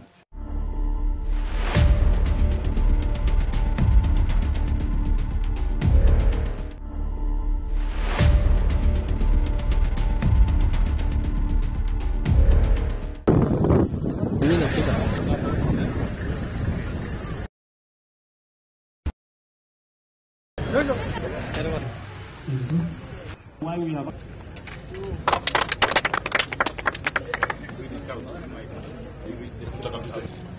that Banissa has no reliable the town of the only Afghan 70s and a bit of improvement. And the water, so people have been taken from the pan to two front exploration of, and at the same time the rains, when it rains, by doing catchment around Banissa town. The structures behind me are treatment tanks for Banissa. This center will Banissa Water Supply Center. We're going to have lab and that's required plate. It's filtered. It will be taken to the way the engineer explained to Adisabia down here, which is going to be pumped to an elevator, then distributed to the town through gravity. Our first to have about 30 meters of road network, the rising main, the distributor networks within the, and reducing in the town and giving people of Banissa not just water, clean water as included. Mimi naona yale magonjwa mengi ambayo ni waterborne diseases ambayo yamekuwa hapa na hospitali ya Buka, magonjwa maji ile ambayo ni chafu, ndio unaanza na matundu na maji chafu na unapeleka ugonjwa kwa. Sasa natarajia hii ni mfano tukiwa na governor who akisema waone government. Mimi am excited because I have something to report. Niseme kwamba kuna government, tumekuwa hospitali kwa sasa hapa kwa maji, and this is a testimony that devolution is working.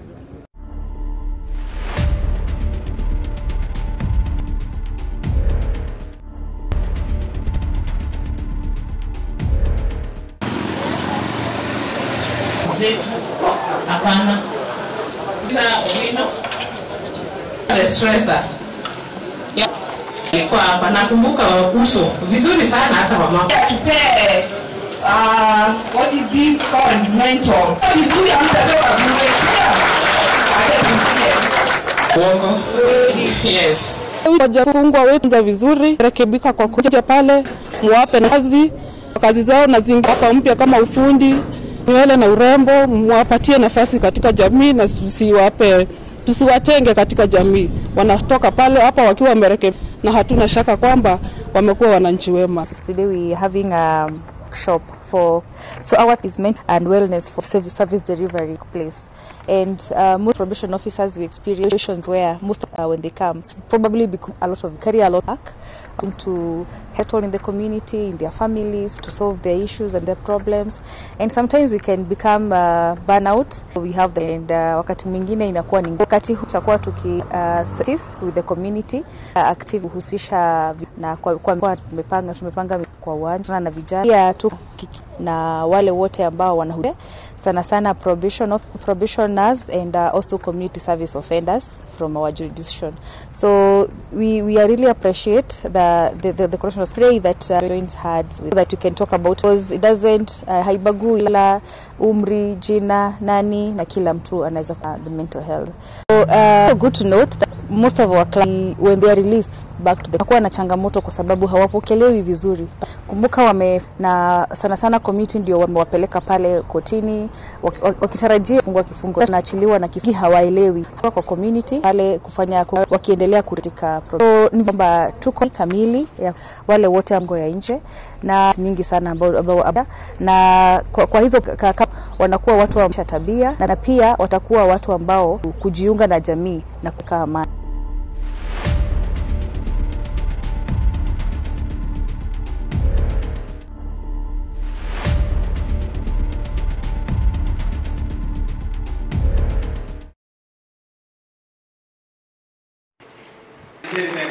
Award 1.8, ladies and gentlemen.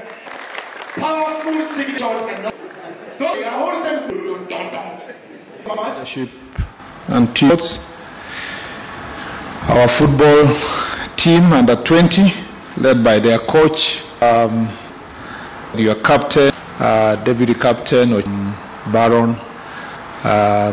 We want to thank you also. Forgot our friend Amimo Chris for a good job. FKF Youth Development. The football today for the state bench. Sorry, they serves not only also as the two of the top to AFCON.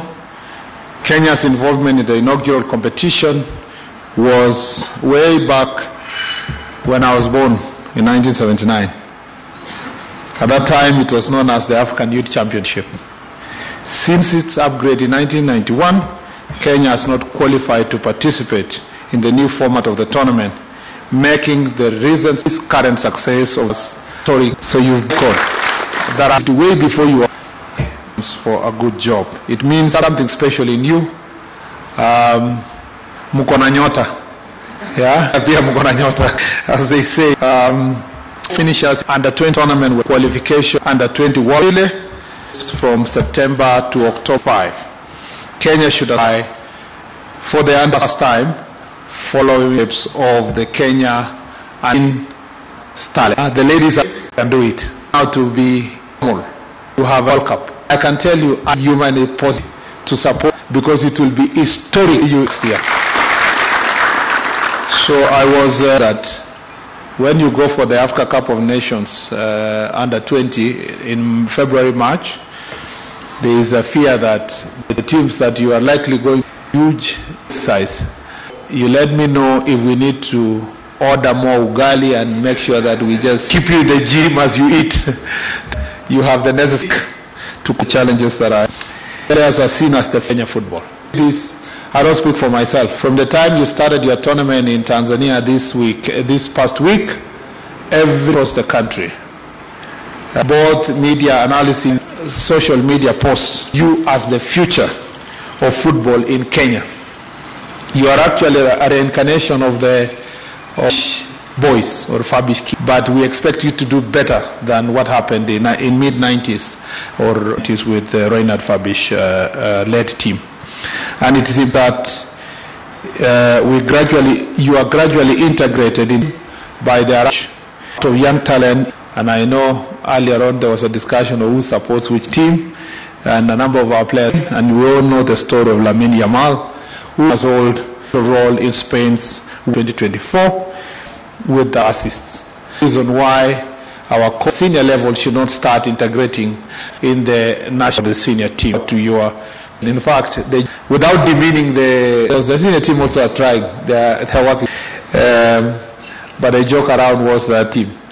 Is main grounded. Don't be for as long as you focus and wait your prepare well. Some of you are going to participate in the senior team as soon as a year, or even the Cup of Nations in 5 years. Kenya 20 AFCON tournament next year is a great opportunity for our players to showcase their skills on a bigger stage and possibly the progress of others and continued success at national levels. Only the ministry will assist them with education scholarship that is theirs.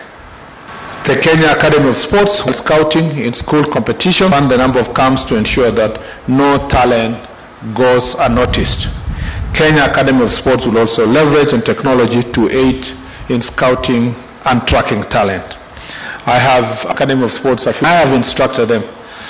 We cannot use analog forever of scouting young players. We have to come with a clip on their average in the world can assist to scout and to make sure the skills other entities in the world, especially sports academies and other football clubs in the world.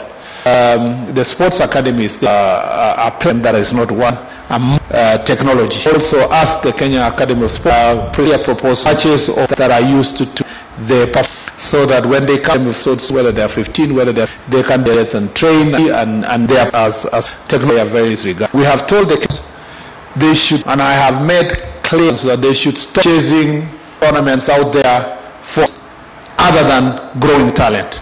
There are many reasons why we support sports. Some of it is unity, some is also to foster people's health, improving health and so forth. That is not the work of Kenya Academy of Sports. That is the Ministry of Sport, partnering federation organizations outside there. We continue in Academy of Sports as intercounty, which have it has no discipline on, it has no recognition of growing. Will be and the Kenya Academy of Sports talent that from 2 years old, but particularly in growing, that task the Kenya Academy of Sports to focus on schools and school sports. That is all. That is enough for us to find the best talent, and therefore their job is to organize football clinics, sports clinics. Their job is to make sure that attend to all the sports Ministry of Education and is scout and should good number bring them to Nairobi regionally, that as we shall be until we get a pool of players of full take on. We want to be competing in 15, under 17, and under 23 and the senior team continuously. If we finish with this group, we know that these ones have graduated to under 20. We go back to, we continue churning. Kenya is home of as it. This is the direction we are going to talent into more grassroots talent. Is the construction of 30 sports across the country.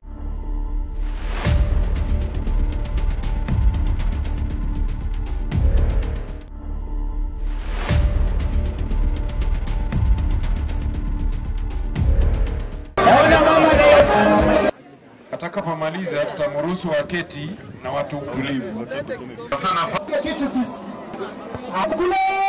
Kuchukua nafasi hii kuwatakia watoto wote wa Bungoma ambao wanaenda kufanya mtihani wao wa kidato cha 4 all the best, and I wish them all the best in the exams.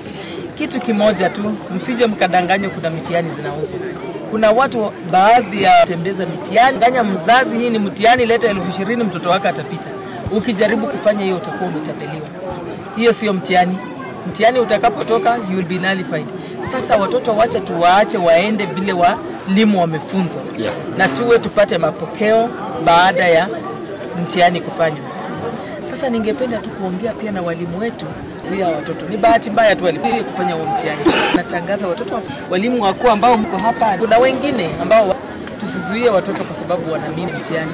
Tutakuwa tumekill talent ya huyo mtoto, tumekill hatakuwa na mahali popote. Ndio maana mtihani tuone wataendelea vipi. Kwa ajili ya likizo wazazi tuchunge na tuone watoto wasichana mimba za mapema. Shule zitakapofunguka tusije tukapata watoto ni wawili. Msichana amekaa ni mmoja lakini wako ndani wawili. Kwa sababu ya nini? Sisi wazazi tunaogopa kuongea na watoto wetu. Ongea na mtoto wako. Mtoto wako msichana akitoka mwanangu, akirudi nyumbani usiku, umeacha mtoto ameenda party, disco, matanga, 8 ya usiku anarudi kesho yake. Hapo ndio tuna encourage mimba toka shule anytime. Mzazi mzuri lazima ueleze mtoto umetoka wapi. Saa ya kutoka shule ni saa 12. Wewe unaingia hapa saa 4 ya usiku unatoka wapi? Hapo tutakuwa tunaongea na watoto. Tuna makanisa tutumie media house. Counselors from all over. Pastors ambao mko kati yetu mtusaidie sisi viongozi tuongee na hao watoto. Kwa sababu mama county peke yake sitaongea na watoto. Kuje kwa boma yako. Wewe mzazi mama jua mtoto ameenda wapi na anarudi saa ngapi. Na nia ya mama kwanza mpira ilikuwa ni kupunguza mimba za mapema. Kwa za mapema kwanza zinaletwa na sisi wenyewe vijana. Msichana hawezi pata mimba kama hajakuwa na kijana. Sasa lazima tu occupy wote wa vijana. Ndio mama akaona tujumike wote wawe wanakuwa wadodo. Jambo la pili, mzee talanta zenye zinacheza. Tuna proof. Zile wameshindwa tumewaacha bure. Kutoka FKF kila mahali ulia wale wachezaji maarufu. At the end of the tournament tutakuwa na a tournament yenye itakuwa wale maarufu kwa ile kikapu, kwa ile tournament is to gender based violence kama Bungoma. Tuko mstari wa mbele na tumejulikana. Mambo za mimba za mapema. Hata sasa hivi ninapoongea wanafunzi karibu waanze mtihani. Jana nimekuwa kwa celebration Webuye East. Webuye East peke yake watoto wakana kufanya mtihani. Hapa Mount Elgon, Webuye West watoto 26 wako na mimba wajafanya mtihani, tunangoja wafanye mtihani.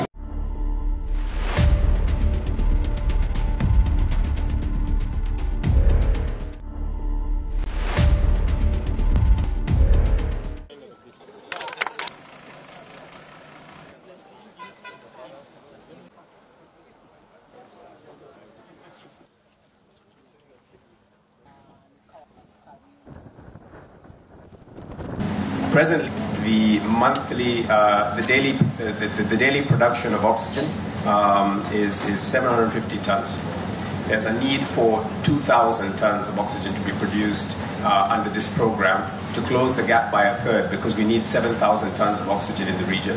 So by this initiative, and partnering with Synergy and Hewa Tele in Nairobi and Tanzania Oxygen Limited in Dar es Salaam, will end up, when all these facilities are up and running, producing 2,000 tons per day, closing the gap significantly, because where we need to reach is 7,500 tons. What does that mean? It means hundreds of thousands of more men, women, and children who are very grateful and financing the 2.8 billion for this program and get it off the ground. Honored that we have identified Kenya, such as Synergy, to. The World Health Organization estimates that in low and medium income countries daily. Yet many facilities in Kenya alone, thousands of patients returning, so showing the urgent need for better infrastructure. This commitment to bring it ensures that no Kenyan will ever empowering healthcare providers to save life with reliable and dignity every patient deserves. This plant will ensure the availability of critical medical oxygen not just for Kenya, but for hospitals and healthcare centers across the region. Synergy Gases currently produces 2,800 metric tons of medical oxygen, and this new facility additional production to 10,000 metric per year. Portion of the the current oxygen can meet 10% local daily. This means facilities can access quality oxygen and emergencies. The cost of oxygen is also relatively high, making it inaccessible to many facilities, as recently witnessed during the COVID-19 pandemic. The initiation is a big game changer. Health facilities and the region as a whole. Respiratory problems are amongst the elements in the country. I was hoping is coming in at the right time, but actually this particular investment is long overdue to be able to be put up. The medical oxygen has gone even more than double, is even higher able to be done. However, for the investment of governments operate and run hospitals other than the national referral hospitals. This is a very, very much welcome initiative. This project, partially funded by the supplement budget of the government of Japan through Unit A, amounts to approximately $0.3 million US. This shows the affirmation of Japan's commitment of supporting health and well-being across this continent.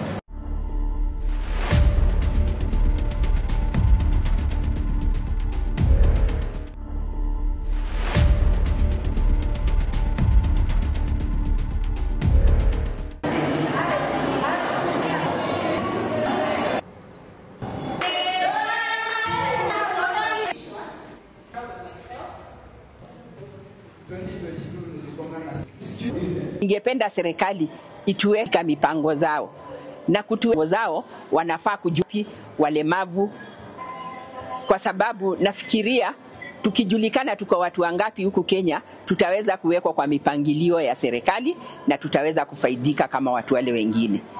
Kwa hivyo hiyo ndio malilio yangu ya kusema wakipanga watu wale wananchi wale wengine, hata sisi watupange kama hao wananchi wengine. Na reason ya hao kukosa kutupanga ni sababu mara tunaambiwa iko hata wakati tumeambiwa sijui tuko 2,000,000 na mimi najua tuko more than that. Ya walemavu ifanywe, ama wakifanya hata census ya watu hao wengine wakuwe wanatutaraji wanahesabu kivyao so namba gani. Na sisi struggle, nothing for us without us. Hakuna chetu tukiwa hatuko. Kwa hivyo serikali ipange census kutoka ward level, tujue tu wangapi katika ward fulani, katika constituency level tujue tu wangapi, katika county level ambapo tukitoka county level twende nationally, ndio sasa tujulikane ni wangapi. Pengwa isipewe watu na mikono na miguu na mambo ya juu, wajipangie, wajue it is a shoe wearer who knows the pinching point. Yaani yule mtu nafaa kiatu ndio anajua pale kinaumia. Kwa hivyo tungesema serikali watu wale wako na kila kitu, pesa zetu. Ni ugonjwa, ni hatari sana. Kama serikali haiwezi kujua watu wale wako na ulemavu ni wangapi katika nchi ya Kenya, tutajulikana na kina nani.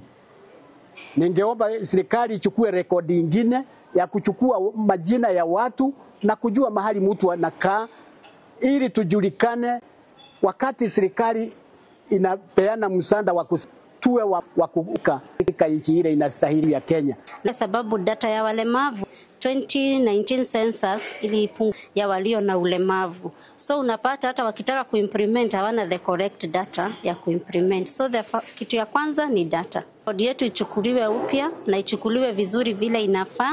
Ndio kama tukiangalia kuna watoto waemka hawakuhesabika. Hii wakihesabika na hata wenye wanaenda kuchukua hiyo data waweze kuwa vizuri kabisa, specifically hiyo part ya disability. Kama mtu aliye na ulemavu tukue na sababu kuna amani. Na ulemavu ni yeye anaumia, ni yeye anabaki katika sababu hata hii activity kitu chochote kikamavu ni yeye atabaki nyuma.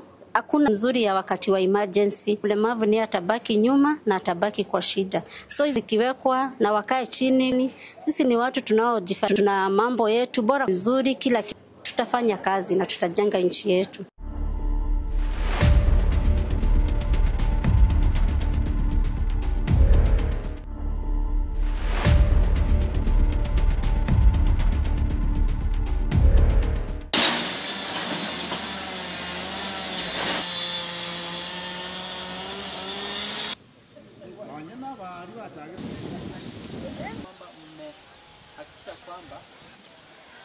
Of dust getting into the classrooms. Wakati magari makubwa kubwa pia yanapita, zinatingizika.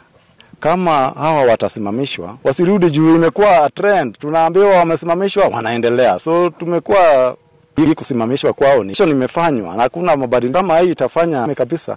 Ile barabara na ndio wale waliweza kufunga wasawa tu wengine pale bara. Na ile kama mita less than 10 to the church. Ikiporomoka nafikiri ile itaporomoka next week ni kanisani. Wengine haya na yule mbaji hapa yeye mtu mkubwa sana. Yeye ako connected. Sasa connection hizo hatuzijui sisi hapa. Gari kuu pia ya mining tusaidie kuweka sheria tukishampet tumpatie around this. Na tukiona within 21 days kuna kitu anafanya atia anasema complete tu hakuna kitu cha mtafuta alafu uliteka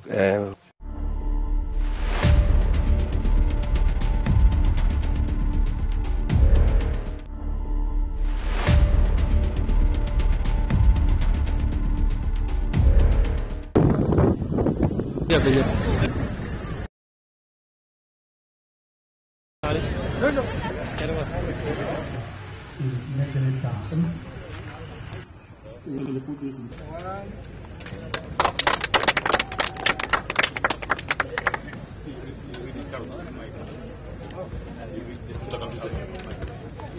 We are very well aware that Banisa has no reliable water. Say the town has been the only which was done in 70s movement since then.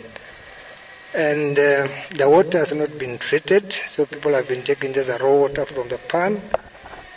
We decided to approach it from two fronts. One on exploration of, and at the same time taking the rains when I on Banisa town.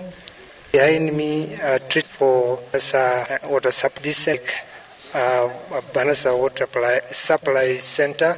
We're going to have water office, we're going to have lab, and after that will be a full supply. After filtered, it will be taken to the way the engineer explained to a reservoir down here, which is going to be pumped to an elevated tank and then distributed to the town through gravity. Our first target is about 30 meters of road net, irrigation networks with it, and the water. The people who have not just water, clean us of world. Mimi naona yale ambayo yamekuwa hapunguka, tayari hata pressure itapungua. Watu wengi hupitia kwa maji ambao ni chafu. Kiosha matundu na maji chafu naona kwa mwili. Hii watu wameni project na mimi nao something to report. Kwamba county government hospitali hapa this solution is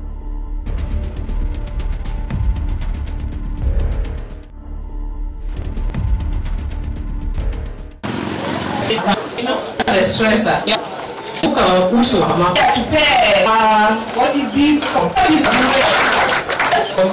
Wito ningepeana kwamba wafunza vizuri na wamerekebika kwa kweli. Kwa hivyo wakitoka nje pape nafasi mwarudishe kwa kazi zao, na zingine mpya kama ufundi kutengeneza nyatie nafasi katika jamii. Wanatoka pale vizuri na hatuna shaka wamekuwa wananchi wema. Office today for mental health.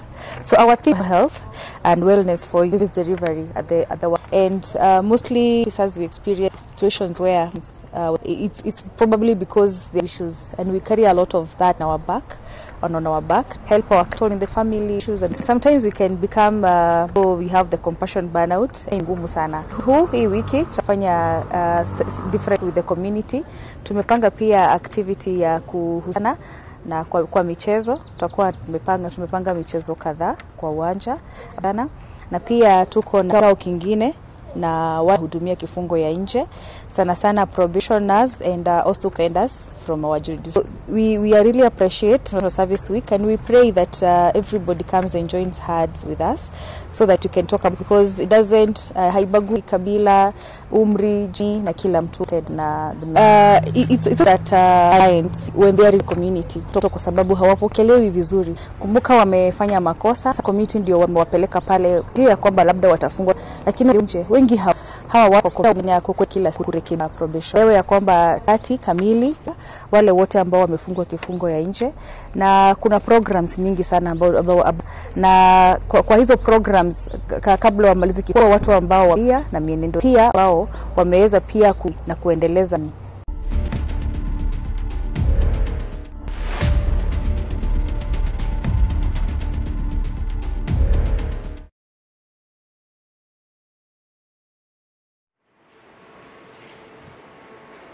Ladies and gentlemen, so this is a reward to the team. 0.8, ladies and gentlemen. Powerful signatures are very complicated. Those who are struggling are. So thank you so much. Thank you so much. And team from the Ministry of Sports, our football, their coach, to 10 Amos, deputy captain, Baron. We want to also. I almost forgot our friend Amimo very much for a good job at the youth development. As we are here today, we are here to celebrate them. Benching the tournament serves them for this of the tournament secure. Kenya's involvement was when I was born in 1979. At that time, it was known as the African Youth Championship. Since its upgrade in 1991, Kenya has not qualified to participate in the new format of the tournament. The recent success and this current success of the Rising Stars are historic achievements. So you've broken that way before you were born, and I want to say a good job.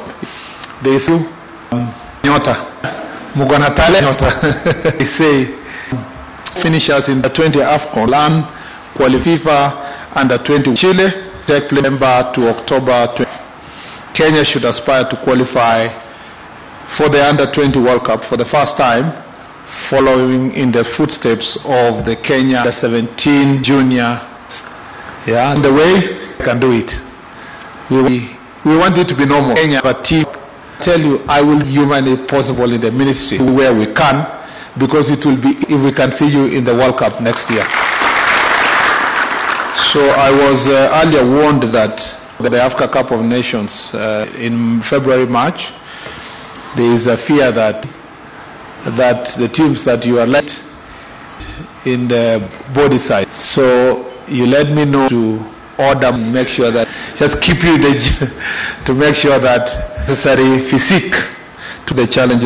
They have been as the future, and when I say this, from the time you started your tournament in Tanzania this past week, every speech across the country is as the future of the incarnation of the Fabish boys or Fabish kids.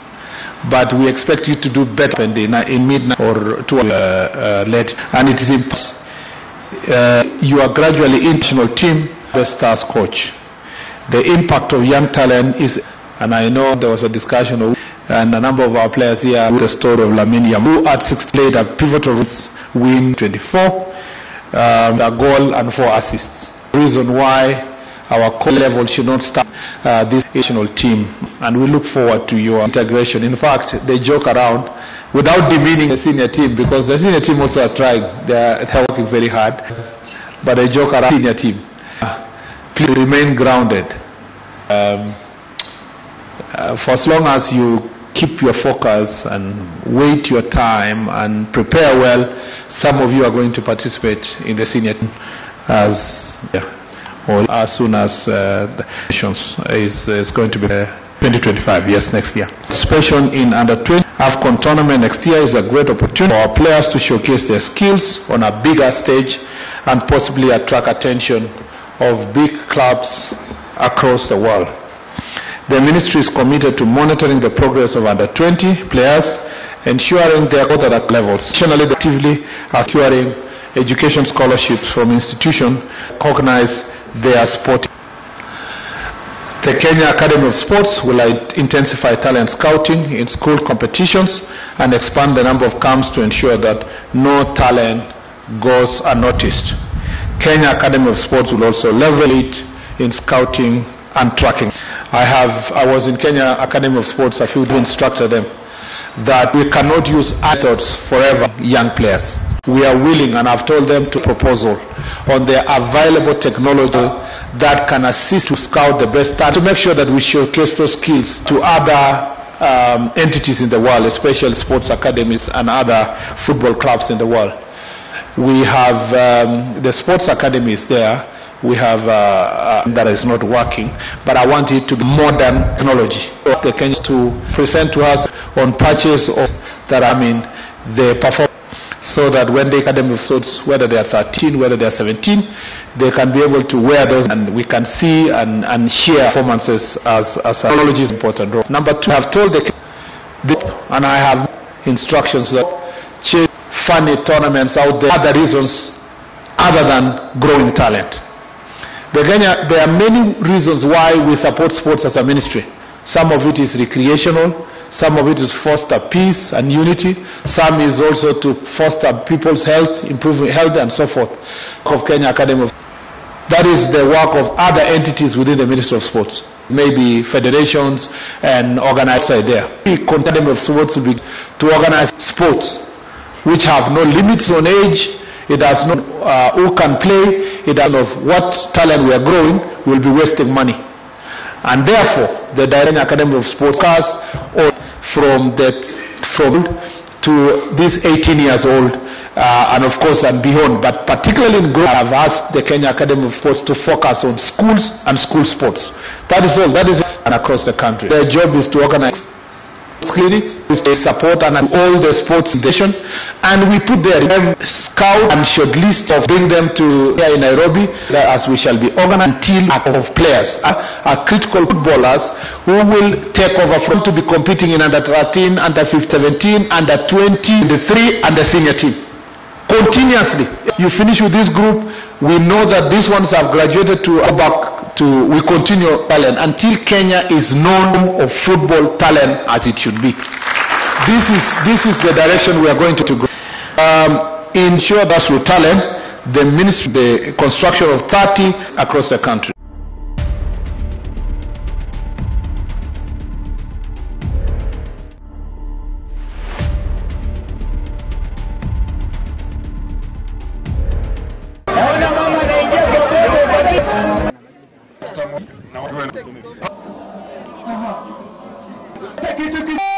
Na ningependa kuwatakia watoto wao wanaenda kufanya mtihani wao wa kidato cha 4 and I wish them all the best in the exam. Kimoja tu, msije mkadanganywa kuna mitihani. Kuna watu bapeli wana mtihani leo waka atapita. Kufanya hiyo utakuwa. Hiyo sio mtihani.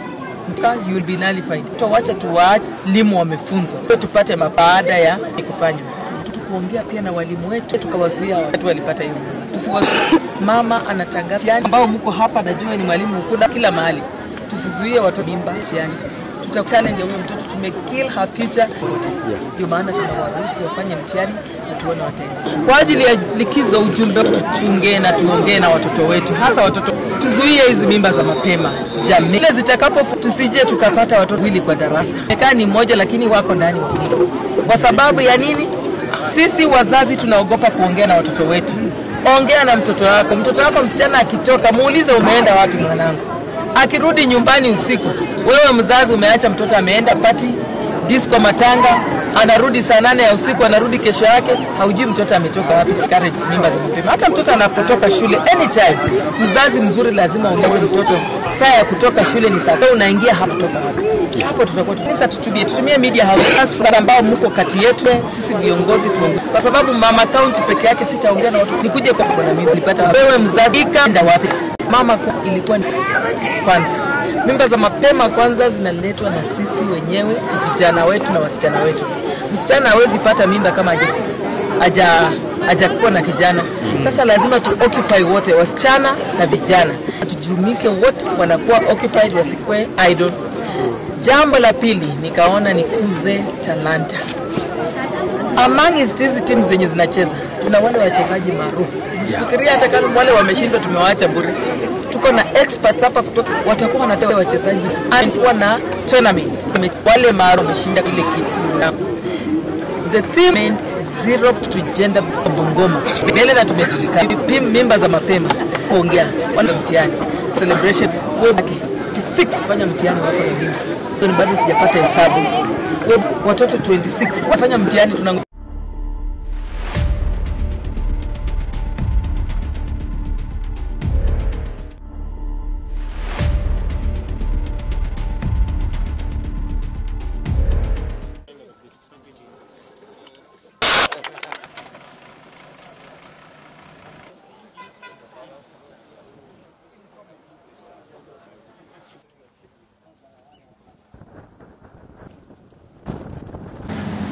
The monthly, the daily, the oxygen is 700,000 tons of oxygen to be produced under this program by a third, because we need 7,000 in the region.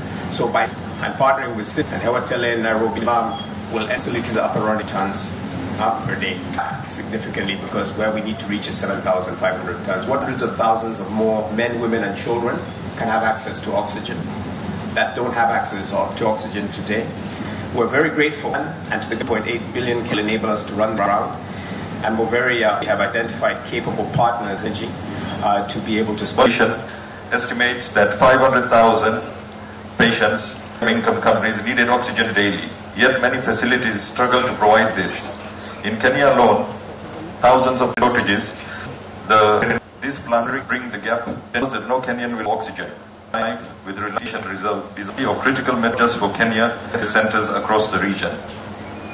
Synergy Gases currently produces 2,800 metric tons of medical oxygen, and this capacity has been maxed out. This new facility will additional production to 10,000 metric medical oxygen per year, covering a significant portion of the national. Dear investors, ladies and gentlemen, the current installed liquid oxygen production capacity can only meet 10% local daily demand. This means our facility access during pandemic and emergencies. It is also relatively high, making it inaccessible to many facilities, as recently witnessed during the COVID-19 pandemic.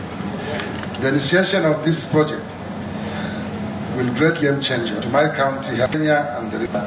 Amongst the largest elements. I think I was hoping to say that this would is coming in, and actually this particular investment is to be able to be put up.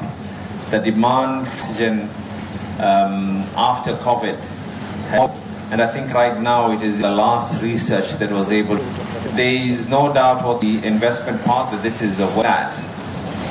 And who actually hospitals, the national referral hospitals, this is a very, very much welcome initiative.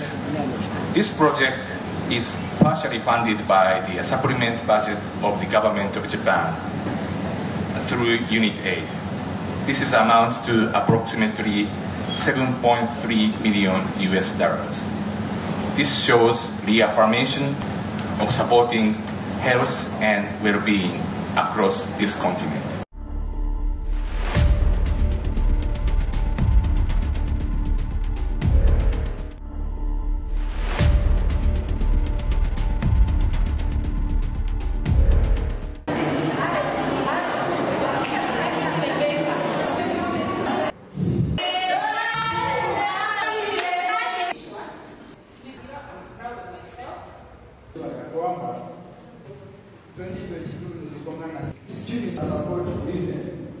Ningependa serikali ituweke katao na kutuweka katika mipango zao. Wanafaa kujua tuko watu wangapi walemavu huku Kenya, kwa sababu nafikiria tukijulikana tuko watu wangapi huku Kenya, tutaweza kuwekwa kwa mipangali na kama watu wale wengi. Hiyo ndio malilio yangu ya kusema wakipanga watu wale wananchi wale wengine pange kama hao na kwa sababu ambapo si mbili tuko mzazi ya walemavu ama wakifanya hata sensa ya wakuwe wanahesabu walemavu, sababu ndio namba gani yetu ni kwamba us without us tukua hatuko.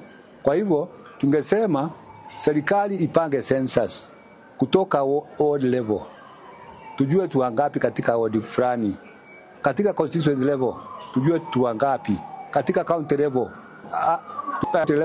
twende ndio sasa wako na nani ama wako na mambo ya juu, ipewe walemavu wenyewe wajipangie, wajue mahitaji yao, kwa sababu it is a shoe wearer who knows the pinching point. Yaani yule mtu anafaa kiatu ndio anajua pale kinaumia. Kwa hivyo tungesema serikali iwache kupatia watu wale wako na nani na kila kitu, na hii haiwezi kuna wangapi kina nani. Ningeomba serikali ichukue rekodi, ichukua majina ya watu na ili tujulike wakati serikali inapeana msaada walemavu mmoja wafaidika na nchi ile inastahili yetu ya sababu data ya sawa census ilipunguza na ulemavu, so unapata hata wakitaka kuimplement hawana the correct data ya kuimplement. So kitu ya kwanza ni data. Kodi yetu ichukuliwe upya na ichukuliwe vizuri vile inafaa, ndio kama tukiangalia 2019 kuna watoto wa kutoka 5 years kutelemka hawakuhesabika. So saa hii wakihesabika tungefurahia, na hata wenye wanaenda kuchukua hiyo data waweze kufunzwa vizuri kabisa, specifically hiyo part ya disability. Ulemavu lazima tukue na sababu, kama hakuna amani aliye na ulemavu ni yeye anaumia zaidi, ni yeye anabaki katika sababu. Hata tukisema kama kitu chochote kikifanyika mle nyuma, sababu hakuna mikakati mzuri ya wakati wa emergency, unapata mlemavu ni atabaki nyuma na atabaki kwa shida. So hizo mikakati pia zikiwekwa na wakae chini, kukue na amani. Sisi ni watu tunaojifanyia kazi, tuna mambo yetu, bora kuna mikakati mizuri, kila kitu iko sawa, tutafanya kazi na tutajenga nchi yetu.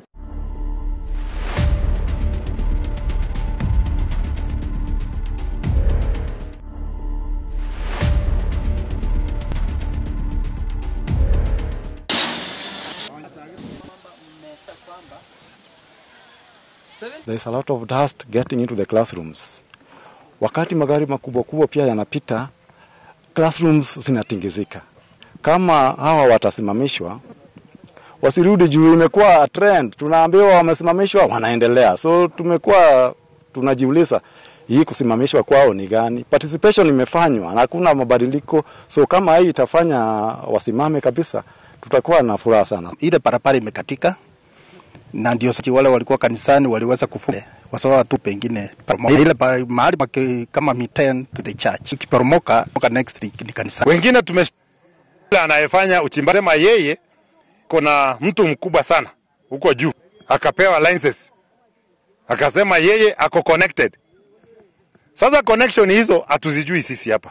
Tunaomba serikali kuu pia, idara ya mining na blue economy itusaidie kuweka sheria eneo hili. To rehabilitate, tumpatie around within 21 days. Na tukiona kuna kitu anafanya, sikiza sometime within the 21 days kama hakuna kitu chochote inafanyika, tutamtafuta alafu we'll take prosecution.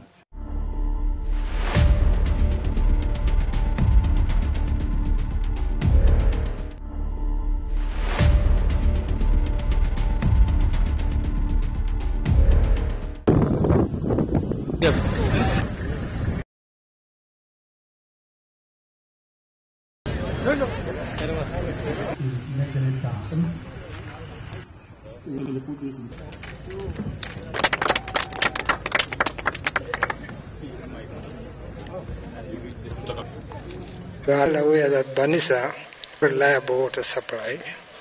The town has been of the which was improvement since and has not been treated. So people are from the pan. We decided to approach it from two fronts. One, putting pressure on exploration of underground water, and at the same time taking advantage of the rains when it rains by around Banissa town. The structures behind the tanks for Banissa will be like a supply center for water office. We're going to have lab requires to have fully fledged supply. It's filtered by the engineer expert. At Zambia, it's going to be pumped tank and to the town through gravity.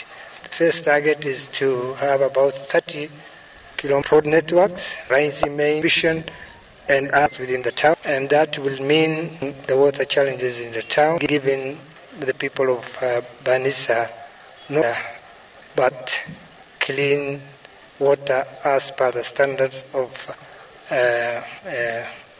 the world. or Kenya even included. Mimi naona yale magonjwa mengi ambayo ni wote ambayo yamekuwa hapa na hospitali hata kwa sababu magonjwa maji na kula kiosha matunda na maji naona kwa mwili. Njia kwamba hii wanagavana wamekuwa wakisema waone projects za county government. Mimi am excited because now I can have niseme kwamba kuna project government, tumekuwa hospitali maji na this revolution is working.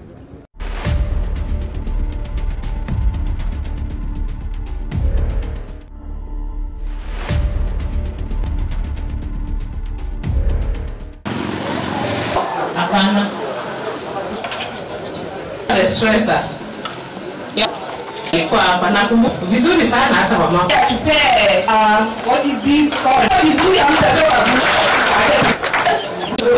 Kitu ningepeana kwa jamii ni kwamba watu hapa tunawafunza vizuri na wamerekebika kwa kweli. Kwa hivyo wakitoka nje pale, basi muwape kazi, warudishe kwa kazi zao, na zingine ambazo tunawafunza hapa mpya kutengeneza nywele na uratie nafasi katika jamii, wape enge katika jamii pale hapa wa vizuri, na hatuna shaka kwa wananchi wema. At the provision of a workshop. So our theme is mental health for effective and officers we experience situations where when they're having a lot of that back on to help our clients, community, in their families to solve problems, and sometimes and also burnout and inakuwa ni ngumu sana.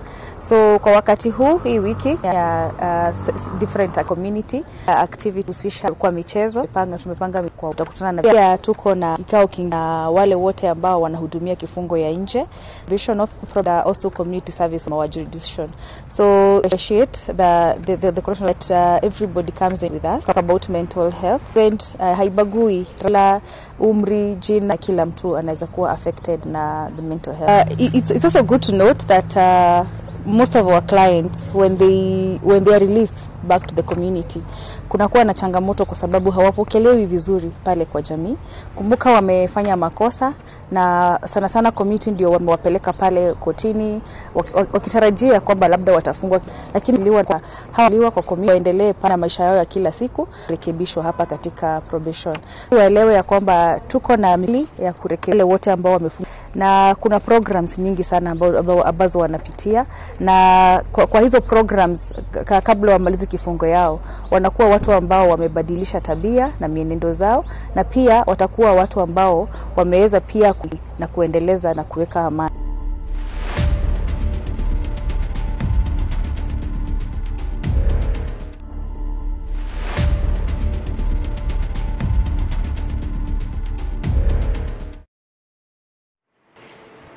Ladies and gentlemen, the reward of 1 point, ladies and gentlemen.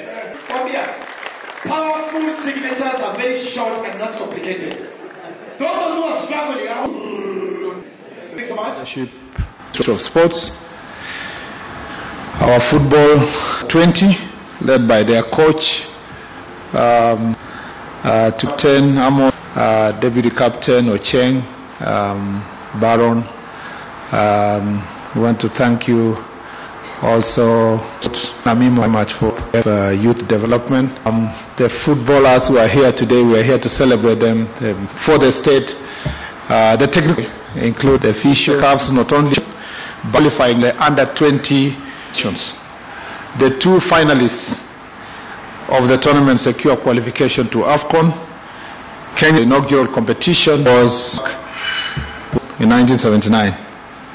Known as the African Youth Championship. Its upgrade in 1991 qualified to participate in the tournament.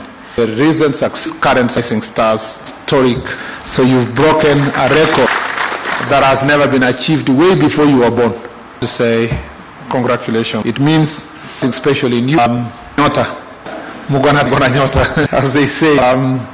Finishers in the under 20 AFCON tournament will earn qualification to the FIFA Under 20 World Cup in Chile, which will take place from September to October 2025. Kenya should aspire to qualify the World Cup, follow steps of the 17 junior. The late you now to be known Kenya have a World Cup. I tell you, I will do many possible in the ministry to where we can, because it's historic if we can see you in the World Cup next year. So So I warned that when you go for the Africa Cup under 20, there is a fear that the teams that huge, but let me know if order more, sure that we just as you eat to make sure you have the necessary physique, the challenges that players are seeing. And I don't speak from the time you started your tournament in Tanzania this past week, every speech across the country, both media analysis and social media posts are focusing on you as the future of football in Kenya. That question of the kids. But we expect what happened is the late night led team. It's imperative that you are in the national batch of young and a number of our players, Spain, Lamine Yamal, who held the role in Spain's win of Euro 20 with 4 assists. So that's why at a start integrating this in the national team to your nation. In fact, without demeaning the senior team, because the senior team also are trying, they're working very hard. Joke around, we should be the senior. Please stay grounded. Don't be, for as long as you focus and wait your farewell, some of you are going to participate in the senior team as next year or even as soon as the next year is going in next year.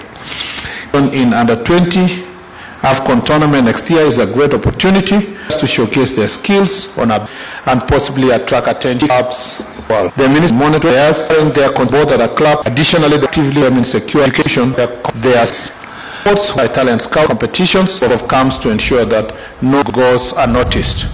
Kenya Academy of Sports will also leverage and technology to aid in scouting and tracking talent. I was in Kenya Academy of Sports a few days ago, and I have instructed that analog level of scouts will come with a clear on their average that our crowd and to make sure skills to other entities in the world, academies and other world. We have a plan for a system that is not wanted to become a modern technology. We have also asked the Kenyans to send to us a clear proposal of the gadgets to the performance of, so that whether they are 15, whether they are 17, they can be able to wear those gadgets and train, and we can see and share their performances as players. Technology is going to play a very important role. Number 2, the Kenya Academy of Sports. They should stop, and I have made instructions that they should stop chasing money for other than growing. There are many we support sports as a ministry. Some of it is to foster people's health and so forth. The work of Kenya Academy of Sports. That other entities and partnering with nations is there. Continue insisting of to work which have it has no discipline on who can play. It has no recognition of what talent we are growing. Will be wasting money. And therefore, the Direct Academy of Sports is on young talent from the years old to old, and of course, particularly in growth, I have asked the Kenya Academy of Sports to focus on schools and school sports. That is all. That is enough for us to find the best talent across the country. And therefore, their job is to organize football clinics and others. They support and attend activities in the Ministry of Education, and we put their resources. There is scout and shortlist a good number, bring them to the academy here in Nairobi, and some of that as we shall be organizing. A critical pool of matter, a critical pool of footballers take over from yourself. We want that 13 and 73, and every year we know that these ones have graduated. We go back to, we continue more talent until Kenya is as the whole talent. This is the check if we are going to ensure that we have more grassroots than meeting the quality across the country.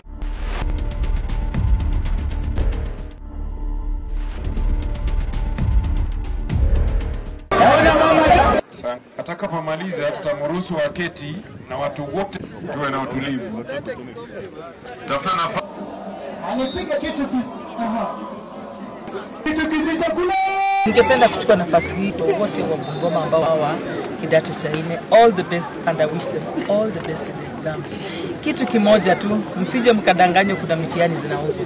Kuna watu, baadhi ya matapeli wanatembeza mitihani Wanadanganya mzazi, hii ni mtihani, leta 20,000 mtoto wako atapita. Ukijaribu kufanya hiyo utakuwa umetapeliwa. Hiyo sio mtihani. Mtihani utakapo nullified. Wacha tuwaache elimu wa mwelekeo ya kufanya. Elimu wetu tusije tukawahati mbaya tu walipata hiyo. Mama anatangaza watoto wafanye mtihani, walimu wako hapa, anajua ni mwalimu mkuu wako, kila msizuie watoto kwa sababu tutakuwa tumekill talent our future, na yeye atakuwa na mahali popote.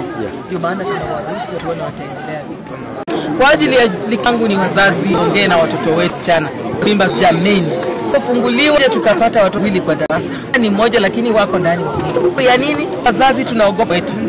Mtoto wako msichalize umeenda wapi, akirudi nyuma wewe mzipati tanga 8 ya usiku haujui mtoto hapo ndio tunaingia. Hata shule anytime lazima uongeze mtoto, saa ya kutoka shule ni saa 12, wewe 4 ya usiku unatoka hapo. Tuna makanisa tutumie media house from all over, pastors ambao mko kati yetu, sisi viongozi tuongee na hao watoto, kwa sababu mama county peke yake wote nipate msichana hapo na mimi ni wapi mimi kama jumuika naenda wapi na narudi saa ngapi.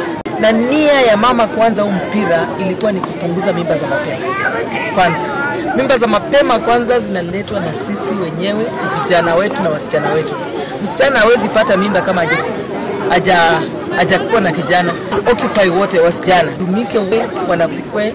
Jambo la pili, uze talanta among hizi teams zenye zinatoa wachezaji maarufu bure. Experts hapa kutoka watakuwa wanatuchagulia wale wachezaji maarufu, and at the end of the tournament tutakuwa na a super cup tournament yenye itakuwa imepata wale maarufu ambao wafika kwa hiki. The theme of this tournament, zero tolerance to gender based violence. Kama Bungoma tuko mstari wa mbele na tumejulikana mambo za mimba za mapema. Hata sasa hivi ninapoongea wanafunzi, jana nimekuwa kwa celebration Webuye East peke yake 6 ambao wanatakana kufanya mtihani wako na kwa Mount Elgon bado Webuye wako na mimi, yani tuna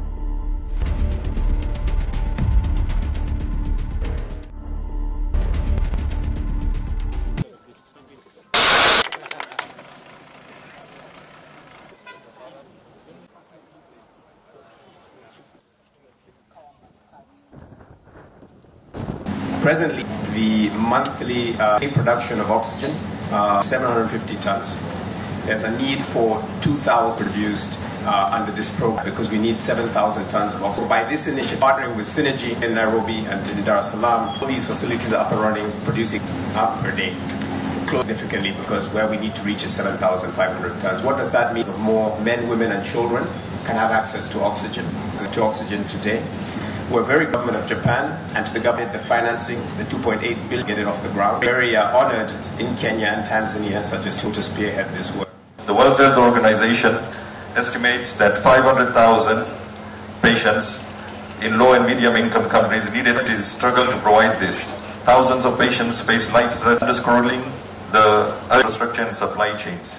It represents an unwavering commitment to bring the gap.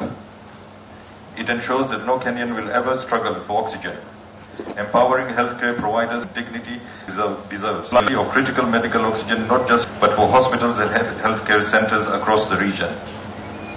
Synergy Gas is 800 metric tons of medical oxygen. This capacity has been maxed out. This new facility will help increase our additional production to 10,000 metric medical oxygen per year, portion of the national demand. Dear investors, ladies and gentlemen, the current installed liquid oxygen production capacity in Kenya can only meet 10% of our needs. Only quality oxygen during and demand. Oxygen is also high, making facilities as risk of the COVID-19 pandemic. The initiation of this project will greatly be a big game changer to my county health facilities, Kenya, and the region as a whole.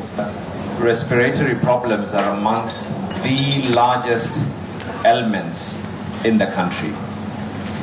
I think I was hoping to say that this particular investment is coming in at the right. This particular investment is long to be able to be put up. Then after COVID, on the double, and I think right now, based on the that was able to be done, or the investment worth the investment. County governments, hospital, national referral hospices are welcome, funded by the through unit. This is the 3 million reaffirmation of Japan's supporting health and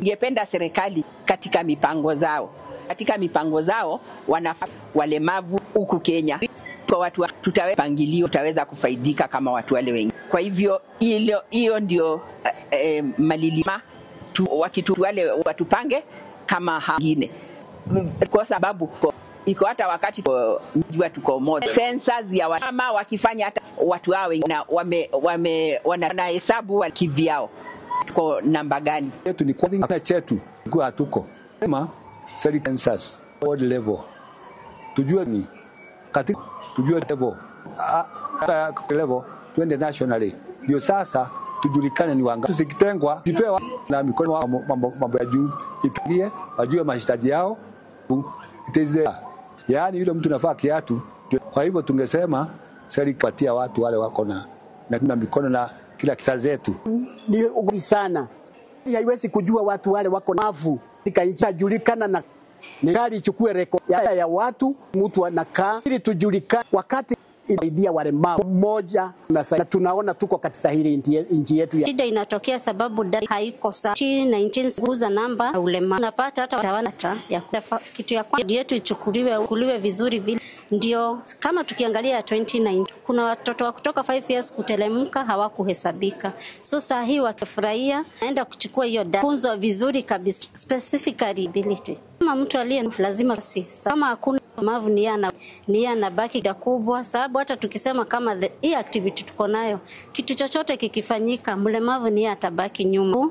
Hakuna wakati wa emergency mlemavu ni atabaki. So ikiwekwa kukue na amani au jifanyia kazi kuna mikakati mizuri kila kitu iko sawa tutafanya nchi yetu.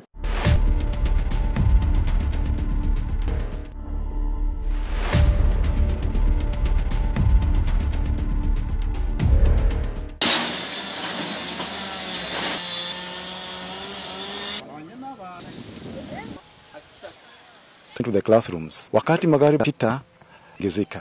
Hao watasimamisha. Wasirudi juu. Tunaambiwa waendelea. So tumekuwa jiuliza wao ni gani? Participation badiliko. So kama wasimame kabisa kwa sana. Ile barabara imekatika. Na ndio sababu hata wananchi wale walikuwa kanisani waliweza kufunga pande na pande ile. Kwa sababu hatukujua ni wakati gani pengine pale bahari wataporomoka. Na ile mahali pataporomoka ni kama mita less than 10. So nafikiri ile itaporomoka kanisani. Shtuliwa vibaya na yule akasema yeye akora sana huko juu, akapewa licenses, akasema yeye ako connected. Sasa connection hizo hatuzijui sisi hapa. Tunaomba serikali kuu pia idara ya blue economy itusaidie kuweka sheria katika eneo hili. Barua kwa mpatia around within 21 days and tutamusikiza tampatia sometime complete kama hakuna kitu chochote namfanyia mtafuta alafu will take prosecution.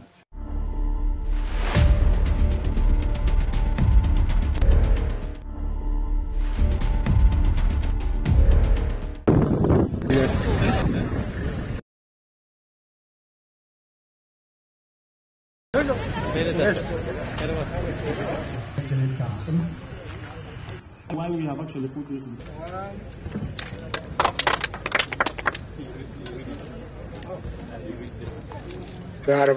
Banisa has no reliable water supply. The town has been depending on since then and then treated. There's a raw water from the pan. We decided to pressure groundwater, taking advantage of the rain by doing Banisa town. The structure treatment Banasa this plant center. We're going to have water office, we're going to have lab and all other infrastructure that requires to be a fully fledged water supply. After the water, it will be down pumped to an distributed gravity. First target is to 30 kilometer road network, the rising and other now will mean the water challenges. Tunakula ambao ni chafu. Ukiosha matunda unaosha na matunda na bila namna hii wanagawa wakisema waoni project sana. Na mimi because thing to report project government much just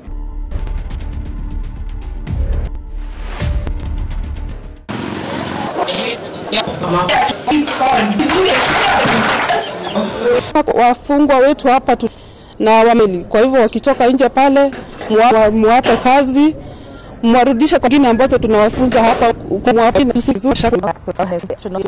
giving a lot on our back, try clarity in their family issues and their problems. Things we can become out of the wakati mingi. Huu different community, panga ya vijana michezo